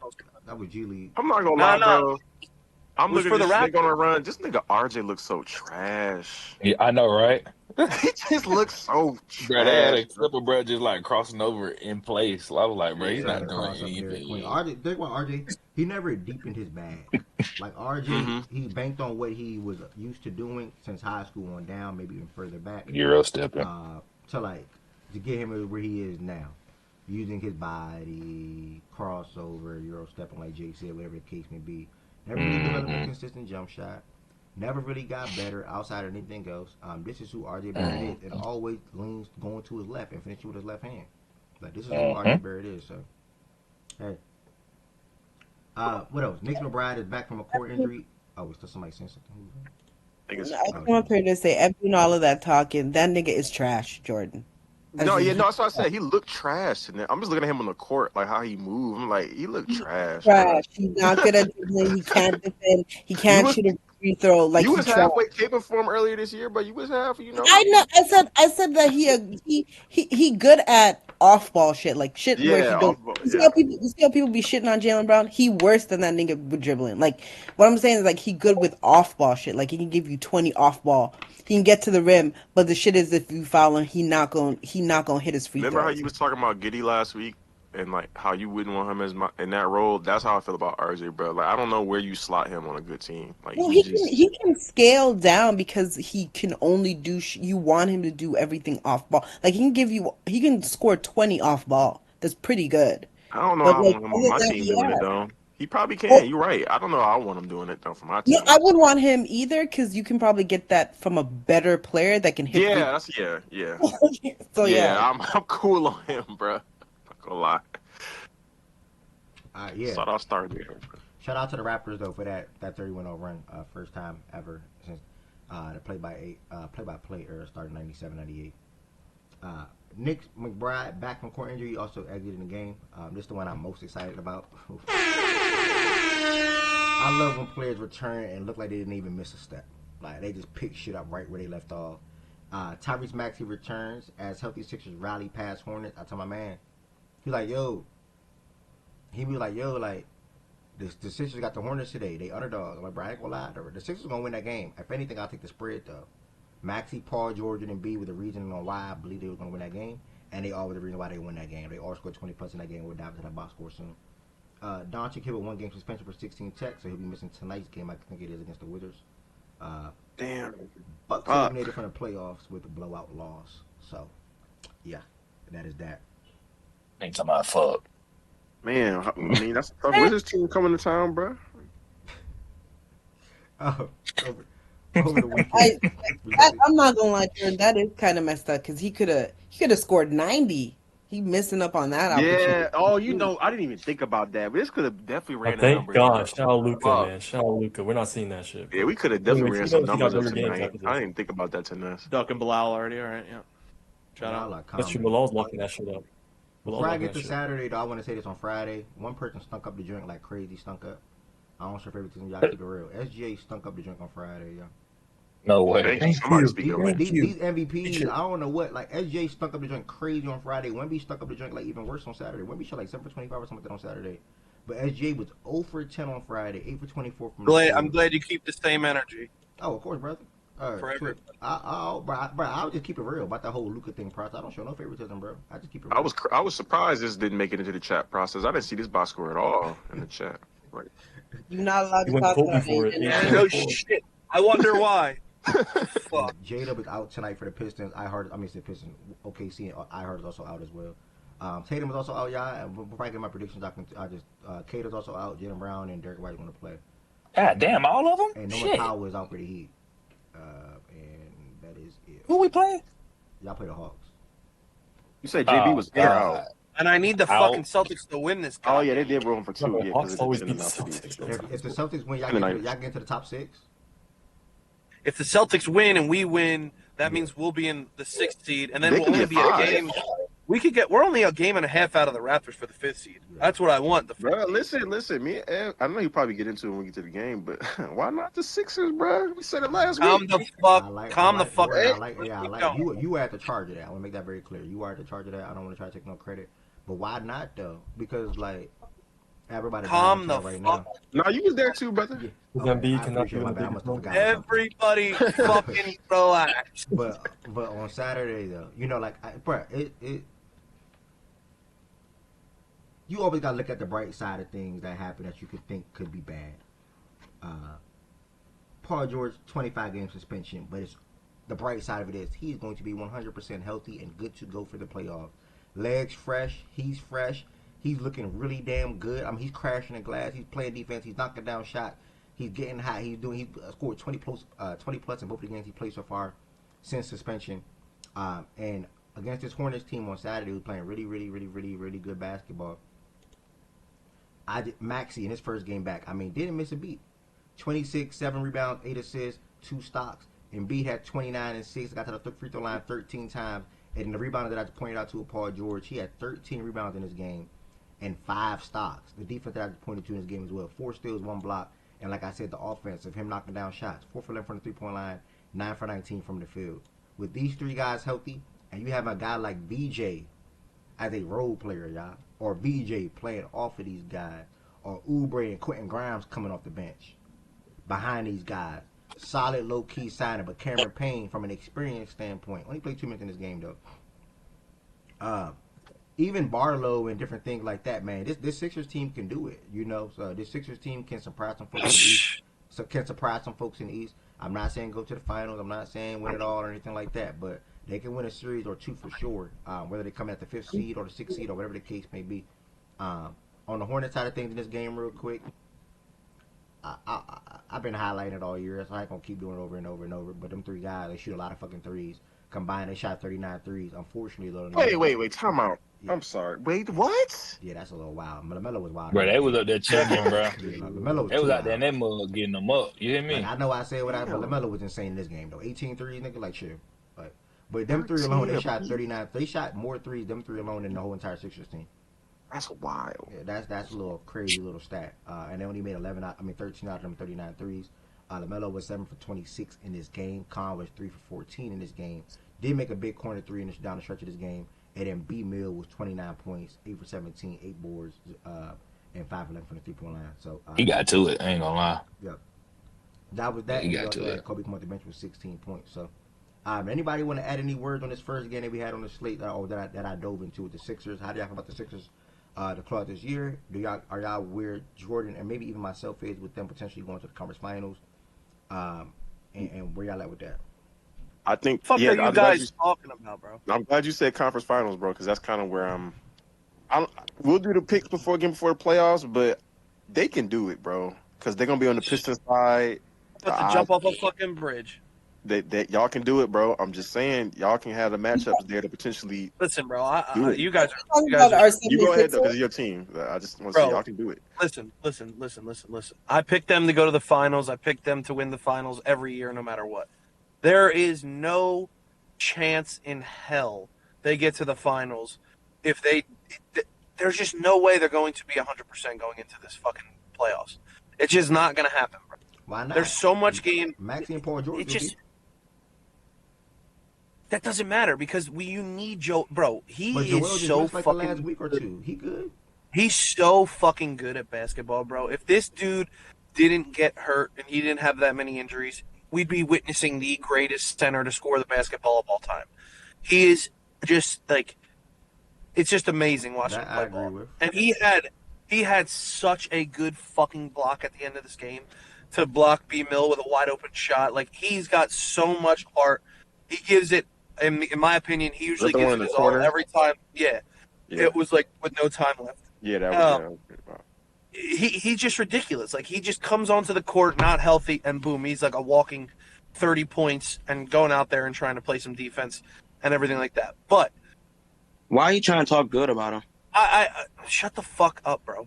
And I think that we can. I think that we have a chance, bro. But it just determines. It's all about health. That's it. And until they show me that they can stay together and be healthy, I'm not gonna get my hopes up. But yeah, I mean, I think they can beat anybody in the East in a 7-game series. Good win. But you just wanted to trade him. I still want to trade him, you fucking idiot. Bro, you know what I get from what you just said, process, and I'm playing like armchair psychiatrist or psychologist. I think you think this team, like, it's no different than what you just said, but I think you really smiling at the prospects of this team right now, bro. I think you might think it's a little too good to be true that they could go into this postseason healthy. I mean, I just thought I thought that this team was always going to be. Jordan? Yeah, I think he has crazy. Thank you, Taness. But I thought this team was always going to be good come playoff time, like if they get in healthy. But it just, again, I say this every year about the Sixers. If they get into the postseason healthy, they got a chance. If they get into the postseason healthy, they got a chance. You always have a chance with Embiid and Maxey. And this, having Paul George, and if he's playing at this type of level, and now adding in a guy like VJ, and him playing, by the way, he has been incredible when everybody was out. He averaged like 35 points for 3 games when Maxey and Paul George and Embiid were out those 3 games. We didn't play great competition, but he dropped 38 against fucking OKC. I know we got blown out, but still. Having that, and then like Ev said, having a bench, guys come off the bench like Grimes and Oubre, or Oubre starting and then Barlow going in there and mixing in some minutes and getting rebounds for you and stuff like that. It's one of the best benches Embiid has ever had since he's been here. But again, it all depends on health, and it all depends on what Embiid you're getting. This team would be even better if y'all kept McCain. I'm not to try to bring it back up, sorry, but what a fucking shit show, huh? Yeah, at least for this run. Like, what are they doing? Yeah, they'll be even better. This is ridiculous. Unless you might have left too soon. Oh yeah, I didn't leave. I'm still here. Yeah, you might have left too soon. What'd you say? I'm not gonna lie. It's not fun anymore. Like they too readily accepted me. Nobody pushed back. You said it was Yeah, that shit not with fun. What? You said y'all were too welcoming. Yeah, that shit not fun. Oh, I mean, yeah. What do you want to go? Like we're shit. So like, we'll take anybody. Fuck. Jesus Christ. Big win for the Sixers on Saturday, though, just to continue to fill y'all in some things that took place this weekend.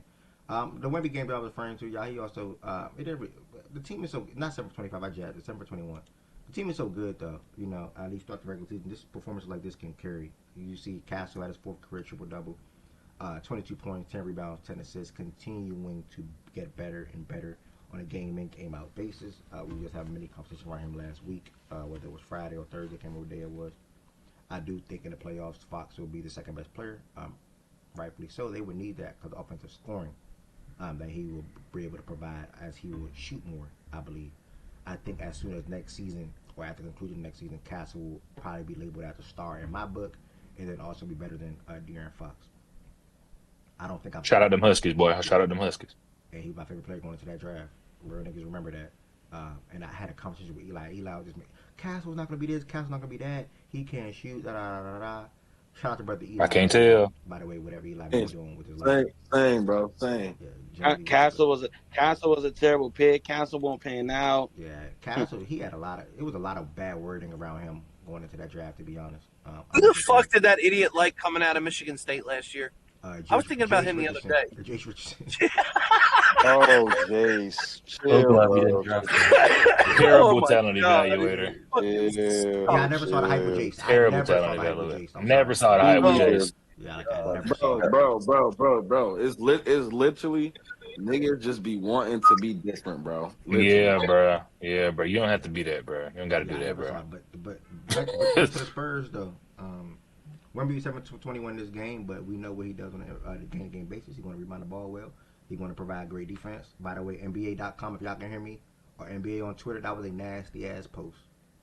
And if you know, you know. Oh my God. Nigga stupid. Yes, sir. I never seen that happen before for a player. And I got to show y'all on the show now, actually.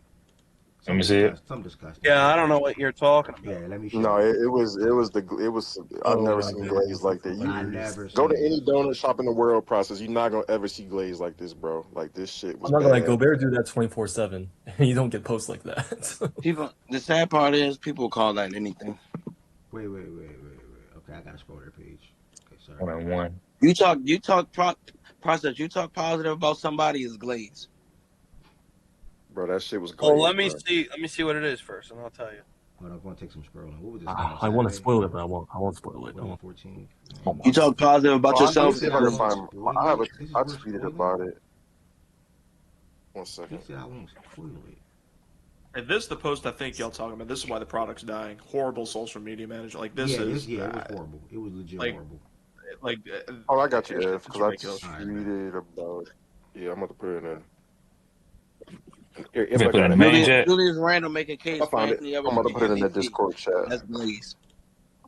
All right, here we go. Some Spurs was put it in there too. Oh, you got it. Well, you don't. There you go. All right, look at this right here. Process a classic. Nevermind forced by Wemby. I'm gonna pause it first. A classic. Nevermind forced by Wemby. Defensive impact is just nuts.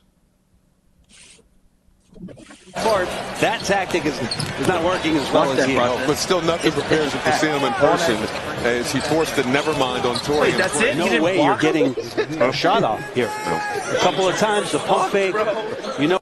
This is it. I love it, It's bro. the reason. This is It's the it. reason why he can't get the block. This is it. Is that Prince? Yeah. Yes, bro. Yes. You just shot that shit, bro. What the Bro, fuck? process. I tweeted that shit. I said I saw that nigga do that shit on the Lakers like 130 times, bro. When there was no Wemby on the court. That's just I mean, like I get their thinking. Like the reason he didn't shoot it because he probably thought he'd block it. But come on, dog. He didn't even fucking do anything. Yeah, he just. Nah, he would have blocked. Exactly. It's called impact. He would have blocked it. He probably would have. Exactly, bro. It's impact. He probably would have We blocked love it. it out here. That tweet's a little extra though, but shout out though, dog. I'm confused. A classic. Nevermind is crazy jazz. Wemby 7-21 in the game, 15 boards, 6 assists, 3 stocks. Fox 12 solid, 6 assists. Their two biggest bright spots right now in San Antonio is 2 guys. Keldon pushing to be 6th man of the year, rightfully so. He's having an amazing season. And I know BJ and maybe even other Spurs fans were pretty much out on him as well. But I'm glad that he stayed down and continued to work and carved himself a nice little role, which he always had a role in San Antonio. but a more impactful and consistent role, I would say, in San Antonio this season. And then Dylan Harper, bro. The man is averaging like 16, 17, something like that over the last 4 or 5 games. He is so damn good as a rookie, bro. Like, his footwork, his skill. Him and Ace Billy, by the way. The footwork, the skill, it's all there for these two guys right now. I said these two guys. For Dylan right now in San Antonio, and I cannot wait to see what Dylan's going to look like year 3, year 4, and so forth on down. So I want to give them two guys some credit because they're going to be big for what they're trying to do in the playoffs this year. And then obviously Harrison Barnes, Carter Bryant, and company off the bench for that Spurs team. So, yeah, man, cool win from them. Bro. You good, bro? I saw a picture. I saw a screenshot of their wins over like the last couple months. The sad part about all of this is, bro, it's just like OKC, right?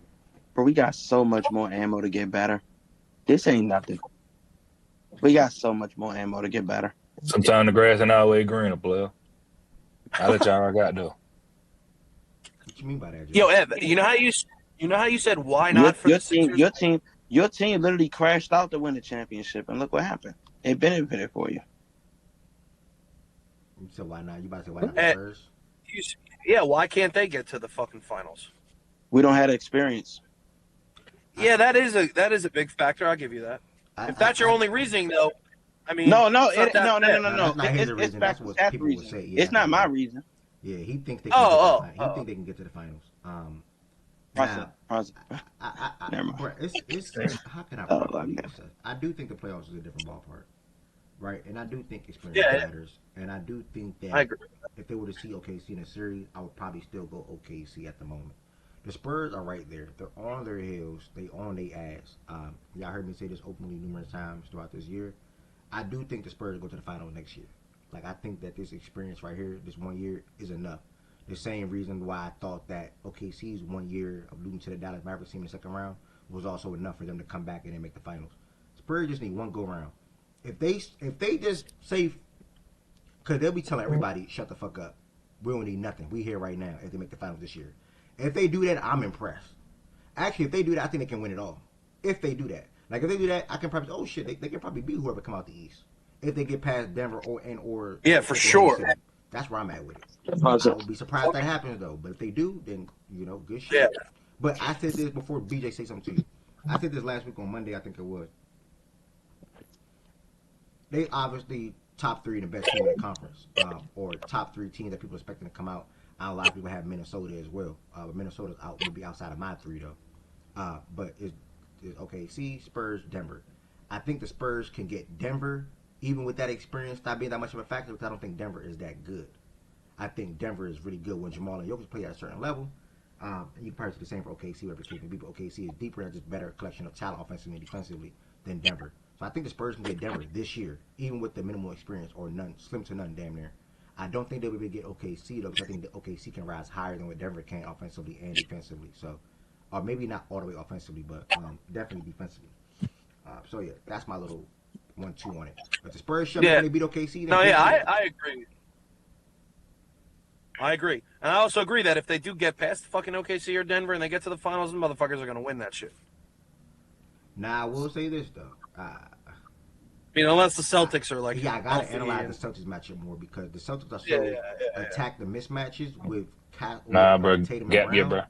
So, like, I don't want to say, oh, yeah, they're for sure beat the Celtics, too. Right. I don't know. Tatum and Brown... Didn't they just play? Didn't the Spurs Bro, just play? I'm not gonna lie, bro. Don't overthink that shit, bro. Gap year, bro. They got two wings that can go get it, bro. Yeah, the Spurs just beat the Celtics. They got two wings that can go get it. Look at the last time we played them. They got two wings that can go get it, bro. That shit, it's gonna be a long. If that deal happens, it's gonna be a good series. But they got two wings that could go get it, bro. So hey. I'm going to the Sixers practice facility right now. You think I can go talk some sense into them? No, probably not. They'll probably hit your you should just not say a word because you gave up. You threw the season away. They ain't gonna be here. Doesn't matter. It might sign you to a 10-day process. Shit, I might be better. Might be better than fucking campaign. That man you might. do 2 suicides right now, Mish. Are you kidding me? I just played 18 holes of golf, no problem. What? Yeah, you were walking the whole time. Yeah, that shit not easy, bro. Okay, Bro, brother. Tiger Woods is the goat of golf, and we all know Next about time you go Tiger. golfing, can you like get some content? Like, can I see some videos of like your swinging and all that type of stuff? And I shot a 92 today. That's not bad for like the second time out I this don't know season. what that is, bro. I ain't gonna lie. But Bro, that sucks, bro. Oh, that sucks. That does not suck. He's such a liar. But next time you golf, bro, like tell me, hey man, record me hitting. Like I want to see somebody. I want to see you actually swing. Bro. Is that cool? I'm gonna just make this statement, right? Minnesota got all experience in the world. Why they ain't never reached the finals? All right. Injuries, bro. That is not why Minnesota did not make the finals. Oh wait, no, They got all they've been there year after year after year after year and still can't get over the hump with all that experience, quote unquote, right? Crazy. It's only been 2 years, right? Or did I miss Minnesota the been in third the one? playoffs. Minnesota been a playoff team. No. I'm saying in the conference finals, they get over the hump. It's only been But 2 years. experience also is everything. He's saying over the hump. He's saying two different things in one, basically. The over the hump thing is from all them times making the playoffs in a row.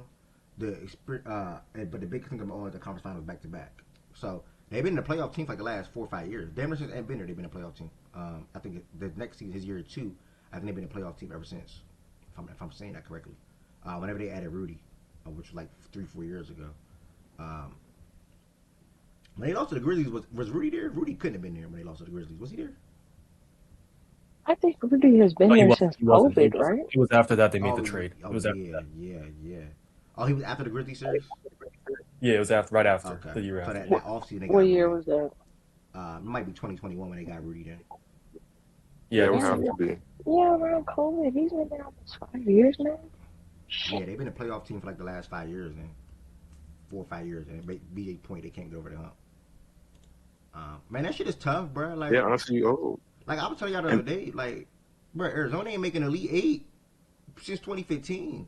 Duke ain't win it all since 2015. Like, bro, this shit is not. That shit is not. They shared the shit Was in that- the. They shared the Was shit that in with the. Aaron Gordon, by the way? Arizona? Nah, Aaron Gordon got drafted before 2015. Yeah, he was 2014, I'm pretty sure. They shared this shit. God damn, he's fucking old. Like, and it didn't make me feel any better, but the parity in college is crazy. Like, they show the teams that have made the most Final Fours in the past 10 years. The one that has the most is UConn with 3. Like, everybody else right behind is 2. Like, it's not a bunch. Like, it's hard. Yo, It's I hard. fucking hate. I fucking hate their coach. By the way, he's such a little. I love him. I love He him. is such a little. I love it. That's How your about that? kind of guy. You saying that is crazy. Like, that is the type of I like him. that is you as a basketball coach, bro. No I cap. like them That's you. guys. I like them guys that if they were on my team, when I see them do shit like that, bro, they're fucking annoying, bro. Do you think? How you think we feel when we hear you talk every day? How do you think we feel about Nick? How you think we feel when we hear you talk every day? Nick, The same shit. I fucking hate Nick Sirianni. What the fuck? You feel about I fucking Nick? hate Nick Sirianni just as much as I hate Hurley. I don't hate the Fuck, guy. I hate Nick more than anybody. You hate winners. You see my guy? Look at my guy. But Look at the that thing boy. about this dude is this dude Look is at my not a boy. gimmick, bro. This That's really him. He really stupid. Like, he really retarded. Dan Hurley be popping his shit and niggas. He really retarded, bro. And he know what he doing. Nick Yeah, and he don't know. know what the fuck he doing. Yeah, He know what the hell he doing, what boy. he doing. He talk shit for no reason. You see that? Look Nah, at he's a Mo G. great coach. I'm not saying. Jay, you wasn't here earlier. But that's what, like, that's what I don't like about saying. it. It was people on Twitter saying tee him up. I'm like, they better not tee that nigga up. What I the love fuck him. was that? I love him, bro. I love Why did he him. go nose? Duke announced his Why trying did to he get go? a T, get a Bro, check. I can't why lie. did he go? Why did he go nose to nose with the ref? What the Bro, he fuck does was not that? know. bro. He He crazy, does not know, bro. He doesn't know. Bro, I knew that nigga was Cocky, crazy bro. last year, bro. We was in the tunnel, right? He was like, hey, Alabama, I hope they don't fuck y'all how they fucked us, man. I was like, oh, shit. I remember that. He crazy, gang. No cap. Hey, we love the psycho coaches. I Psycho love it, Joe, man. Psycho Joe, Psycho, man, love it. Winning. When He's you're winning, fucking Real wild. winner, Like, bro. no. When you're, he's a great coach. I'm not saying that, but like he's just fucking crazy. would you care about his antics? Some if he people was should have like some their coach? fucking class. Some people should have some class though when they win. You know, take a note out of Jay Wright. He Jay do. Wright's You book. seen him? You like the Rick Pitino style? Okay. Oh, Seats Rick on the is the fucking sideline. man. Okay. Oh, I Hey, love Rick too. I love Rick too. Hey, I like Rick, but hey, you got to get a Dan Yeah, Hurley. Rick is awesome. I love No, Rick. I'm not saying he's bad for the league or anything like that. He's just a fucking nut job. He's a little, I don't know. He's that's easy not a to gimmick. hate. You say you like Sirianni. Yeah, it's not a Sirianni, that's not a gimmick. No, That's I a hate gimmick. Sirianni. I fucking hate Yeah, Sirianni. Sirianni forces that I hate shit. Sirianni more than Dan you, Hurley bro. don't. Bro, Nick That Sirianni's fucking a guy. clown, bro. Like he's Yeah, he is a cornball, fucking bro. he is an actual fucking loser. I Bro, fucking that's hate a that dude that fucking I wouldn't even want to have a beer with or nothing. Like no drink or nothing. If Nick Sirianni wasn't the Eagles coach, bro, oh my god, I hate him as the Eagles coach. Imagine if he was like the Cowboys coach, bro. I'd have a fucking dartboard with his face Y'all on are it. comedy. Sirianni's so lucky Jalen Hurts is his QB, bro. But Hurley is Hurley's corny as fuck though. Also on Saturday though, to jump back in, Pistons got a good win over the Minnesota Timberwolves on the road, 109-87. Just want to highlight the Pistons for that. They continue to win games without Kate Cunningham. They will be the number one seed in the conference this year. The Atlanta Hawks also continue to win. I think they won 14 out of their last 15. Not as similar, but they're on a great trajectory. The same with the Spurs, who won like 25 out of their last 26. The Hawks continue to roll as well. Let me look at this box score real quick to see what they did. Did Kuminga have a better? Oh, Kuminga didn't play. Okay, Jalen with the usual. Okay, usual Jalen, usual CJ Nah, at least right now. Noah Yucca, but Jock stepped in and had 19 and 13. Zachary, okay, 13 off the bench. All right, solid win for them. Maximum at 18 and 10. Okay. All right, solid win for them. What else took place on this past Saturday? We also had the Chicago Bulls beat the Memphis Grizzlies 125-124, and then the Phoenix Suns get the win over the Utah Jazz 134-109. I'm not really keen in on the tanking teams thing. Like, bro, I'm seeing some crazy. Bro, over the last week, I'm seeing some crazy clips on Twitter, like fake full court shots, trying to shoot the ball on the inbound. Like, it's so many different wild things going. Missing free throws on purpose. Like, they taking to a whole new level this year. I'm seeing, bro, Nemhard tried to shoot the ball knowing you can't do that. Like, bro, this is what I'm saying. You can't have this shit, bro. Like, niggas telling me this shit normal. This shit is not normal, this ain't normal, gang. I'm not gonna lie. What the Nets tried to do against the Warriors the other day, this is not normal. Like, the Nets did not even they try. threw that shit to the back. Bro, hey, bro, they lined up I saw a before picture. Burks, bro. They lined up. Did you see that fucking? Did you see that Jazz? Did you see that Jazz Denver game? They were up by like fucking 10 with a couple minutes left. Dude, the Nets was fake hanging around against us and then pulled everybody, nigga. Like, the Wizards put everybody in every game too. Yeah, it's nasty. No, Wizards do the same thing. This shit is nasty, bro. Like, we haven't seen this before. Like, nah, this is crazy.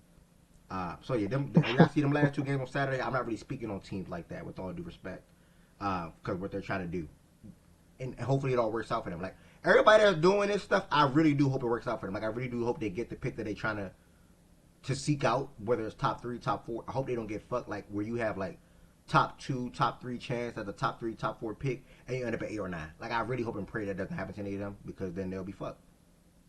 But you know somebody is. Oh yeah, it is gonna happen. Yeah, it's gonna happen. Probably gonna be us too. Watch out. I pray it's not. DC deserves it, man. DC deserves it, man. I can't wait to go to Wizards game next year. It's gonna be rocking. That trade lock AD, who's gonna bring the house down. Both of them gonna be on the court at the same time? They're playing a game together? Yeah. They're playing a game together? I can't wait. I hope they give us Miami Heat game 1 so we can avenge Bam, man. The shit. Us. The Bam shit. I hate that shit. I hate it with us. I'll be real. I'm not mad. If we It were was a tanking, fluke, bro. they can do whatever they want. Who was the favorite to win most improved? I forgot. We just talked about this last week. Who was the favorite again? I think it was Ryan Rollins. I can't remember. Tough. On my phone. That's tough. Yeah, he had a hell of a year. BJ. All right, I don't know. I don't got film. Yes, brother. Who the favorite to win most improved? Real quick on FanDuel. Right now? Yeah. They don't have that on FanDuel. Or Jalen Duren. It's Ryan Rollins or Jalen Duren. I think it's Jalen Duren. Duren. Most improved is Jalen Duren minus 145. Right after him is Nah. Giving awards out, okay. Right after him is who? Nah. Good. That's why I wanted to win it, but. Yeah, I would rather go Nah. Six man. Come on now. My boy, Big BBN, minus 195, man. My boy killed him by to get it then. Did you call him Big BB what? Way to advocate. Way to You know, advocate for yourself. Way to advocate for yourself, Kelvin. Con Knipple's the favorite to win Rookie of the Year now, right? Yeah. I'm not mad at that. SGA is gonna win. SGA is gonna win MVP and Clutch Player of the Year. So too. are they simply banking on him making the playoff? Is that what, or is he just playing better? Because what if both don't make the playoffs? Would you give to the better stats? Flag. Wait, who you talking to? Flag missing games messed him up, and I just put it at that. And Yeah. Con just. What'd you say? You talking about Con and Flag? Like, is he making it? Is he going to win it? If he does win it, because the Hornets are making the playoffs potentially, and the Mavericks are not. Yeah, we had that conversation before. I think it's more because their team is doing better. But he's also playing out of his fucking mind. Con has been this from day one. Yeah, Con has been playing out of his. Cooper started a little slow. Flag did start slow, but also if he didn't get hurt, bro, I think he would have stayed number one because Flag was like he was number one. I wouldn't say majority, but it was a good portion of the year. But Con was just always there. Like just because it said he was one, don't mean he was really one. If that makes sense. Like it was like a 1A, 1B type of thing. Like I'm pretty sure if they could do that, they would have did that. When they dropped out some of them little the ladders. I'm sorry. But JB Bickerstaff's gonna win Coach of the Year. He been so damn good. He been so damn consistent. He better not. He better not. He's a big favorite to win Coach of the Year. That's good. He better not win it. Why? No, why? What the hell? No, I really don't. I swear to God. Oh, Missoula, man. Crazy, man. What the hell? Oh. I mean, yeah, but more or less. I mean, the Pistons weren't supposed to be this good, and if he keeps them at the 1 seed without Cade, that's just like not having Tatum. We'll just go ahead and take that, man. We'll go ahead and take that 1 seed from him there. What? That's just like what? Yeah, at least they have Jaylen Brown. They don't have Cade for the last fucking 2 months of the season. Not my fault. Who the fuck do they have? Nah, they deserve. JB deserves Coach of the Year, guys. Boston, hold your horses. What do you mean, Mish? What are you talking about? Hold your horses. He deserves it, man. What are we doing? Yeah, the fuck? What are we doing? Yes, he do. Why don't he? Yeah, I think Mitch Johnson deserves it more than both of them. Yeah, Mitch deserves more than Missoula too. Yeah. All right, so They're my supposed to be a boy fucking crazy. Missoula top 3, 100%. Though that's the top brother, 3. It's crazy. It's crazy how this stuff works, bro. Like that shit wild. So you had a team brother, think about the playoffs, and now he the 2 seed, and he don't. Guys don't give Wemby the correct prop. So he's playing without a top 5 player, 60 wins. He is the without top 5 top player. 100 player. Come on now. But we don't get no shout for Coach of the Year. Okay. Funny. BJ, he is the top 5 player, nigga. Please ignore that comment. He said without another top 100 player. But yeah, those are the 3. They're going to end up being the 3 finalists for the Coach of the Year. Joe Mazzulla, JB Bickerstaff, and Mitch Johnson. All guys did a great job with their teams, especially with the Pistons not really making any outside improvements to their team this year, and then coming back and being even better than what they were last year. Like it's easier to catch teams off guard throughout one regular season. When you come back and replicate that success and probably even look even better, then yeah, that's a lot to do with coaching and also internal development. Because like I said, they didn't make no big outside trades. On the Spurs side of things, a lot of that is internal development and also health. Made a big trade for Fox. Castle got better. Vassell got better. Wemby got better. Harper is there now, and just the structure of the team, which a lot of that got to do with the coach. Him stepping in for Greg Pop last year, and him just always being there was so damn big for them, man. Shout out to Greg Pop. I always respected Greg Pop personally. And on the Celtics side of things, I'm gonna first and foremost start off with some Celtics fans wanted them to tank. Facts are the facts. Joe Mazzulla had other plans. Jaylen Brown had other plans. And Joe Mazzulla did a great job of putting in Jaylen Brown, Derek White, Peyton Pritchard, even earlier on in the year, Anthony Simons, Kata, Baylor Shireman, all these different guys, opportunities and time to operate and work out and get better as players. So a lot of that was internal development as well, because they didn't make any big trades. Not really bring up the Vooch trade because obviously Vooch got hurt. So I pointed out Anthony Simons and what he was doing for them earlier on in the year before he got traded, obviously. So yeah, man, 3 great coaches, done 3 great phenomenal jobs, and all 3 teams. Well, no, excuse that part. All 3 teams will be in the playoffs, and we'll see what they do there.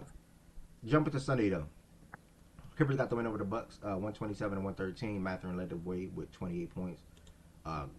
Garland been playing some really good basketball as of late, by the way, y'all. I don't know what he did in this game though. He only got 15-11 in this game, but as of late and on the season, he's averaging 19 points. And if you look at his last 5 games, he had a 41 ball in there, 15, 24, 30, 15. That averaged out probably to roughly about 23, 24 points, probably 25 for what Garland been doing over his last 5 games. So be on the lookout for Garland. How well is he playing as a starting point guard for Los Angeles Clippers? And Mathurin and John Collins and Kawhi also had 20-plus points for their win over Milwaukee. Also, we had the Indiana Pacers defeat my Miami Heat yesterday. Okay, 135 to 118. Tyler Herro had 16 points in the first quarter, finished with 31 points, and I don't feel no type of way. You know, it is what it is. We are a mid-team. I think our record is indicating that 39 and 36. It is what it is, guys. The Pacers, they don't really want to win any more games for real, but they ended up winning this game. I think you'll see a couple more guys sit out for their last 7 games of the season. But either way, they will have top 3 odds when it comes to a chance at the number 1 overall pick, which will come at 52.1%. They're not going to fall behind. Well, they actually could fall out the top. They actually could fall to 4. They better lose every game going forward. That race is crazy, man. They better not win a single game. Yeah. They better not. Where y'all fall to? We're losing. Y'all are at 13 now? 13. Okay. I wish it was higher, but it is what it is. Yeah. So, where y'all at in the play-in? Y'all at 8? Did his thing. Bro, the league is about to bless y'all for not tanking, bro. I already see the play. We are not. Oh, man. I hope we will randomly go into 8 or 7. Well, first of all, we got to not make the playoffs. So I hope it stay like this because I hope Charlotte beat our head in that first game. And then, I hope we stay at 9 so we can see Charlotte. I hope they don't move. I hope it's Heat versus the Hornets. And yeah, I'll leave it at that. I know that sounds a little crazy, but yeah, I don't want to make the playoffs. There's literally no point. I'd rather just add another young player. Kobe Brown, man. The Nets beat the Kings. 2 tanking teams is what it is. The Celtics, though, they had a big win over the Charlotte Hornets on the road where they played without Jaylen Brown and Derek White. And they had a guy in Jason Tatum be able to step up to the plate and showcase some of the things they've been doing throughout his career so far. Big time shot making. He went on his own personal. When he hit that throw over Miles, what did he do before that throw over Miles? I cannot remember. Fuck. Was it 2 back-to-back 3? Somebody over Miles or over whatchamacallit? Over what's the other name? The one over Miles made them call a timeout, but he had one before the one over Miles. I can't remember what it was, if it was a 3 or was it a mid-range shot or whatever it was. I was finna say the other one, that was the Siller. The one we told him to get the fuck out of here. Yeah, the one over Miles. That was the last one. Either that wasn't Miles. I thought it was other bro. Nah, it was Miles. The second year nigga. Nah. The one where he said get the fuck out of here and they called a timeout. He pointing to the crowd like doing that. It was over Miles. Oh, you said that? Yeah, he was like, get the fuck out of here. Yeah, you gotta get the fuck out of here. Yeah. They tried to do a late switch. They tried to do a late switch. Miles came up. He like jab, step, and then just pulled over Miles' face, cashed it. Miles contested it and everything. Flip on my page. Okay, he back in North Carolina, where he went to school. Okay. Mm-hmm. He took an L though, for sure. Yeah. Mm-hmm. I mean, he got culpability. He the GM, Jay. He got some culpability in there now. All right, so LaMelo talking about this his house, and Tatum. Oh, y'all can't hear me? Yeah, we can. Oh, yeah, I can. She can go ahead and talk. Oh, shoot! I didn't really get to see it. I was still stunned from our UConn winning. Ain't that right? You already know what it is, man. You know what it is. Oh, okay. Yes, I was stunned, for seeing our, Huskies come in and get that good old dub. So able to catch a little bit of it. But shit, when I looked, they was putting belt to ass to show them like, hey, Charlotte, that was cute what y'all did when y'all came up there, but let us show you without 2 starters what we really finna do to y'all if we see y'all in the halls. Yeah, BJ. So I just think that was a little preview. I see LaMelo talking his shit, talking about this my house. Okay, yeah. Well, you go home with this L, motherfucker. That's what Tatum told him. He don't lose. Crazy. He don't lose to Charlotte like that. So that was cute what y'all did when y'all came up there, but from like the first quarter on, I felt like they established dominance, hitting shots, playing really good defense, holding them to 19 in the first is what I saw. Shout out to the Hospital Celtics for stepping up. We on the back-to-back the second part tonight.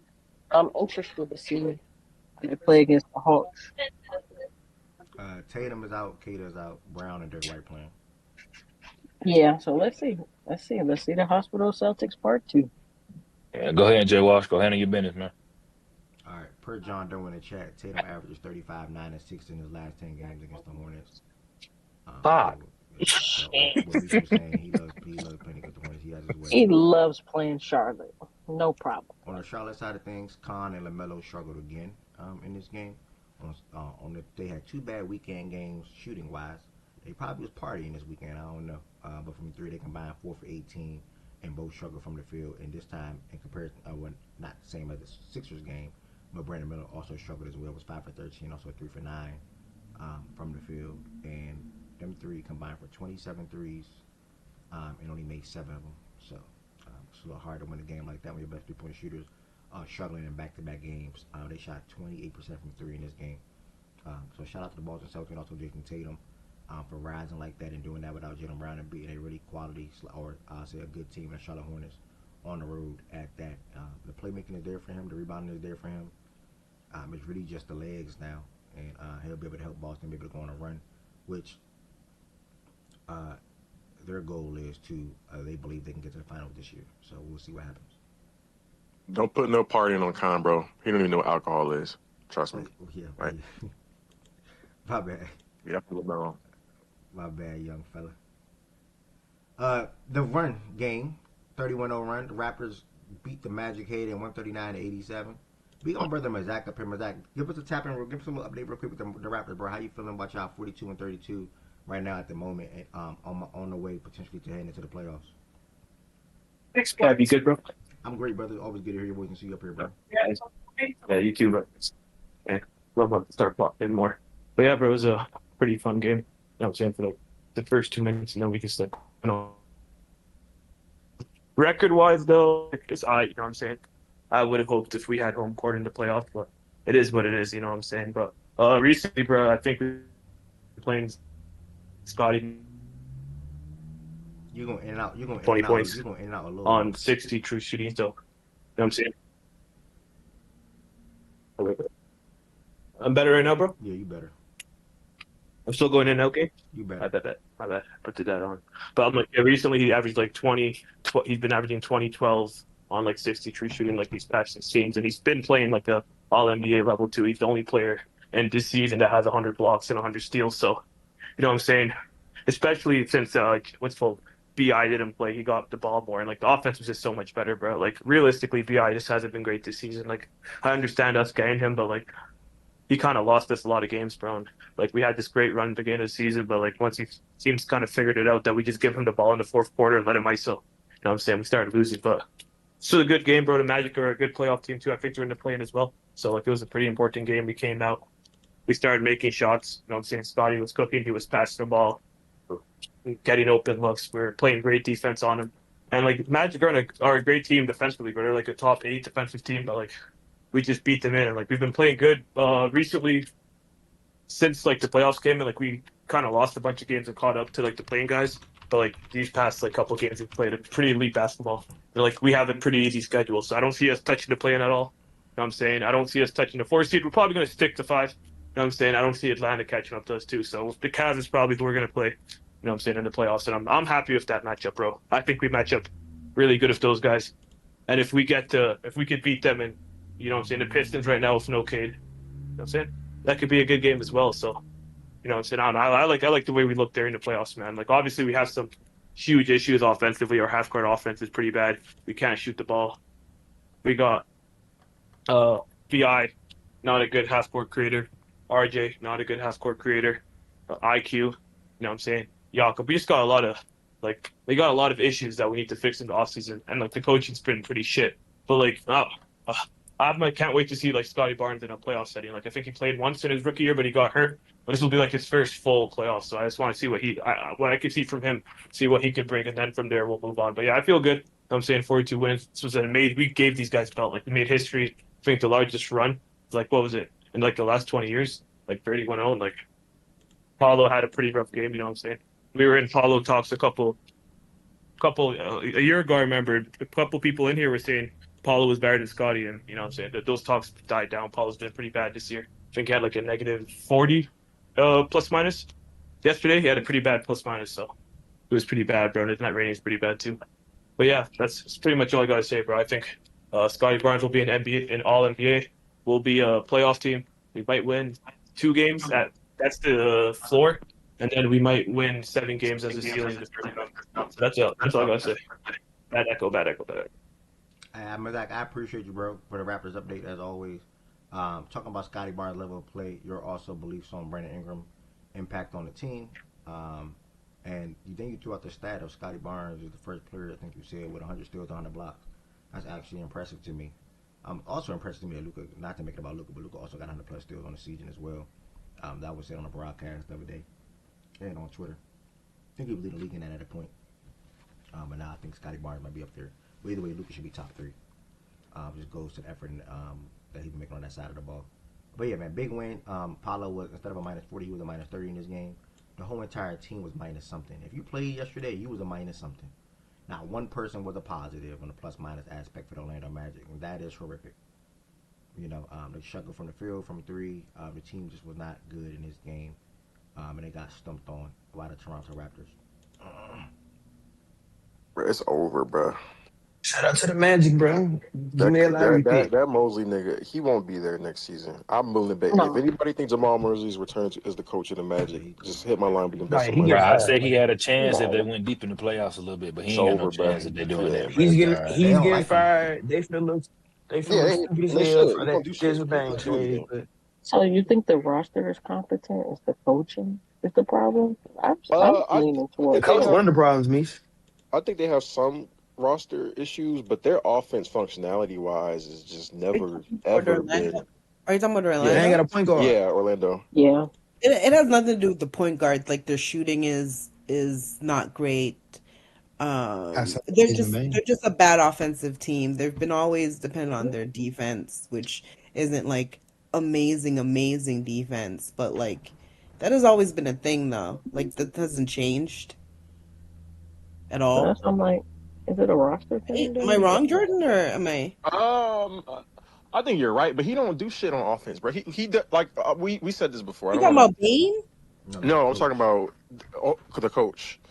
They have the perfect storm in a bad way, where it's like, yeah, they don't have ideal offensive talent in some areas, and then they have a coach that's not creative offensively, who's bad on that side of the ball. So it's like compounding, some compounding shit. So it's kind of hard to be quite honest with you. I feel like to fix that with that personnel, you have to be an out of this world offensive coach, because I can't even see how you can fix that. They don't have the shooting. They don't have great playmakers. They don't have like amazing elite level passers per se. Like Franz is a really good passer. And then like you just have a bunch of players who just need the ball in their hands rhythm wise. And then even the players that you do have with Paolo and shit, because they're not good shooters, like people just clog the paints. They shrink the floor essentially. So I don't see what much you can do. You can challenge your, like, I don't know. I don't think he's ever challenged his players or put them in a position where they're uncomfortable to get better at something when they were younger. Like, oh, you talking about that, like the players? I'm talking about overall. Yeah, I'm talking about overall. Like Paolo, some of the things that Paolo is not good at. I'm sorry, you can't just tell me he's not good at it in year one. You don't challenge and get better at it, and it's the same in year whatever this is right now. Like there's a lot of things they could have tapped into as far as things that Paolo specifically is good at. Development. You said what? Development wise. Yeah. Oh, yeah. I was talking about like scheming on the floor in the game. Well, scheming. There's some scheming stuff too with how much me and 1110 did a little deep dives before with like how much each one of them has the ball in their hands and how it should probably be flipped. As far in that regard, as Franz and Paolo, like the ratios and like what it was should almost have been flipped, and the usage should have been flipped when they're on the court together. I got to look into this too. Like, I wonder if there's more that they could do staggering wise with the two of them as well. But really, yeah, the development shit has been ass. Like, you can't tell me, well, he's not good at this coming out of college, and so why would I ever expect him to be like? No, you got to put him in a position to be using his size more getting down here, tapping into his ability potentially as a play finisher. Even if he's never played that way before, he has the size and the skill set to be able to do it. And they didn't put him in those situations. So now it's Well, they why give he's him not good enough. they let him run with the ball in his hands. Yeah, that's just I I never don't thought think that. he's good. That's what's I bad don't think coaching, man. he's good, but this is the thing. He's not an off-ball player. So I don't know if he can just flip that in whatever how many years has he been in the league now? Like Oh I don't yeah, think now it could be cooked, but yeah, but it didn't even have to like be. early, even if they're like, yeah, let's try to put you off ball, like I don't think like it'll be as impactful as you think, because I do think an off ball thing is something you work many years to kind of put in your bag. Like I don't think he could have flipped that in like 2-3 years. Like But I just don't think they fit. I just I don't mean, think yeah, I just they don't think drafted, but like you draft a guy. I don't know. It seems like every player coming out of college is going one of to them. They should have flipped one of them sooner to me. that too. But every player coming out of college is going to be bad at something in this draft. Like they're going to have weaknesses. They're going to have when people talk about their potential, they're going to have things that damn, if he needs to get better at this to reach his potential. And they're still going to draft those players because they're going to trust that they can develop those weaknesses. They didn't do any of that shit with Paulo. They went away from like the way he functions and plays for them now. I'm thinking about him at Duke. This don't look like Paulo. This is not Paulo at But Duke. that's because Like they it's, don't got no point. No, It's just no, 1,000,000,000% sure this ain't him. because you said they what? were trying to do Somebody's that Jalen controlling him. Suggs because they were You said somebody's controlling. to be fair, Jalen Suggs has gotten This not significantly like right. Like as a Mhm. 3-point shooter, Mhm. like he's developed for sure. And they kind of tried to do the thing where he's like a 3-and-D point guard for them, do some on ball stuff. But I don't know, like they don't fit. Like, like Franz and Paolo do not fit to me. When I Yeah. watch them play basketball, they do not fit. They both need the ball. They like I don't see any one of them being an off ball threat, especially in the like the team personnel that they have. There's not much lanes to do movement off of because they just they just shrink the floor for everybody. So like they'll give you space. That's why sometimes Paulo, like he can get to the rim more. Like I do agree, but like not as much as from the conversation I've had with people that you think, just because they just be there waiting for him at the rim because it's like because nobody cares about anybody else on the floor. But if you have more structure, even if you have guys that can't necessarily shoot, if you're playing in more structure early on, I feel like that's when you can develop into better. I think you can develop better within structure, even if it's things that you're not good at, because you're going to be put in those same scenarios repeat over and over and over again, because the play is being ran over and over and over again, as opposed to just let's roll the ball out and let you go to work. Like you still got to have some semblance of structure, even if within that structure there are things that guys are going to be put in uncomfortable situations to do, because that's the only way you get better. You don't get better as a player, I think, when you're a young player. I don't think you get better outside of structure. And they've never had any semblance of structure offensively. And like that's on the coach. Like I don't think they fit. I don't think Franz and Paulo are ideal fit as like 3 and 4. Like let me make that clear. Like I think you're right, but development wise, I just they've never been put in any kind of structure. Like I can't think of any play. I agree. I think we're saying the same thing. Yeah, I think it's just a bad match. We're saying two. Yeah, it's nothing is good over it. Like nothing good. Yeah, is Franz and working. Paulo don't fit, and they got a bad coach to maximize the bad fit. Like it's all bad. Good conversation, y'all. Way to come to an end point with agreeing with each other. That was good to listen to. But yeah, I agree 100% both of y'all. And we will see, man. That head coach that comes in this off season coming up, that's going to be the biggest thing, because they coming in with a lot of pressure, because it's going to be winding down. Okay, is it going to be Franz or is it going to be Paulo, or do we trade both? Which I don't think is going to happen. But if anything, it'll end up being one or the other. If this coach cannot maximize them being able to operate together and be effective together, because over the last 2 years, they always play better with one or the other, not on the court. So we will see how that goes. Next, we have the Blazers defeat the Wizards 123-88. Not much to say there. Same for this next game where the Rockets beat the Pelicans 134-102. Shout out to Sengun. Sengun had 36 points in this game yesterday. Was 12 for 23 from the field, 13 assists, 13 rebounds, 7 assists, 0 turnovers. KD and Jabari. 6 stocks. Oh, with 6 stocks. Okay, 0 turnovers and 6 stocks. That's definitely worth highlighting for Sengun. He's making that's effort right there defensively. He's been playing well lately. Yeah, he has. I saw a tweet what he's been doing recently. Definitely been playing well lately. Hopefully, Sengun carries this all over into the playoffs, and KD, Jabari, Reed, and company can be consistent. And even Sengun, all of them can be consistent. Maybe the Rockets surprise some folks. None of us believe that, but I'm trying to share some positive words around them. Did you say none of us believe that? Yeah, none of us believe that, but I'm trying to be a host. That's all. I'm trying to do my job. They got a game. Why do you think that is? What happened with them? Like, you think that they've got Jordan? You see how? Look, nobody peeped it. Sorry, process. You're good. He tried to throw the fake laugh in there, knowing they don't have no chance. Yeah, I just said from a host perspective, maybe they can. You never know. But what you saying? They have a game against. Why do you think they got worse by? No, why do you think they got worse by gaining KD and losing nothing? I mean, I know Van Fleet got hurt, but like, it can't be just Van Fleet and Adams. Like, that's fucking insane. Might be. No, it just might be that. If they had Fred this year, they'll be a 51 team by now. You think it's just that? If they had Fred this year, they would be a 51 team. Players are more important. Players are more important. Maybe that's it. Not as a contender, but they would be better. They'd be better. Yeah. Yeah, because they really don't have a point guard, so I guess some people are the engine. There'll be a couple of games better, bro. Yeah. They need more than Fred VanVleet, though. They do. To be a contender, No. for sure. I know they need more than Fred to be a contender, but they are fucking way worse than they were last year, and it's just shocking to see that when they gained Durant. If they had Fred, and still did not have, the big one, right? Adams. Yeah, like they would be better, but not.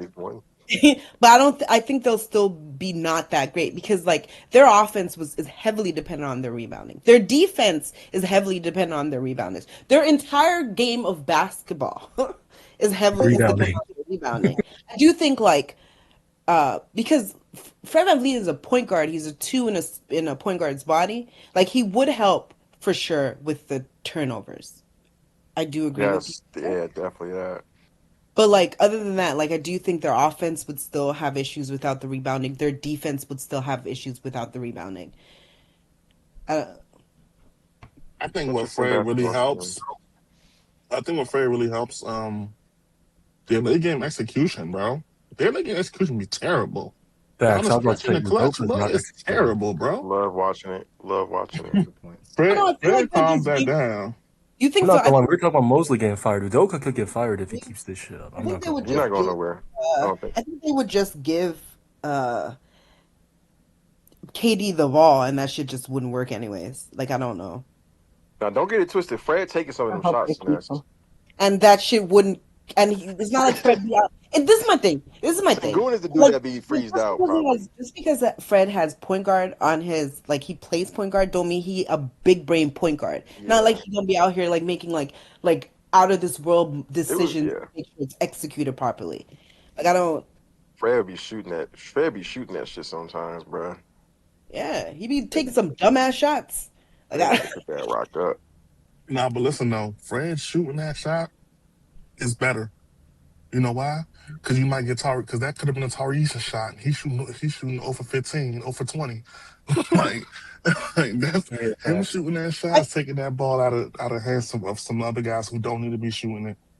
But I think how the late game execution would be, they would pass it to KD, and then KD would get. Oh, I didn't know that's what you were still referring to. I thought you were talking about. Yeah, and then they'll pass it to KD, and then KD would just do some dumb shit with it because if he has these more than 2 arms, he just freaks out. But Fred. Let me just get this off. I got you. One Fred. Damn, what was that? What did I say? What was I about to say? Fred. One Fred is a better. He's an actual like. I get you on. He's not like a point guard, but he's like at least he's a guy who who has experience handling the ball, right? So he's not going to be getting flustered off of double teams like we saw other players on the team getting flustered. Like it's going to be somebody on the court who actually could get KD the ball in a spotlight. So it's not just, you know how like OG was complaining, he's like, why we got KD walking the ball up? Because can't nobody else bring the ball up. Like you don't trust nobody else to bring the ball up. At least then you will have Fred to bring the ball up to be able to get KD the ball in a spot that he's comfortable in. So that should automatically just solve some of their late game execution troubles. I'm not saying he's going to be the savior, but it's at least calm it down a little bit. You go ahead. Yeah, I agree because I think some of their games that they got walked down earlier this year when they have bad losses like the Kings and different teams like that, and even clutch game losses like Fred being on that court as an on-court coach and also floor general and also leader, that would have helped settle the tone, calm the offense down, be patient and do his job, and also hit some shots himself. Yeah, Flair throughout his career also hit big shots as well. To Jordan Wood's point, saying don't get it twisted, Fred's gonna take some of them shots. So I think Fred just being there would help them avoid drop some of the games they drop. Not saying every single game, but whether there's 2-win difference or 3 wins, 4 wins, I think they would definitely have more wins for sure. Just to go to respond back to Process' initial statement. How many wins they got right now? 45. They'll probably be like a 48, 49. But I say I think they had 50. I'm about to say they'd have 50. Yeah. So, but either way, to have I guess so. He's not enough. Like Fred being there is not going to help them win it all next year or anything like that. But yeah, I just think missing Fred, even though because it's not even just Fred now. This literally it's the addition by subtraction. They lost Fred, Jalen Green, Dylan Brooks, and Steven Adams. You added Kevin Durant. That's it. They lost 4 rotational pieces from last year's team, and now this year. Dylan Brooks was.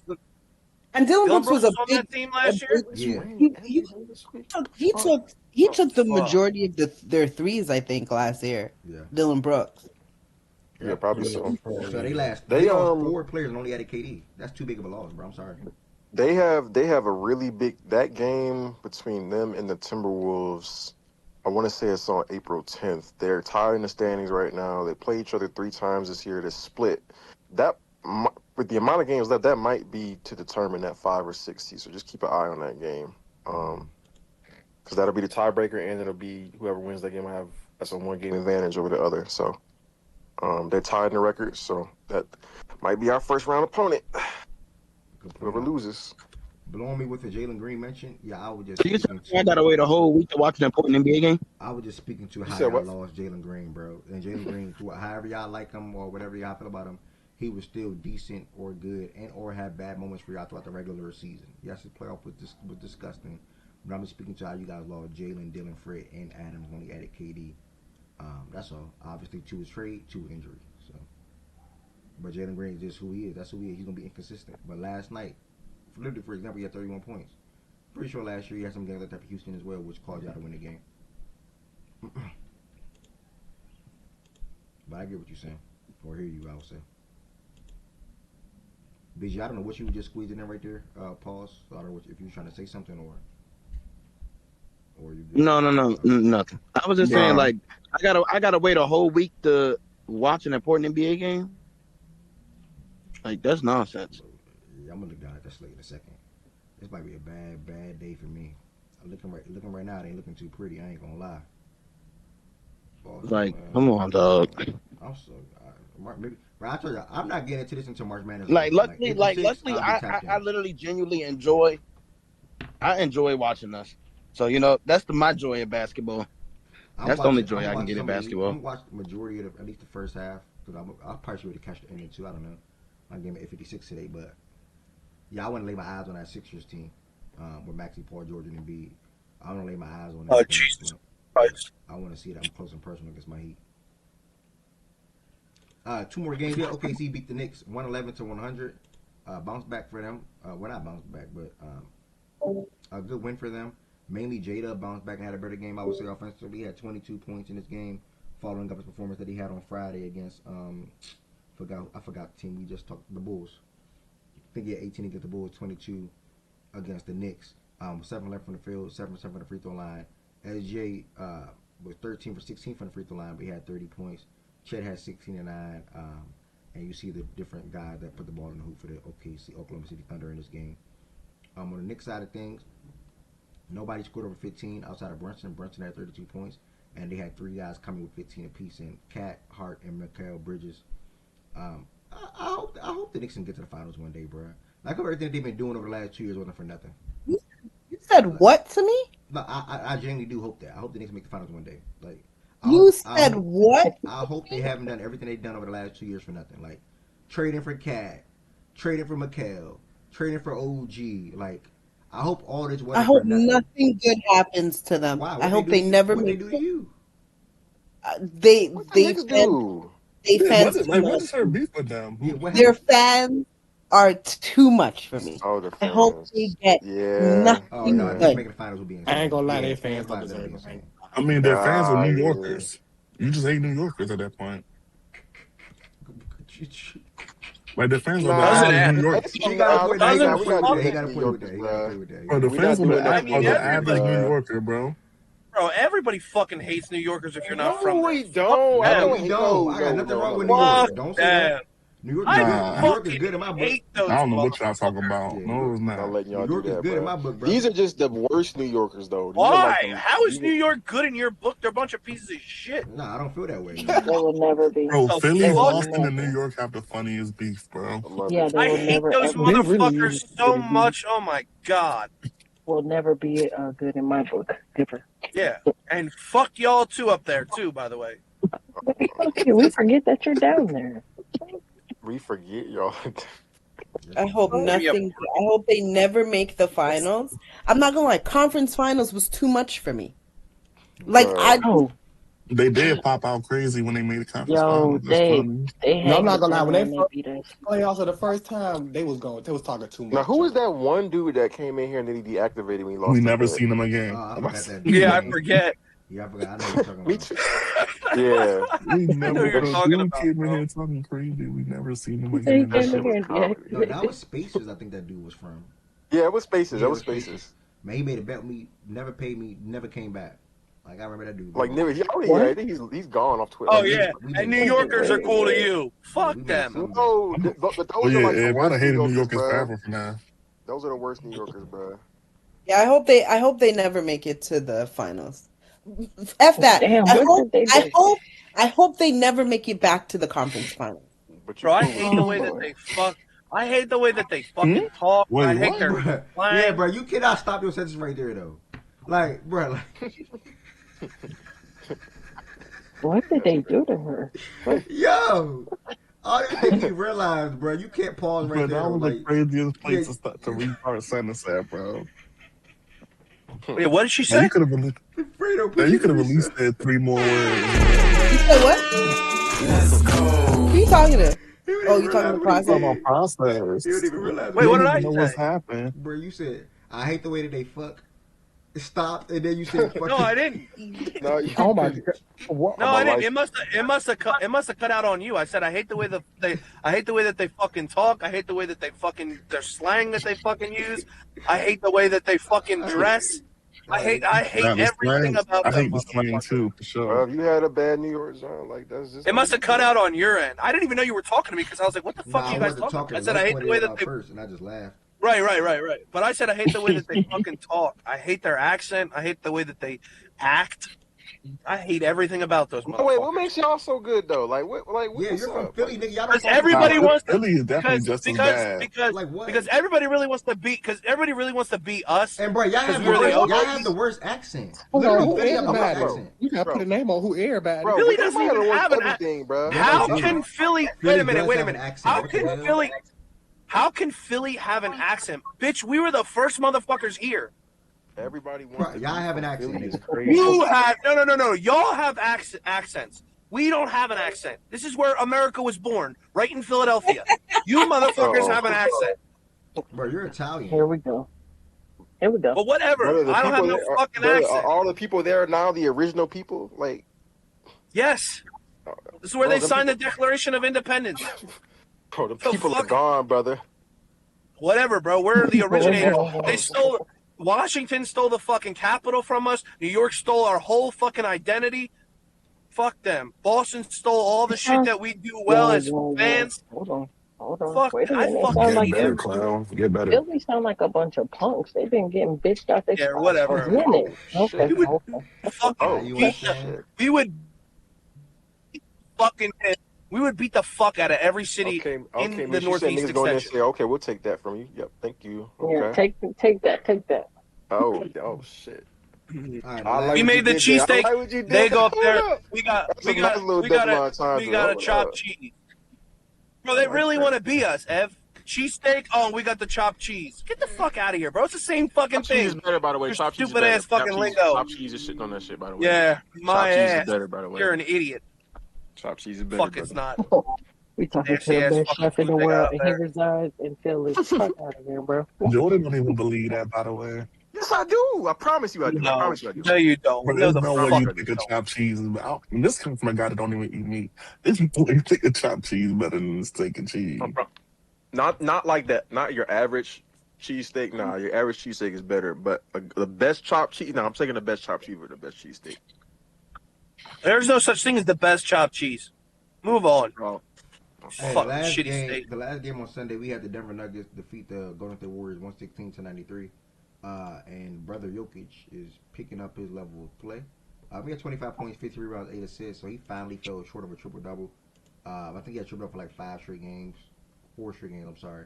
He finally fell short, but of the month of March, you can see what he's been doing. The level of play is back offensively, at least, after he had, I would say, a not so good February where he shot 46% from the field. That's disgusting. With 31% from 3. He upped that now to 58% from the field. Oh, what the fuck? He upped that to 58% from the field. 33% Slow down, bro. Nah, I'm calm, but sometimes the numbers that he be putting up just be like mind-boggling. 58% from 3, and he's not like he just dominating, dunking on people and shit like that. This man is shooting jump shots and push shots and turnarounds. And, How many threes a game? 4 threes a game. He means except from the field, not from 3. Low. He's Yeah, 33% from 3 in the 58% stretch. from field, 32% from 3. I better get there. My bad, love. Yeah. Oh, I was about to say 58% from 3 is insane, bro. Yeah, 58% from the field is like that's just as insane to me. No, it's not. That's gas. My bad. 58%. No, it's not, bro. He's my insane, bad. bro. No, it's not. Sometimes I be able to catch myself. My bad.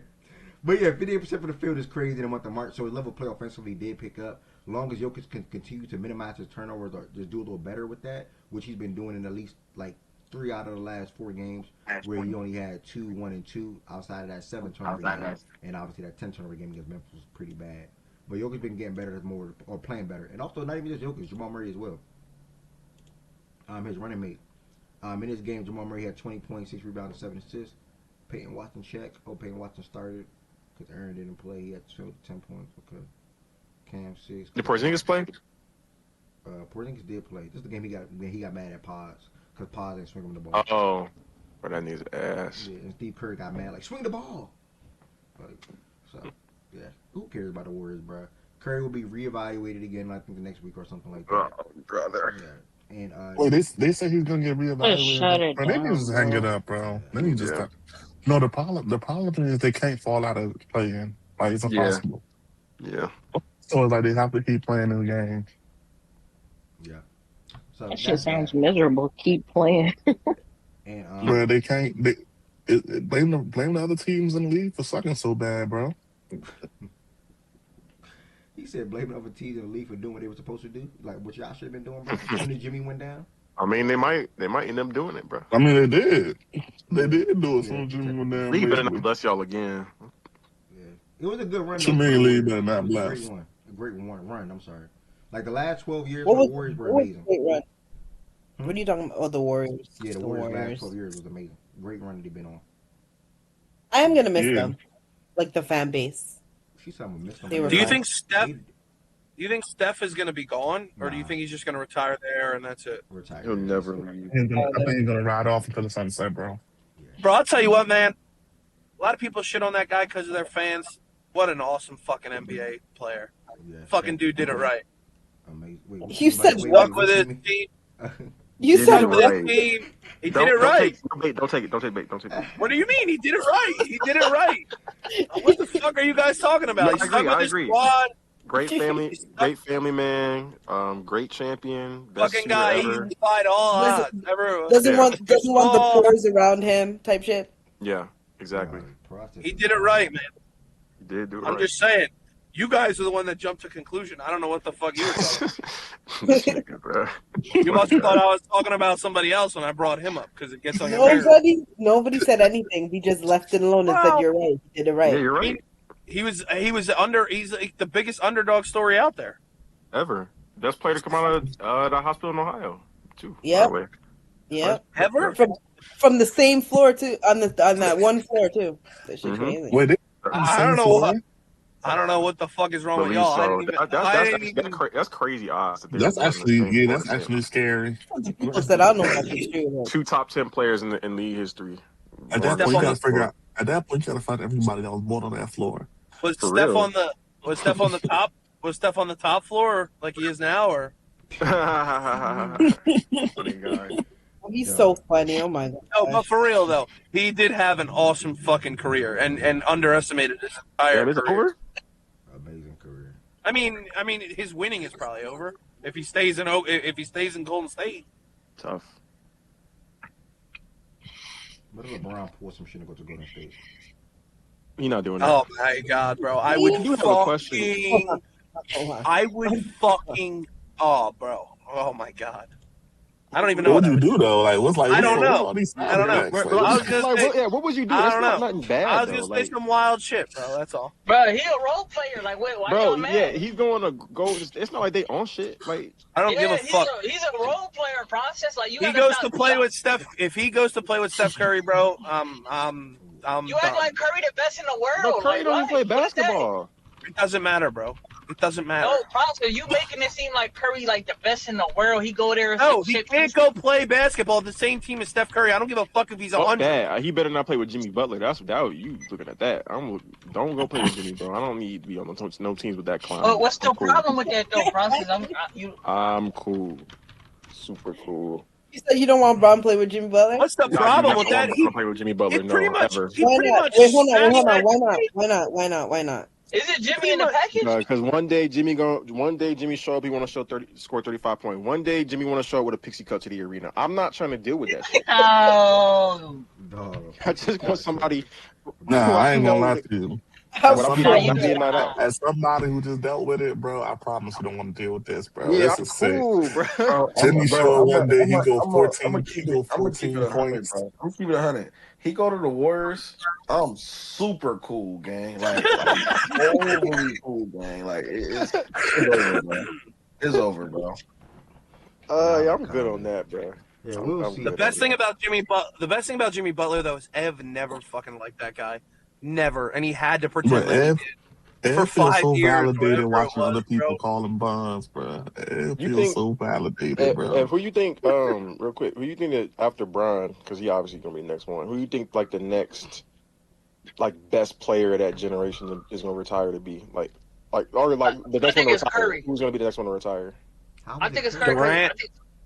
Wait, Or what? Durant. It's gonna be Curry. Oh, you think the Durant. next one to Bro, retire? Oh, with this generation. Yeah, you got Curry, you got Okay. Durant, you got Harden, you got Yeah. you got Russ, barely hanging on. Wait, Russ still counts? Russ gonna be out before Bron He's though. that's why I'm great from that era. Yeah. He gonna be out before Bron. Oh shit. You don't Yeah, think Russ can get one more Russ is gonna win? retire within the next 2 years. It might not be by choice though, but he would like it. You guys are so fucked up, bro. No, I'm being real. I'm not even trying to be funny. Like I'm being real. I think Russ might get on the team one more time next year. Whatever team that is, we'll have to wait and see. And I think Bro, he'll retire what? next What? season. I think LeBron's Can gonna you retire. explain how KD and is- Steph LeBron should be retires interesting. next year, and then after that it's going to be if I had to Curry gonna try before KD. Yeah, I think I KD think you're plays. right. I think KD I plays till agree. he's like 42. Yeah, KD I think KD low. I don't know how possible it is. I think he low key want to try to make a run to that scoring record, or at least work his way up that list. KD don't He got no try to get family to or nothing 38. like that, so KD gonna be like in for the long haul. He Like, don't he's got gonna be- no family. No, for real, he just Bro, gonna what? be- Bro, you ain't need to say that though. Jordan, who is that? that? If Who- you even people lead the That plays a game, role. yeah, if you even people lead the game, it's like for family and shit like that. Like all They the want to Tom be with Brady- their family. Yeah, KD Tom ain't Brady got super nobody pushy, trying to but be like with. KD don't got no reason to like. You say he Bro, don't why got. Bron go there? Ev, you say he don't got who loves him. That's what you saying I'm now. not saying that. I don't know that man personally. I don't know that man love business.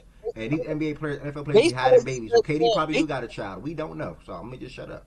Because James Harden popped Hold up up, one on based that on little what you Netflix just thing I didn't even know about. So I mean, no, that is true. That is my nigga Uno was hiding that kid. But I listen, don't even know. why Like did Bron not retire to Carmelo be hit the with, daughter. with Like his you know what I'm kid? saying? Like Dwayne Wade hit one too. Shit, like Drake even tried to hide one in the beginning. Like I don't know what these people be doing, dog. I don't know. But it's not hiding. This is a person. Y'all know LaMelo had one too, right? Hold up. Yeah, no, I he said did. Melo. That was a Lala. Yeah, That's why that's Lala crazy. went Me's not hit. What?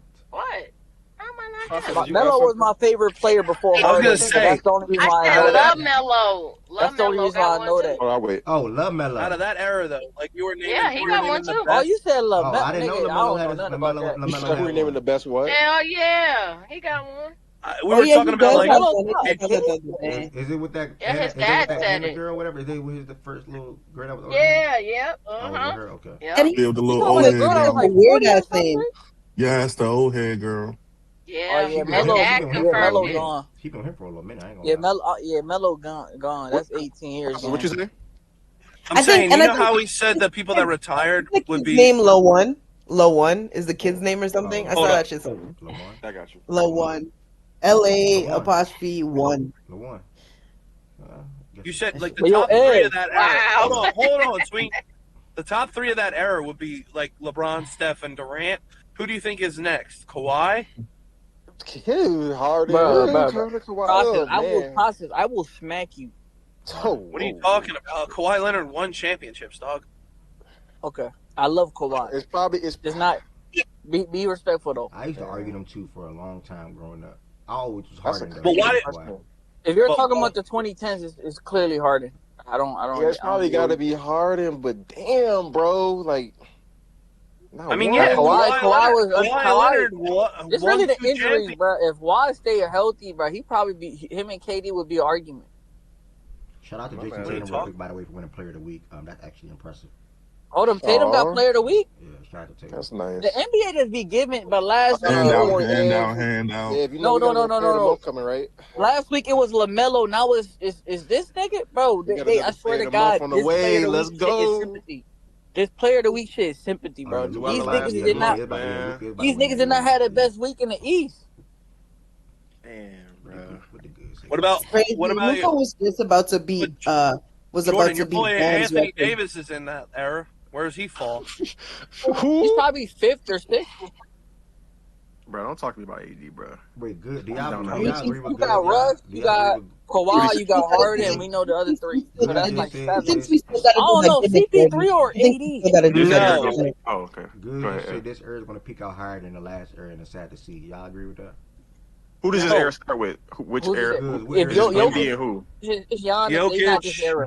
Who we starting this era with? Oh, yeah, Jokic probably do start it. Luka.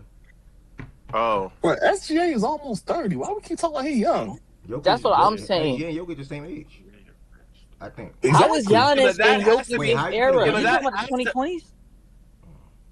Sorry, which era? It's like Kobe. It's like Kobe being He could be right. I don't respect it.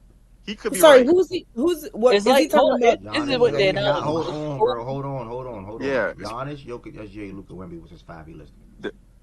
If we talking about the 2020s, well, some of them niggas is gonna retire before the 2020s. But Wemby shouldn't be part of that era. Even if he is, like, yeah, you're right. You're probably right, process. But girls could be right, but that shit not going to be the same, bro. Hold on. This is how I look at. This is how I look at it. That era he just named last is not era- better than Bron and Stefano. At all. Hold on. The last era. Duels, nigga. Like, This is how you should look at. This is how you should look at the era thing. The last era of the eras that we just talked about with Harden and KD and all them. The last one of them to win an MVP was James Harden in 2019. After that, it was Giannis. What does that mean? They were all competing. I'm not mad at him. That goes to the point. They were all competing. And you shut up, bro. Let him talk. Shut up for a saying some second. good shit, bro. That's So the next era should then start kind of after those guys are not in the MVP race anymore, and it should start with the guys he named. I wouldn't put Wemby in that yet; he's too young. So you'd swap in like Joel, and then you add like, who else would be part of that? In the 2020s? I might put Giannis. That's your I mean, you got reason. JT. I'm going young, Yeah, bro. I put Wemby. Pause. I would just put Wemby though, just Wemby. I mean, I guess you could put Wemby. He could be like the Kawhi kind of came late to the party. Yeah, because he's here now already. Yeah. And they're still So doing so you could still put Wemby there. Who else then? Oh, there's still 6 No, more I years. think you did it right. I think you got 4 Joel, more you got years. Giannis, Joel, you got Jokic. that's 6, right? Wemby. Oh, yeah, Joel. Tatum. You have to put Tatum. Oh, yeah, Tatum. Yeah, Oh, Tatum. I forgot about that- Tatum. Tatum, You're y'all right. ignoring me, but I But don't care. Tatum, I don't know. It's like it don't got that. Bro, Like, how just are saying y'all? he's in the Like, how group. are y'all deciding? it don't What's got the that. deciding It's factor of the just new era? regular. Like, it Did don't you got just hear what that. I said, Lo? Nah, what you said? know, the era before us, the era that we were talking about, like they're all about to retire.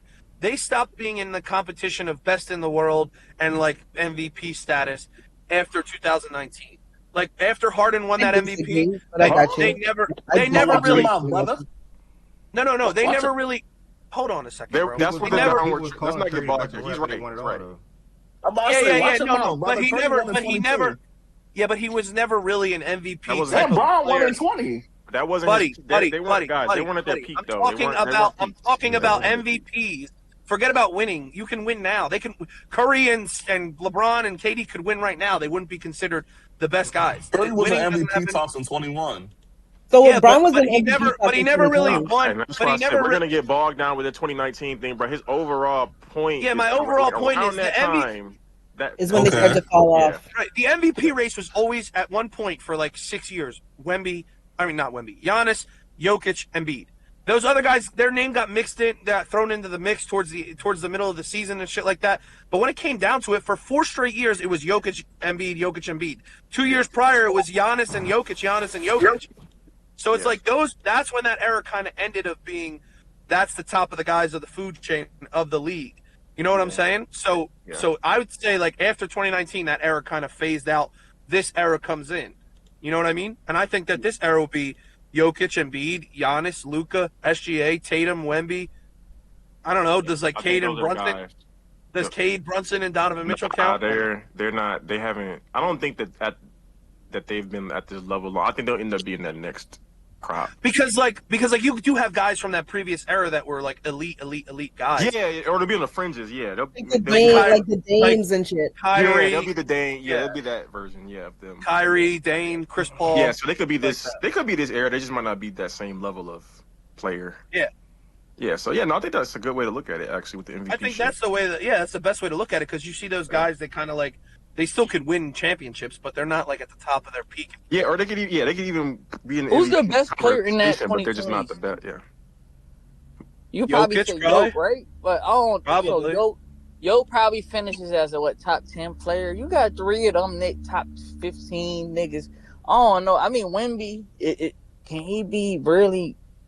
I think a lot of potential, bro. With the 2020, LeBron and Steph carry that fucking 2015. LeBron and Steph, the fact that they're in that era together, I mean, KD is not a top 15 player. Yeah, but he just sucks. Bro, that's why I hate talking basketball. He just fucking no funny, sucks. I hate talking basketball with y'all idiots. No, but y'all Allen obviously Iverson fans discrediting KD. Like, obviously he's great, but like he just doesn't have any like charisma. Like Steph and LeBron went at it. He like that was like they carried that. Like and SGA is the same little fruitcake, just like fucking KD. Like he's got Steph and LeBron gonna sit down and have their little. It's not the same dynamic with Magic just, and bro, Isaiah Thomas conversation, bro. I can't wait to see it. Process, just be honest. Like you're biased, bro. Like. I'm biased towards LeBron James. Jordan, when they had their little mind the game, that wasn't a real convo, bro. That wasn't. I'm shocked, but you seen the glaze, bro. It was just a glaze class, bro. That was just. They're gonna sit down and have some real like. What was going through your mind? What was going through your mind when I packed your shit in Game 6 and screamed on you, like shit like that? They're gonna talk about them moments, like what was going through your mind when. Go ahead. Oh, never mind. Who do you think's going to be the outlier MVP of this era, Jordan? You know how like Derrick Rose got it in there. I'm not gonna lie, you bringing some good shit today, bro. I'm not gonna lie. Yeah, because you know how D Rose was the outlier for because like if you look at all the MVPs, then you had the guys that we all named: KD, LeBron, Curry. Like basically, like which you saying like which member of the new era do I think could sneak an MVP in there? Or Cade. Yeah, I and don't think Ant will Ant's be an gotta outlier, bro. Hold on, Ant's got to be part of that elite shit. I forgot about him. If you're putting Ant wouldn't Tatum, be an outlier, bro. if you're putting Tatum's bitch ass in there, he's getting in. Bro, I think Ant has love the Ant, talent. but Tatum is clearly a better player for longer. I don't know than if Ant's teams are ever going to be like first or second year after year after year in the conference though. Tatum has like 4 All NBA first teams. Like, why do we? I get we troll Tatum, but like his resume is very sharp. Even though you might be like, his game not that. His accolades is that though. I would say Cade is the one that could sneak an MVP in there. Yeah, I'm not mad at that. Cade's only getting better. So Yeah. So you think Cade will sneak one in? Yeah. He'd be the one. He'd be the one because he gets all the stats. He's got good defenses. His team's probably going to be good. So it's when y'all like, say new era, is there a cutoff? Yeah. I would say that. I would say that the cutoff is probably Wemby. Yeah. So Wemby counts as a whole separate era. Yeah. No. Wemby is on this era. After Wemby, what do you think about Flag? What do you think about Flag? That's what I'm saying. Like, if you throwing Wemby in and you throwing Flag, you gotta cut it off before. Flag shouldn't win MVP. That's Jimmy Butler, bro. We're good. I think it depends on how quickly he That's comes Jimmy Butler. on. Do you name Jimmy Butler? I think it depends. I'm not even. I think it depends on how quickly Flag comes on, though. If he jump in the top 10 combos next year, he can probably count. Nah, I'm with you. But I think it makes sense to end the era right before Wemby. Like let Wemby be let Wemby run his own mission, run his own shit. Like, let Wemby have his own era. Yeah, let Wemby run his own shit. I'm not saying that to be funny. I'm saying that because I just fucking it makes sense. Like because Wemby's that's a marker, that's a milestone type shit. If that's the case, if he's the mark, if he's the mark of the new era, then that means the era before has got this one dominated. He on some finesse, cover your ears. Wemby really doing some like. Just in regards to the best player conversation and how quickly they entered it, he really doing like a Bron type of thing where it's like the nigga by year 2, yeah, you can say last was long, but yeah. Yeah. It's not gonna be. It might not be the same level or last, but he doing the same thing. Like by year 2, year 3, you can say he's a new era, but he right there with the niggas from before him. Like he's here now. Like he's in his prime starting like right now. So. I think that's kind of what Wemby doing. Wemby kind of skipped the line a little bit. The thing that knocks Wemby down a lot to a lot of people is really the low scoring output nights. They don't see the impact. They don't see what the numbers, what the peers, what everybody sees. Mm-hmm. Nigga, he's Rudy Gobert defensively that can switch, and he's like the greatest fucking. Wemby's so good, bro. Y'all gotta stop sleeping. The points per game, he's only at 24. He don't got the 5-4 metrics. LeBron. So Jordan, where you guys? It really goes back to the first convo we had the other day. People put Jaylen Brown and Cade over him. That's really what I'm speaking to. You said what's next? You said last era, this era. You said which one? For what? For Wemby? No, for like the conversation that Dre brought up. Wait, what are you asking me about though? He said this one's gonna peak over the last one. Oh yeah, no, I don't believe it. Yeah, I just think that like that it could obviously anything can happen, but that last it can't, bro. Yeah, it just has so many storylines. We had niggas who met in the finals 4 years in a row. We had a top 10 player. It was just it's tough. Did you guys bring in Wade too, or that's before Wade? I think he might be previous era. Yeah, Wade's previous era. Which is kind of crazy because him and LeBron came in at the same time. But again, LeBron came in out of high school. Yeah. And KD kind of overlapped there. I think KD did the Wemby shit and Brown shit though. Like KD came in and he was just so good so early. Like he kind of, normally niggas are as good as KD when they've hit like year 5, 6, 7. That nigga by year 2, 3 was like. Where you put like that's why I agree with Goods. Wemby should be in this era. Yeah, he's in this era for me. So where you put like Dwight Howard and shit like that? Still like I don't rate. Does it matter? People think that Dwight Howard the top 75 player all time. But he's in that D Wade era. Yeah. Okay. Yeah. But I think that outlier would be Cade. Go ahead, Ed. Real quick, just in case y'all opportunity continue talking and having this convo and open talk. As I see 1110 joined or whoever else is listening on Twitch and or YouTube. Let me just go through the winners real quick so I can open source 1110. Make some sandwiches and stuff. I like the Sixers today on the road. I think the Sixers do beat the Heat. I'm gonna speed up because I don't want to stop y'all from potentially finishing that convo. I like the Sixers to beat the Heat today on the road. Norman Powell was not playing. I want to see how Maxey, Paul George, and Embiid continue playing together, and also VJ. So I'm going to go who I believe is a better team to get the win today. I like the Hawks at home to beat the Celtics without Jason Tatum. I know and also Kata. I know Jaylen Brown and White is expected to play today. Jaylen Brown is ruled in. White is probable, so they're going to play. But I'm going to continue to go with the Hawks and how they're playing basketball. I like the Suns to beat the Grizzlies tonight. I like the Spurs to blow out the Bulls. I like Minnesota. I'm going to try to go with them over Dallas. I like Cleveland over Utah. OKC over Detroit. And still out? Yeah, and still out. J-Mac also week and J-Mac is out. Yeah, J-Mac considered week to week. Dallas might be able to get that. I ain't gonna lie. That minus 7.5 in favor of Minnesota. I don't know. Dallas might be able to get that. But I'm gonna go with Minnesota. And then Dallas is I'm gonna gonna tank. go Oklahoma City over the Pistons and the Lakers over the Wizards. So that'll be that. Why you going with Minnesota? Why I'm going Minnesota? I don't know. I don't know. It's just a gut feeling. It's It's really just a gut feeling. I have to say, it's only because Dallas will tank. They will take out Cooper and all them boys, and I'll always pick against these tanking teams. If they win, they just win. But I think that Minnesota is like, you telling me they don't got enough to be able to be a team like Dallas? Like, that's what you're saying? Well, They didn't have a bad loss Sunday night. They got to bounce back. It depends what Bones and Io and Nas and Randall, because like Ant not there, so that's like 30 points, and then J Mac normally chips in when Ant's not there, like 20 with the defense. When Ant's not there, he gives you around 20. Recent games. No, I don't think that. Okay, whatever. He gives you. Okay, just let me get that off. Just relax. Okay. Just relax. You doing too much, Ev? You doing too much? Rudy gonna give me 20. Julie giving me 30. Been popping offensively. Bones been popping offensively. Speak on it. Speak on it. Rudy wants revenge on J-Mac Dallas. is still there though. I'll make it seem like J-Mac just don't matter. J-Mac definitely matters on the offensive side, especially defensive side as well. So to what you're saying.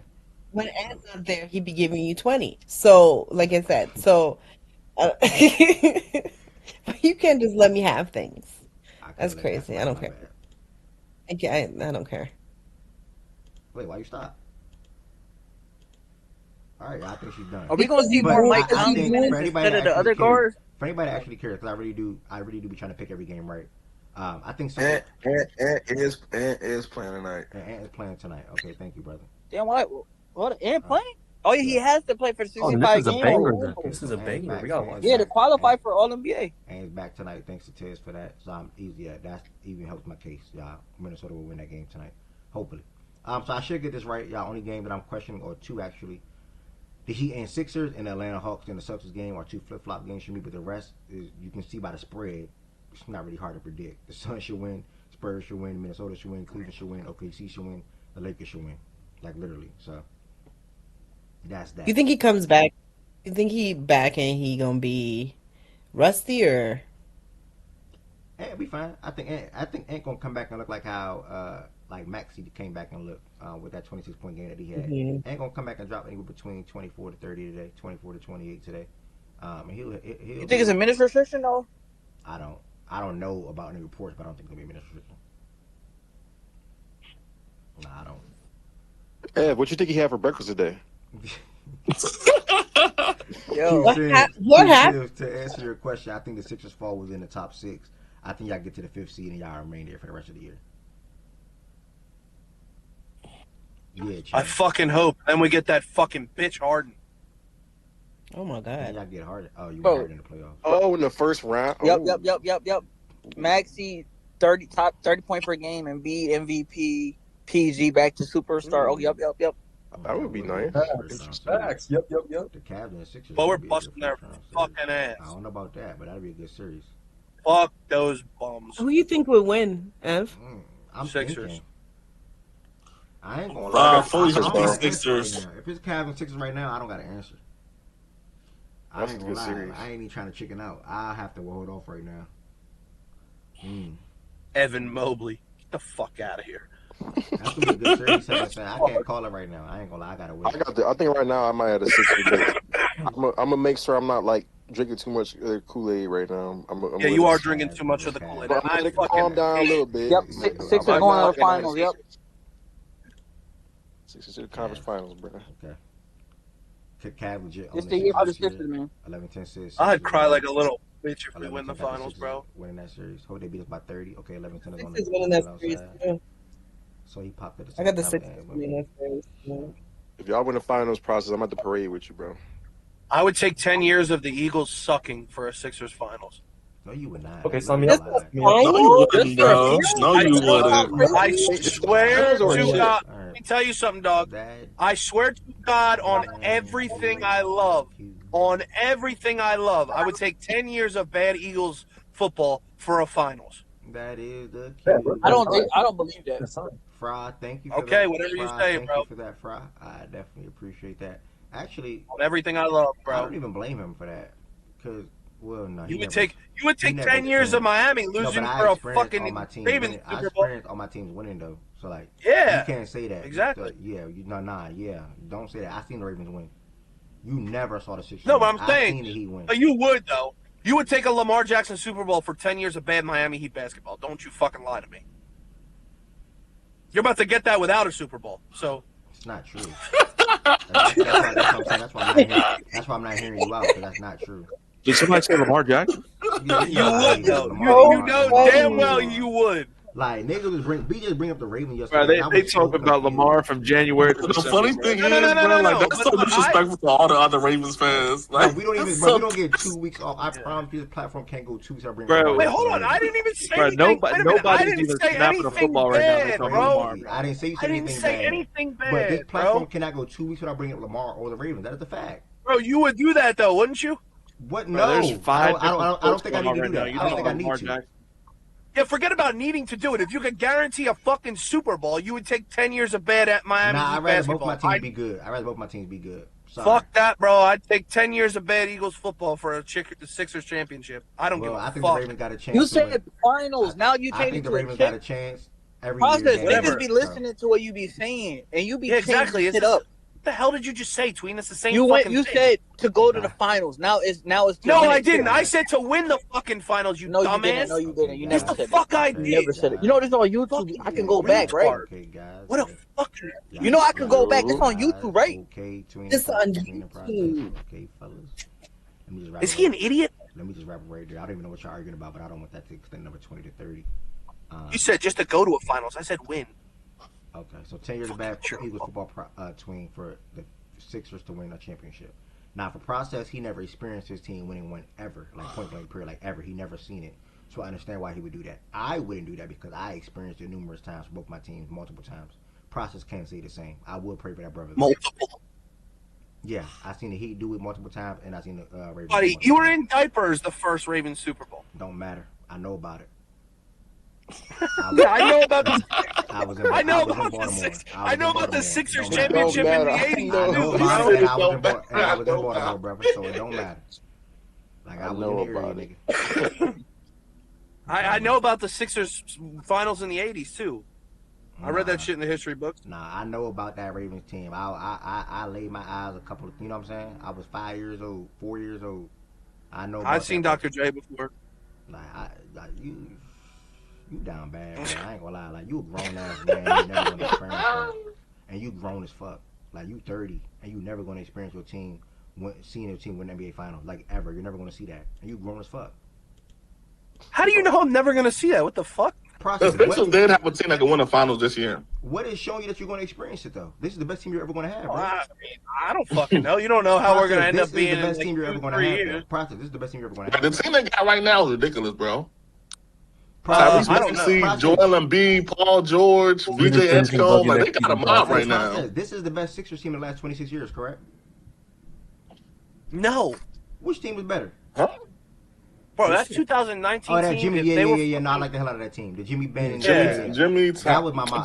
I had y'all winning it all that year. I ain't gonna lie. Look at bro. If Kawhi Leonard. That team was not better than the team they got right now. Nah, it was. Yes, the fuck it was. Bro, I ain't gonna lie. I'm talking about on paper. On paper. I know, like these. Nah, it was better, bro. It was better on paper. It was better on paper, and it was better then. It was better. Bro, Embiid, Maxey, Paul George. Oh, you talking about right now? Nah, dog.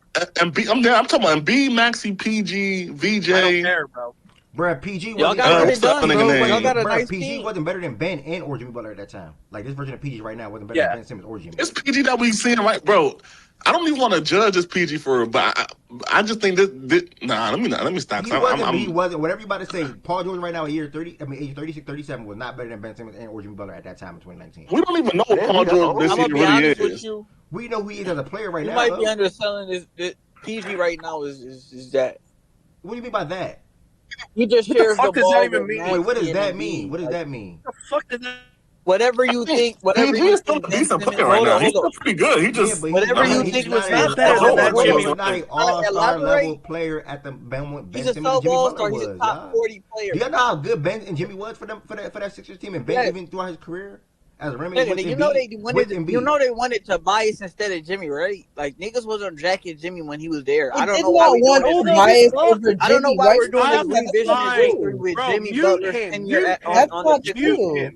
Mute him, bro. Mute this dumbass. Because I'm speaking bad. Q-Sim said this team is a better fit. I would hear that one. But I think I probably will prize. I think I can hear that. Yeah, I would hear that. Wait, Ev, you think like Paul George don't know how to play basketball no more, son? All I said was I think the 2019 team was better than this team right here. That probably was the best team that Philly had. I agree with Process on that. I really do believe that. But they had I think they had Bellinelli, or was it Bellinelli? Who was that shooter there? They had Bellinelli. It was JJ Redick, brother. It was JJ. JJ. We had JJ starting on that 5. Yeah, I did have JJ Redick. Bro, they had a mob. That's what I just said. That was a good team. Bro, wait, JJ Redick. He was like 18 points at night. He was solid. But that's what my problem with y'all, like, bro. PG is taking a backseat offensively. That doesn't stop his capabilities offensively. He's just picking his spots, playing alongside. I'm actually with you on this point, by the way. You said what? I'm with you on this point right here. Yeah, nigga, his ability didn't go away. Do you guys think niggas just forget how to hoop? Like, this is a real question. I'm not gonna lie. If y'all want to, oh, sorry. I know. I was saying Jimmy Butler, to me, was just like, I don't know. Like, they were top heavy, but Ben Simmons at that time, I do think people forget. Like, he was like great defensively, and during the regular season, like, huh? No, I'm with you. Like, I'm saying he was one of the best defensive players in the world. Yeah, and like during the regular season, like he was really good for them. Like in the postseason, yeah, like he had his downs here and there and whatnot, but like he was still really good. And like they still had Jimmy to help take away like all of that like offensive woes of Ben, like he had like in the playoffs like the years before and whatnot. Like I just feel like I don't know. Jimmy to me just bumped it up to where they're just like talent-wise. I think talent-wise, they were just significantly better talent-wise. Yeah. You know what it is? They had to buy. So y'all should have kept McCain. I got a question for Ev. This is a little similar. Do you think, because this goes to the roles, like when niggas go to certain sceneries. 2 years ago, when Harden went to the Clippers and his usage went down. You think same with PG with Sixers? He went from the Clippers to the Sixers. His usage just went down. You think PG, if he goes to a different team, won't kill? Right now? Yes. If PG goes to a different team right now, will he kill at age 35? Yes. I don't know. Like if he go to the Grizzlies the reason I don't know about that though is because. But the reason I don't know about that is because he's still old, gang. Like, I don't know he can't. I don't think he could literally come out and kill every single night. I'm talking about he's giving you. He's averaging the dub. I think he was still average 20, 100%. Yeah, I'm not. Bro, 20? That's the bar. That's a given, though. That's what he said. 20 should be a given. You said 20. Yeah, I think he would average that. No, I'm just ballparking like how low are you? So 20, that's around the range. 22, 20. Like he could, bro. If he went to like the Grizzlies, PG, with everything that he's been through, he's not averaging 23 points on a team like the Grizzlies right now. So he wouldn't do it. So look, let's swap. Let's put him on the Raptors, like what Brandon Ingram is doing. You don't think he could do what Brandon Ingram is doing right now? 22 or 23. So yeah, he can do what B.I. is doing. Oh, I'm just asking a question. I thought he was at 22 right now. He's at 21, 22-ish. Same thing, yeah, bro. Brandon Ingram and he's giving you better defense. He's giving you better defense than Ingram. I pointed 23. Wow, I just said he can average 20. If that changes to 21, okay, so be it. Yes, I think Paul George can average 20 or 21 points. Okay. Since when is That's the that point I'm killing giving. though? I'm saying if he was on the where is that Raptors, he going give me though? better defense. He nigga, what? You said killing. I At the just end of said the if day, he you went to said the he would be. Raptors and did You what said he Brandon would be. Ingram is You doing, said he would be killing. I don't think that's killing. how is that not killing? All right. Well, yeah. Just 21 points a night is not killing, bro. We got to agree Stop. to disagree. So Do you think Brandon Ingram's killing? Ingram, hold on. Is Ingram quote unquote not killing, or is he killing? No, he's not No, Ingram is not killing, bro. No. You didn't just hear Okay, what my Zach bad. said. Ingram is Been not asked. killing, bro. He's not My bad. killing. Remove the killing word. Hold Ingram on. Remove is that word. playing solid ball. I Remove wouldn't that call it word killing. killing. Whatever. My bad. Uh-huh. He would do whatever you think Brandon Ingram is doing with the Raptors. Okay. As their closer, and he's giving you better defense. So that's why I'm bringing that up. Like PG is not. He ain't forget how to hoop, bro. He's That's still the that. bar He's still being nice. better than Brandon Ingram. You said what? That's the bar being better than Brandon Ingram. That's the first name that I brought you from me just came to my mind. That's what we hyping up being better than Brandon Ingram. I mean, what people think he should make All NBA. So I don't know. I don't know. I've I mean, seen we'll some see. tweets out We'll there. see. You got to remember, like, PG had some really bad knee injuries the last 2 years. I don't know if he'll be able to hold up and be a killer, quote unquote, or top 2 scoring option on a team, because whatever team he goes to that's not the Philadelphia 76ers, ideally for him to live up to what you're saying as a 21 or 22 point per game scorer, he has to be a top 2 scoring option more often than not, probably right now at this team, because you already spoke to how Harden took that back seat that allowed Paul George and Kawhi to shoot more of the shots and on that team, right? If you put Paul George on any other team that you're referring to now, he would be a top 2 scoring option. I don't know if the knee injuries that he dealt with over the last 2 years and whatnot will be able to withstand that or withhold that pressure for a full season and be able to put up 22 or 23 points per, or even 21 points per game, because they have to go back to 16, 17 shots a night, which he's been throughout his career prior to his last 2 years in Philadelphia. I don't think he can do that right now. I think he's properly slotted right now at age 35, coming off the injuries that he's been going through, and behind Maxey and Embiid, which can then still allow him to blossom in his role with that being an efficient and or a good 17 point per game scorer, which he's at right now for Philadelphia. So that's just where I'm Without at. the playmaking responsibilities. Yeah, exactly. Yeah, exactly. And I'm not bashing Paul George. I just think this version of Paul George, Jimmy was better than that. Because this version of Jimmy, that version of Jimmy could still be a 2 or whatever the case may be. I don't think this version of Paul George can be that on a championship. Jimmy never looking like in that year you talking about. I know that. Jimmy averaged like 18 or 19 that year, but he got traded midway to that team. You said PG couldn't be a two. Say my bad. This version of Paul George cannot be a 2 on a championship team. No, he cannot. No. Who's the 2 on the Sacramento? Who's the 2 on the Spurs? Y'all, I'm gonna go ahead and carry that. Can you answer that question, brother? Can you answer the question, bro? brother? I'm not gonna lie, bro. If you are arguing that the Paul George right now today can be a 2 on a championship team, then I just have to just. Can you answer my question? I just have who I think will be the 2 in the playoffs for the Spurs this year. Bro, they have a. Who do you think the 2 is on the Spurs? Let's get that out. Initiators. They have initiators. If you put Bro, Paul George in there with no initiator, that team is not going, winning a championship. I don't know, I don't know if I'm with you on Jim. Bro, Paul George is not a 2 on a championship team. What are we doing? No, I'm not talking about that. I don't know if I'm with you on this, Jim. Bro, maybe just. Bro, Jimmy was. Maybe my brain is when it comes to Jimmy, bro. This a little bit, but Jimmy was he was the big shot maker, the big shot. Yeah, y'all completely forgot about Jimmy. Maybe y'all really forgot about Jimmy. Yeah, that's all. Bro, nobody's even saying it, right. No, I'm with y'all, right? Okay, Jimmy was a good player for them for sure, right? For them, like he was a dog, bro. Jimmy was a dog for them. Okay. He got traded midway there. He played 55 games. Well, he played 55 games, bro. That wasn't midway. Yeah, he played 55 games. Only put up 18, but I don't want to just put it. Also, 2 steals. Great defensively.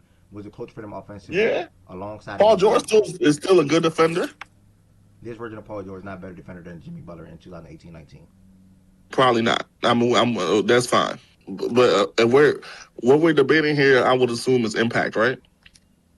Bro, we're debating who's the better player. Bro, 18-19 for Jimmy Butler is better than 25-26 Paul George. What are we doing? Like, what are we talking about here? Like, who's more scalable? Bro, I said something that was a fact that started this. Bro, I said something that was a fact that started this whole little hoopla. Jimmy Butler and Ben Simmons in 18-19 were both better than this version of Paul George right now. That is a fact.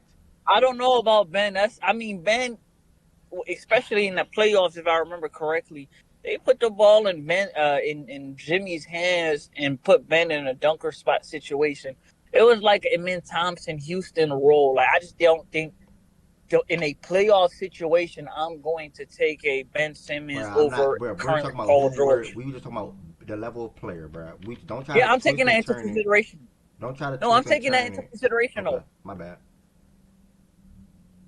because that matters. Like you feel me? Like, can you scale down? Can you scale up? Can you scale in this role? I don't think man was scaling down in the dunker spot when when Jimmy had the rock. Like, I'm taking PG over that. I mean, but in the regular season in transition, sure, if you want to take that Ben Simmons, I guess. Go ahead. Just because you're portable, that don't automatically make you the better player, bro. I can't be The only reason I'm thinking about it, bro, I'm gonna keep it a being, right? Because first of all, let's start with the fact that I don't think that Paul George is just like he might not be the best player game, but I just think he still has the ability, right? And the role he's in right now, he doesn't have to show it. He doesn't have to be Superman every night. He doesn't have to. He doesn't have to do that most nights, bro. He's a role player right now, bro. So all I need, and I'm talking in terms of a playoff run, right? All I need him to do is show up on the nights that everybody else ain't got it. Like not even necessarily that, right? This you ain't got. Give me. I need at least a consistent 15. Let's start there. Consistent 15, right? That should be the floor. You get be better than what the hell Tobias gave him. Consistent 15. Because even in that situation you talking about, if Paul George wouldn't be compared to Jimmy. If Jimmy was the 2 on that team, Paul George would be compared to Maxey. I'm not putting that, not Paul George. Jimmy would be compared to Maxey or Embiid. I don't know how you. I don't know. I went fully healthy though. I went fully healthy though. So I'm winning. So you will be comparing Jimmy to Maxey. I'm just speaking to the point that I'm not comparing him to Maxey because I'm only speaking to the point that you and Tween pushed back on. I made a very bold statement that I believe that Ben Simmons and Ben Simmons and Jimmy in 18-19 were better than this version of Paul George in 25-26. That's the statement y'all pushing back on. So I might even bring it up Maxey if y'all don't even believe either one. You said no. Yeah, no. I was going back to the beginning of that team being better than this team. Oh. I mean, I don't know, bro. You're right. I'm not saying you're not right, but it's like I just think on any given night, Paul George can be that, which is why I find it difficult, right? Because consistently maybe not, right? But I think on any given night that Paul George walk in that building, he can turn back the hands of time and be Paul George, bro. Like, we know who Paul George is. We know what he does. We know how good he is defensively, offensively, how well he can shoot the ball, handle the ball, rebound, play make. Like, we know what Paul George could do when he was Paul George. Now, am I really that? Am I a Paul George fan? Am I really that hoping on? Not really. Like, you feel me? Like, PG ain't reached Jimmy heights, bro. I hate to say it to you, bro. What do you mean by height? Like, nigga, MVP. You know what I mean. Those heights. You know what I mean. Jimmy at that time didn't reach those heights. Oh, you said heights in Philly? That's what you said. said. Off of Jimmy in Miami. Fair. I'm basically like Jimmy in Miami. I wouldn't have nothing to tell you. Yeah, right but now. this old PG right now, what heights is he reaching? I disagree because when he was on Minnesota, he like carried the shit out that team, high key. Like they were not. He kind of put them in the position to be. I think they were like top 5 top heavy. Yeah, they went from not being a playoff team to top a playoff 5 team. or so. Yeah, like with him. They were 3 before he got hurt. That's the funny part. They fell because Jimmy got hurt, but that's making your point too. To be honest, So why you helping her? You know. I mean, I like helping people. That's like I love helping people. You know, just I'm in a hopeful mood. You losing. You lost. It's over. So yeah, Jimmy did have those quote unquote heights. They're not the heights of Miami or whatever, but you saw flashes of that shit though. I'm not gonna lie. Yeah, man, it's a We good changed that conversation. Minnesota broke ass life. The Sixers team next year can probably be better than the 18-19 team because I think BJ will be better. Max will be even better, and they'll probably do better. They'll probably have better pieces around. End of the day, bro, like, it's a good conversation. The Sixers, hopefully they able to get into that other plan and get into that top 5 seed, or wherever they finish at, whatever the case may be, but make noise in the Eastern Conference because this could be their final run. We don't know what Embiid gonna look like next year. We don't know what Paul George is gonna look like next year. And we also have teams come back in the East that's gonna be even better next year. like the Pacers, and so forth. So, yeah, man. You know, Paul George. Process is not that happy because he don't believe they're going to be healthy going into the playoffs this year. I'm hoping they are healthy going into the playoffs this year, especially Embiid, and I do want to see what Maxey, Embiid, and Paul George can finally be able to do on the court together, as they didn't get much opportunity last season, and they really didn't get much opportunity this year either. So, yeah, that's my whole little 1-2 on it. I don't know if we can get 5. Hopefully 6. Okay. Yeah, that's my little 1-2 on it, y'all. I did the winners too. That'll be that for the show today. We got some WNBA games today. Something for me to lay my eyes on. Elite 8, Michigan, Texas, TSU, South Carolina. And then I'm also going to lay my eyes on the Sixers and the Heat game. And let me see if I sleep one more time today. Yeah, we want to hear some, you want to see some cool Baltimore Ravens facts, big bro? What's the fact? I'm going to send it to your DM, big bro. ZT just sent it to me, that's why, you know. I don't care to see Ravens propaganda, bro. I might as well send it to you.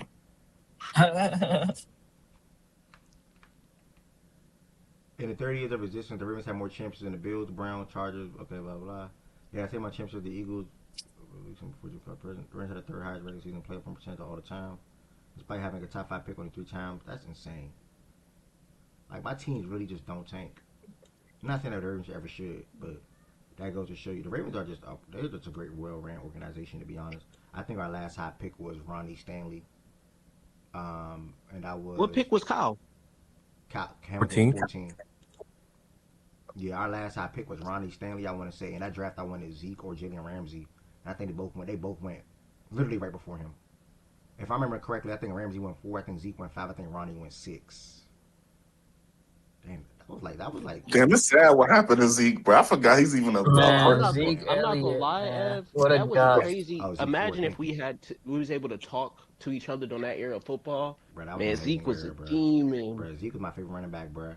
Bro, we had Zeke, AB, Odell, like all within like the 4-year span, bro. Like they produced 7, 8 loading Pro Bowl Hall of Fame player, and we never had number 1 overall pick. Probably never will, to be honest.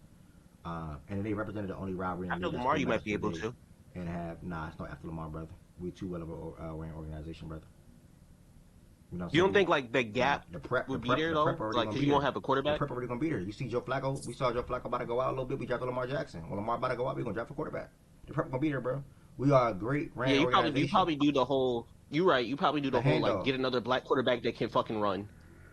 Not saying that's all Lamar. That's who the Ravens been or something like that. Like that's what we. No, I'm saying that's probably what you go. That's probably the easiest way to transfer over. We don't even know what the league gonna look like at that point. That's 10 years from now. We don't know what the league gonna be like at that point. Bro, the world might not exist in 10 years. We don't know, bro. I'm not even worried about that. Hey, Ev, I'm more confident there'll be more mobile quarterbacks in 10 years than there'll be less mobile quarterbacks. I'm more confident there's going to be more mobile guys in 10 years. So you basically saying NFL gonna be NFL Street in 10 years?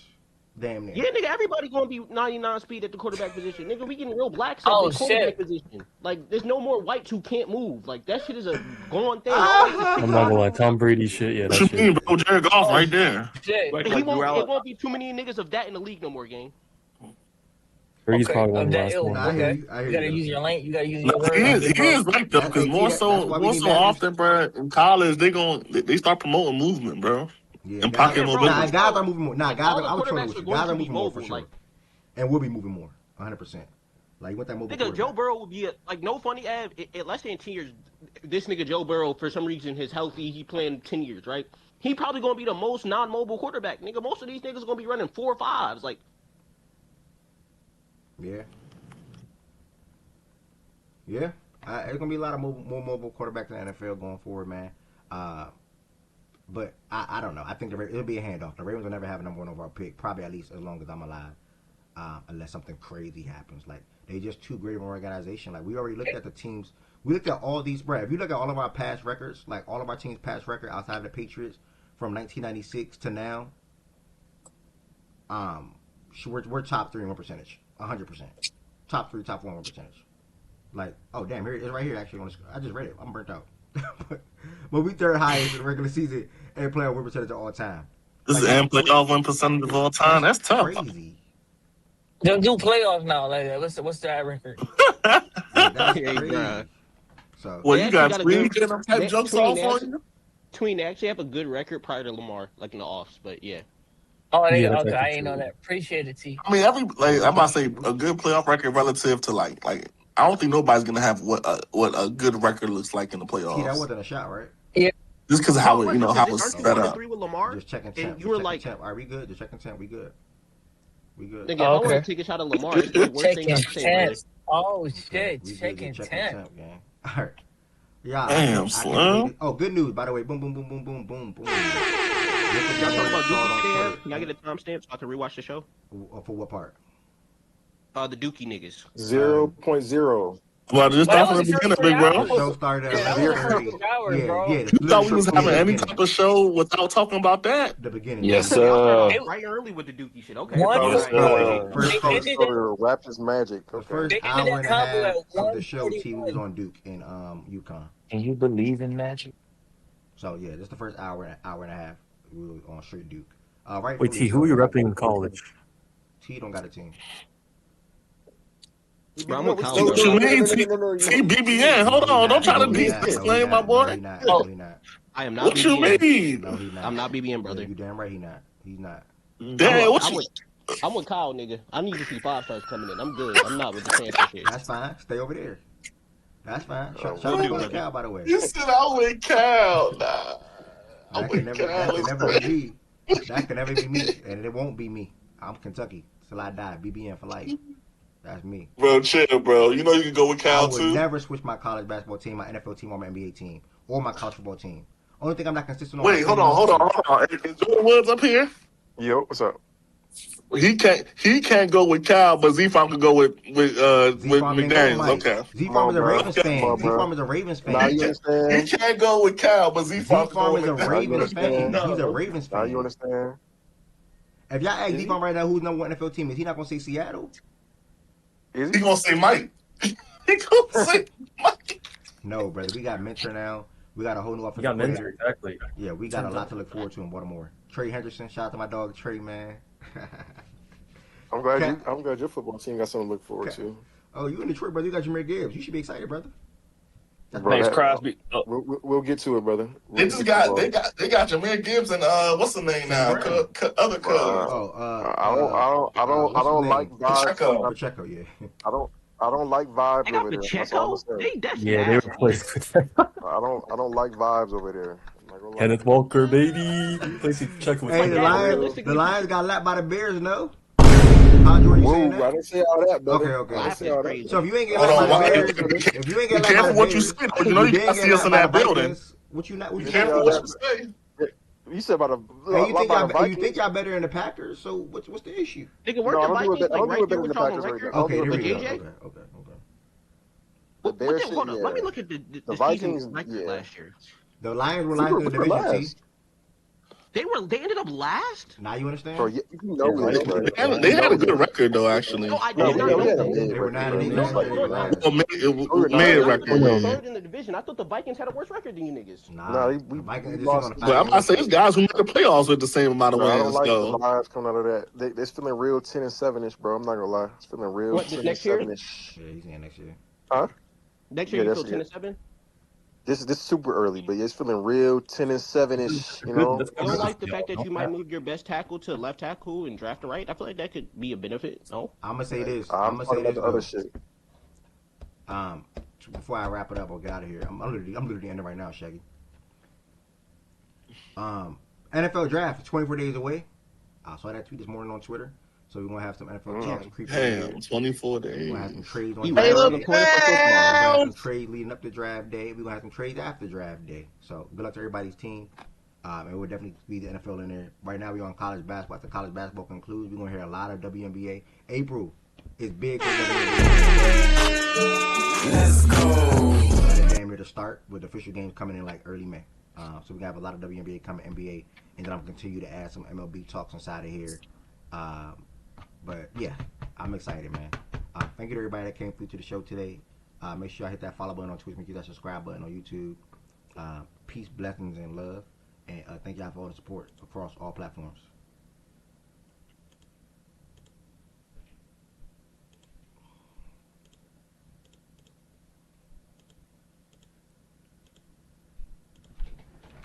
Okay, I'm out of there.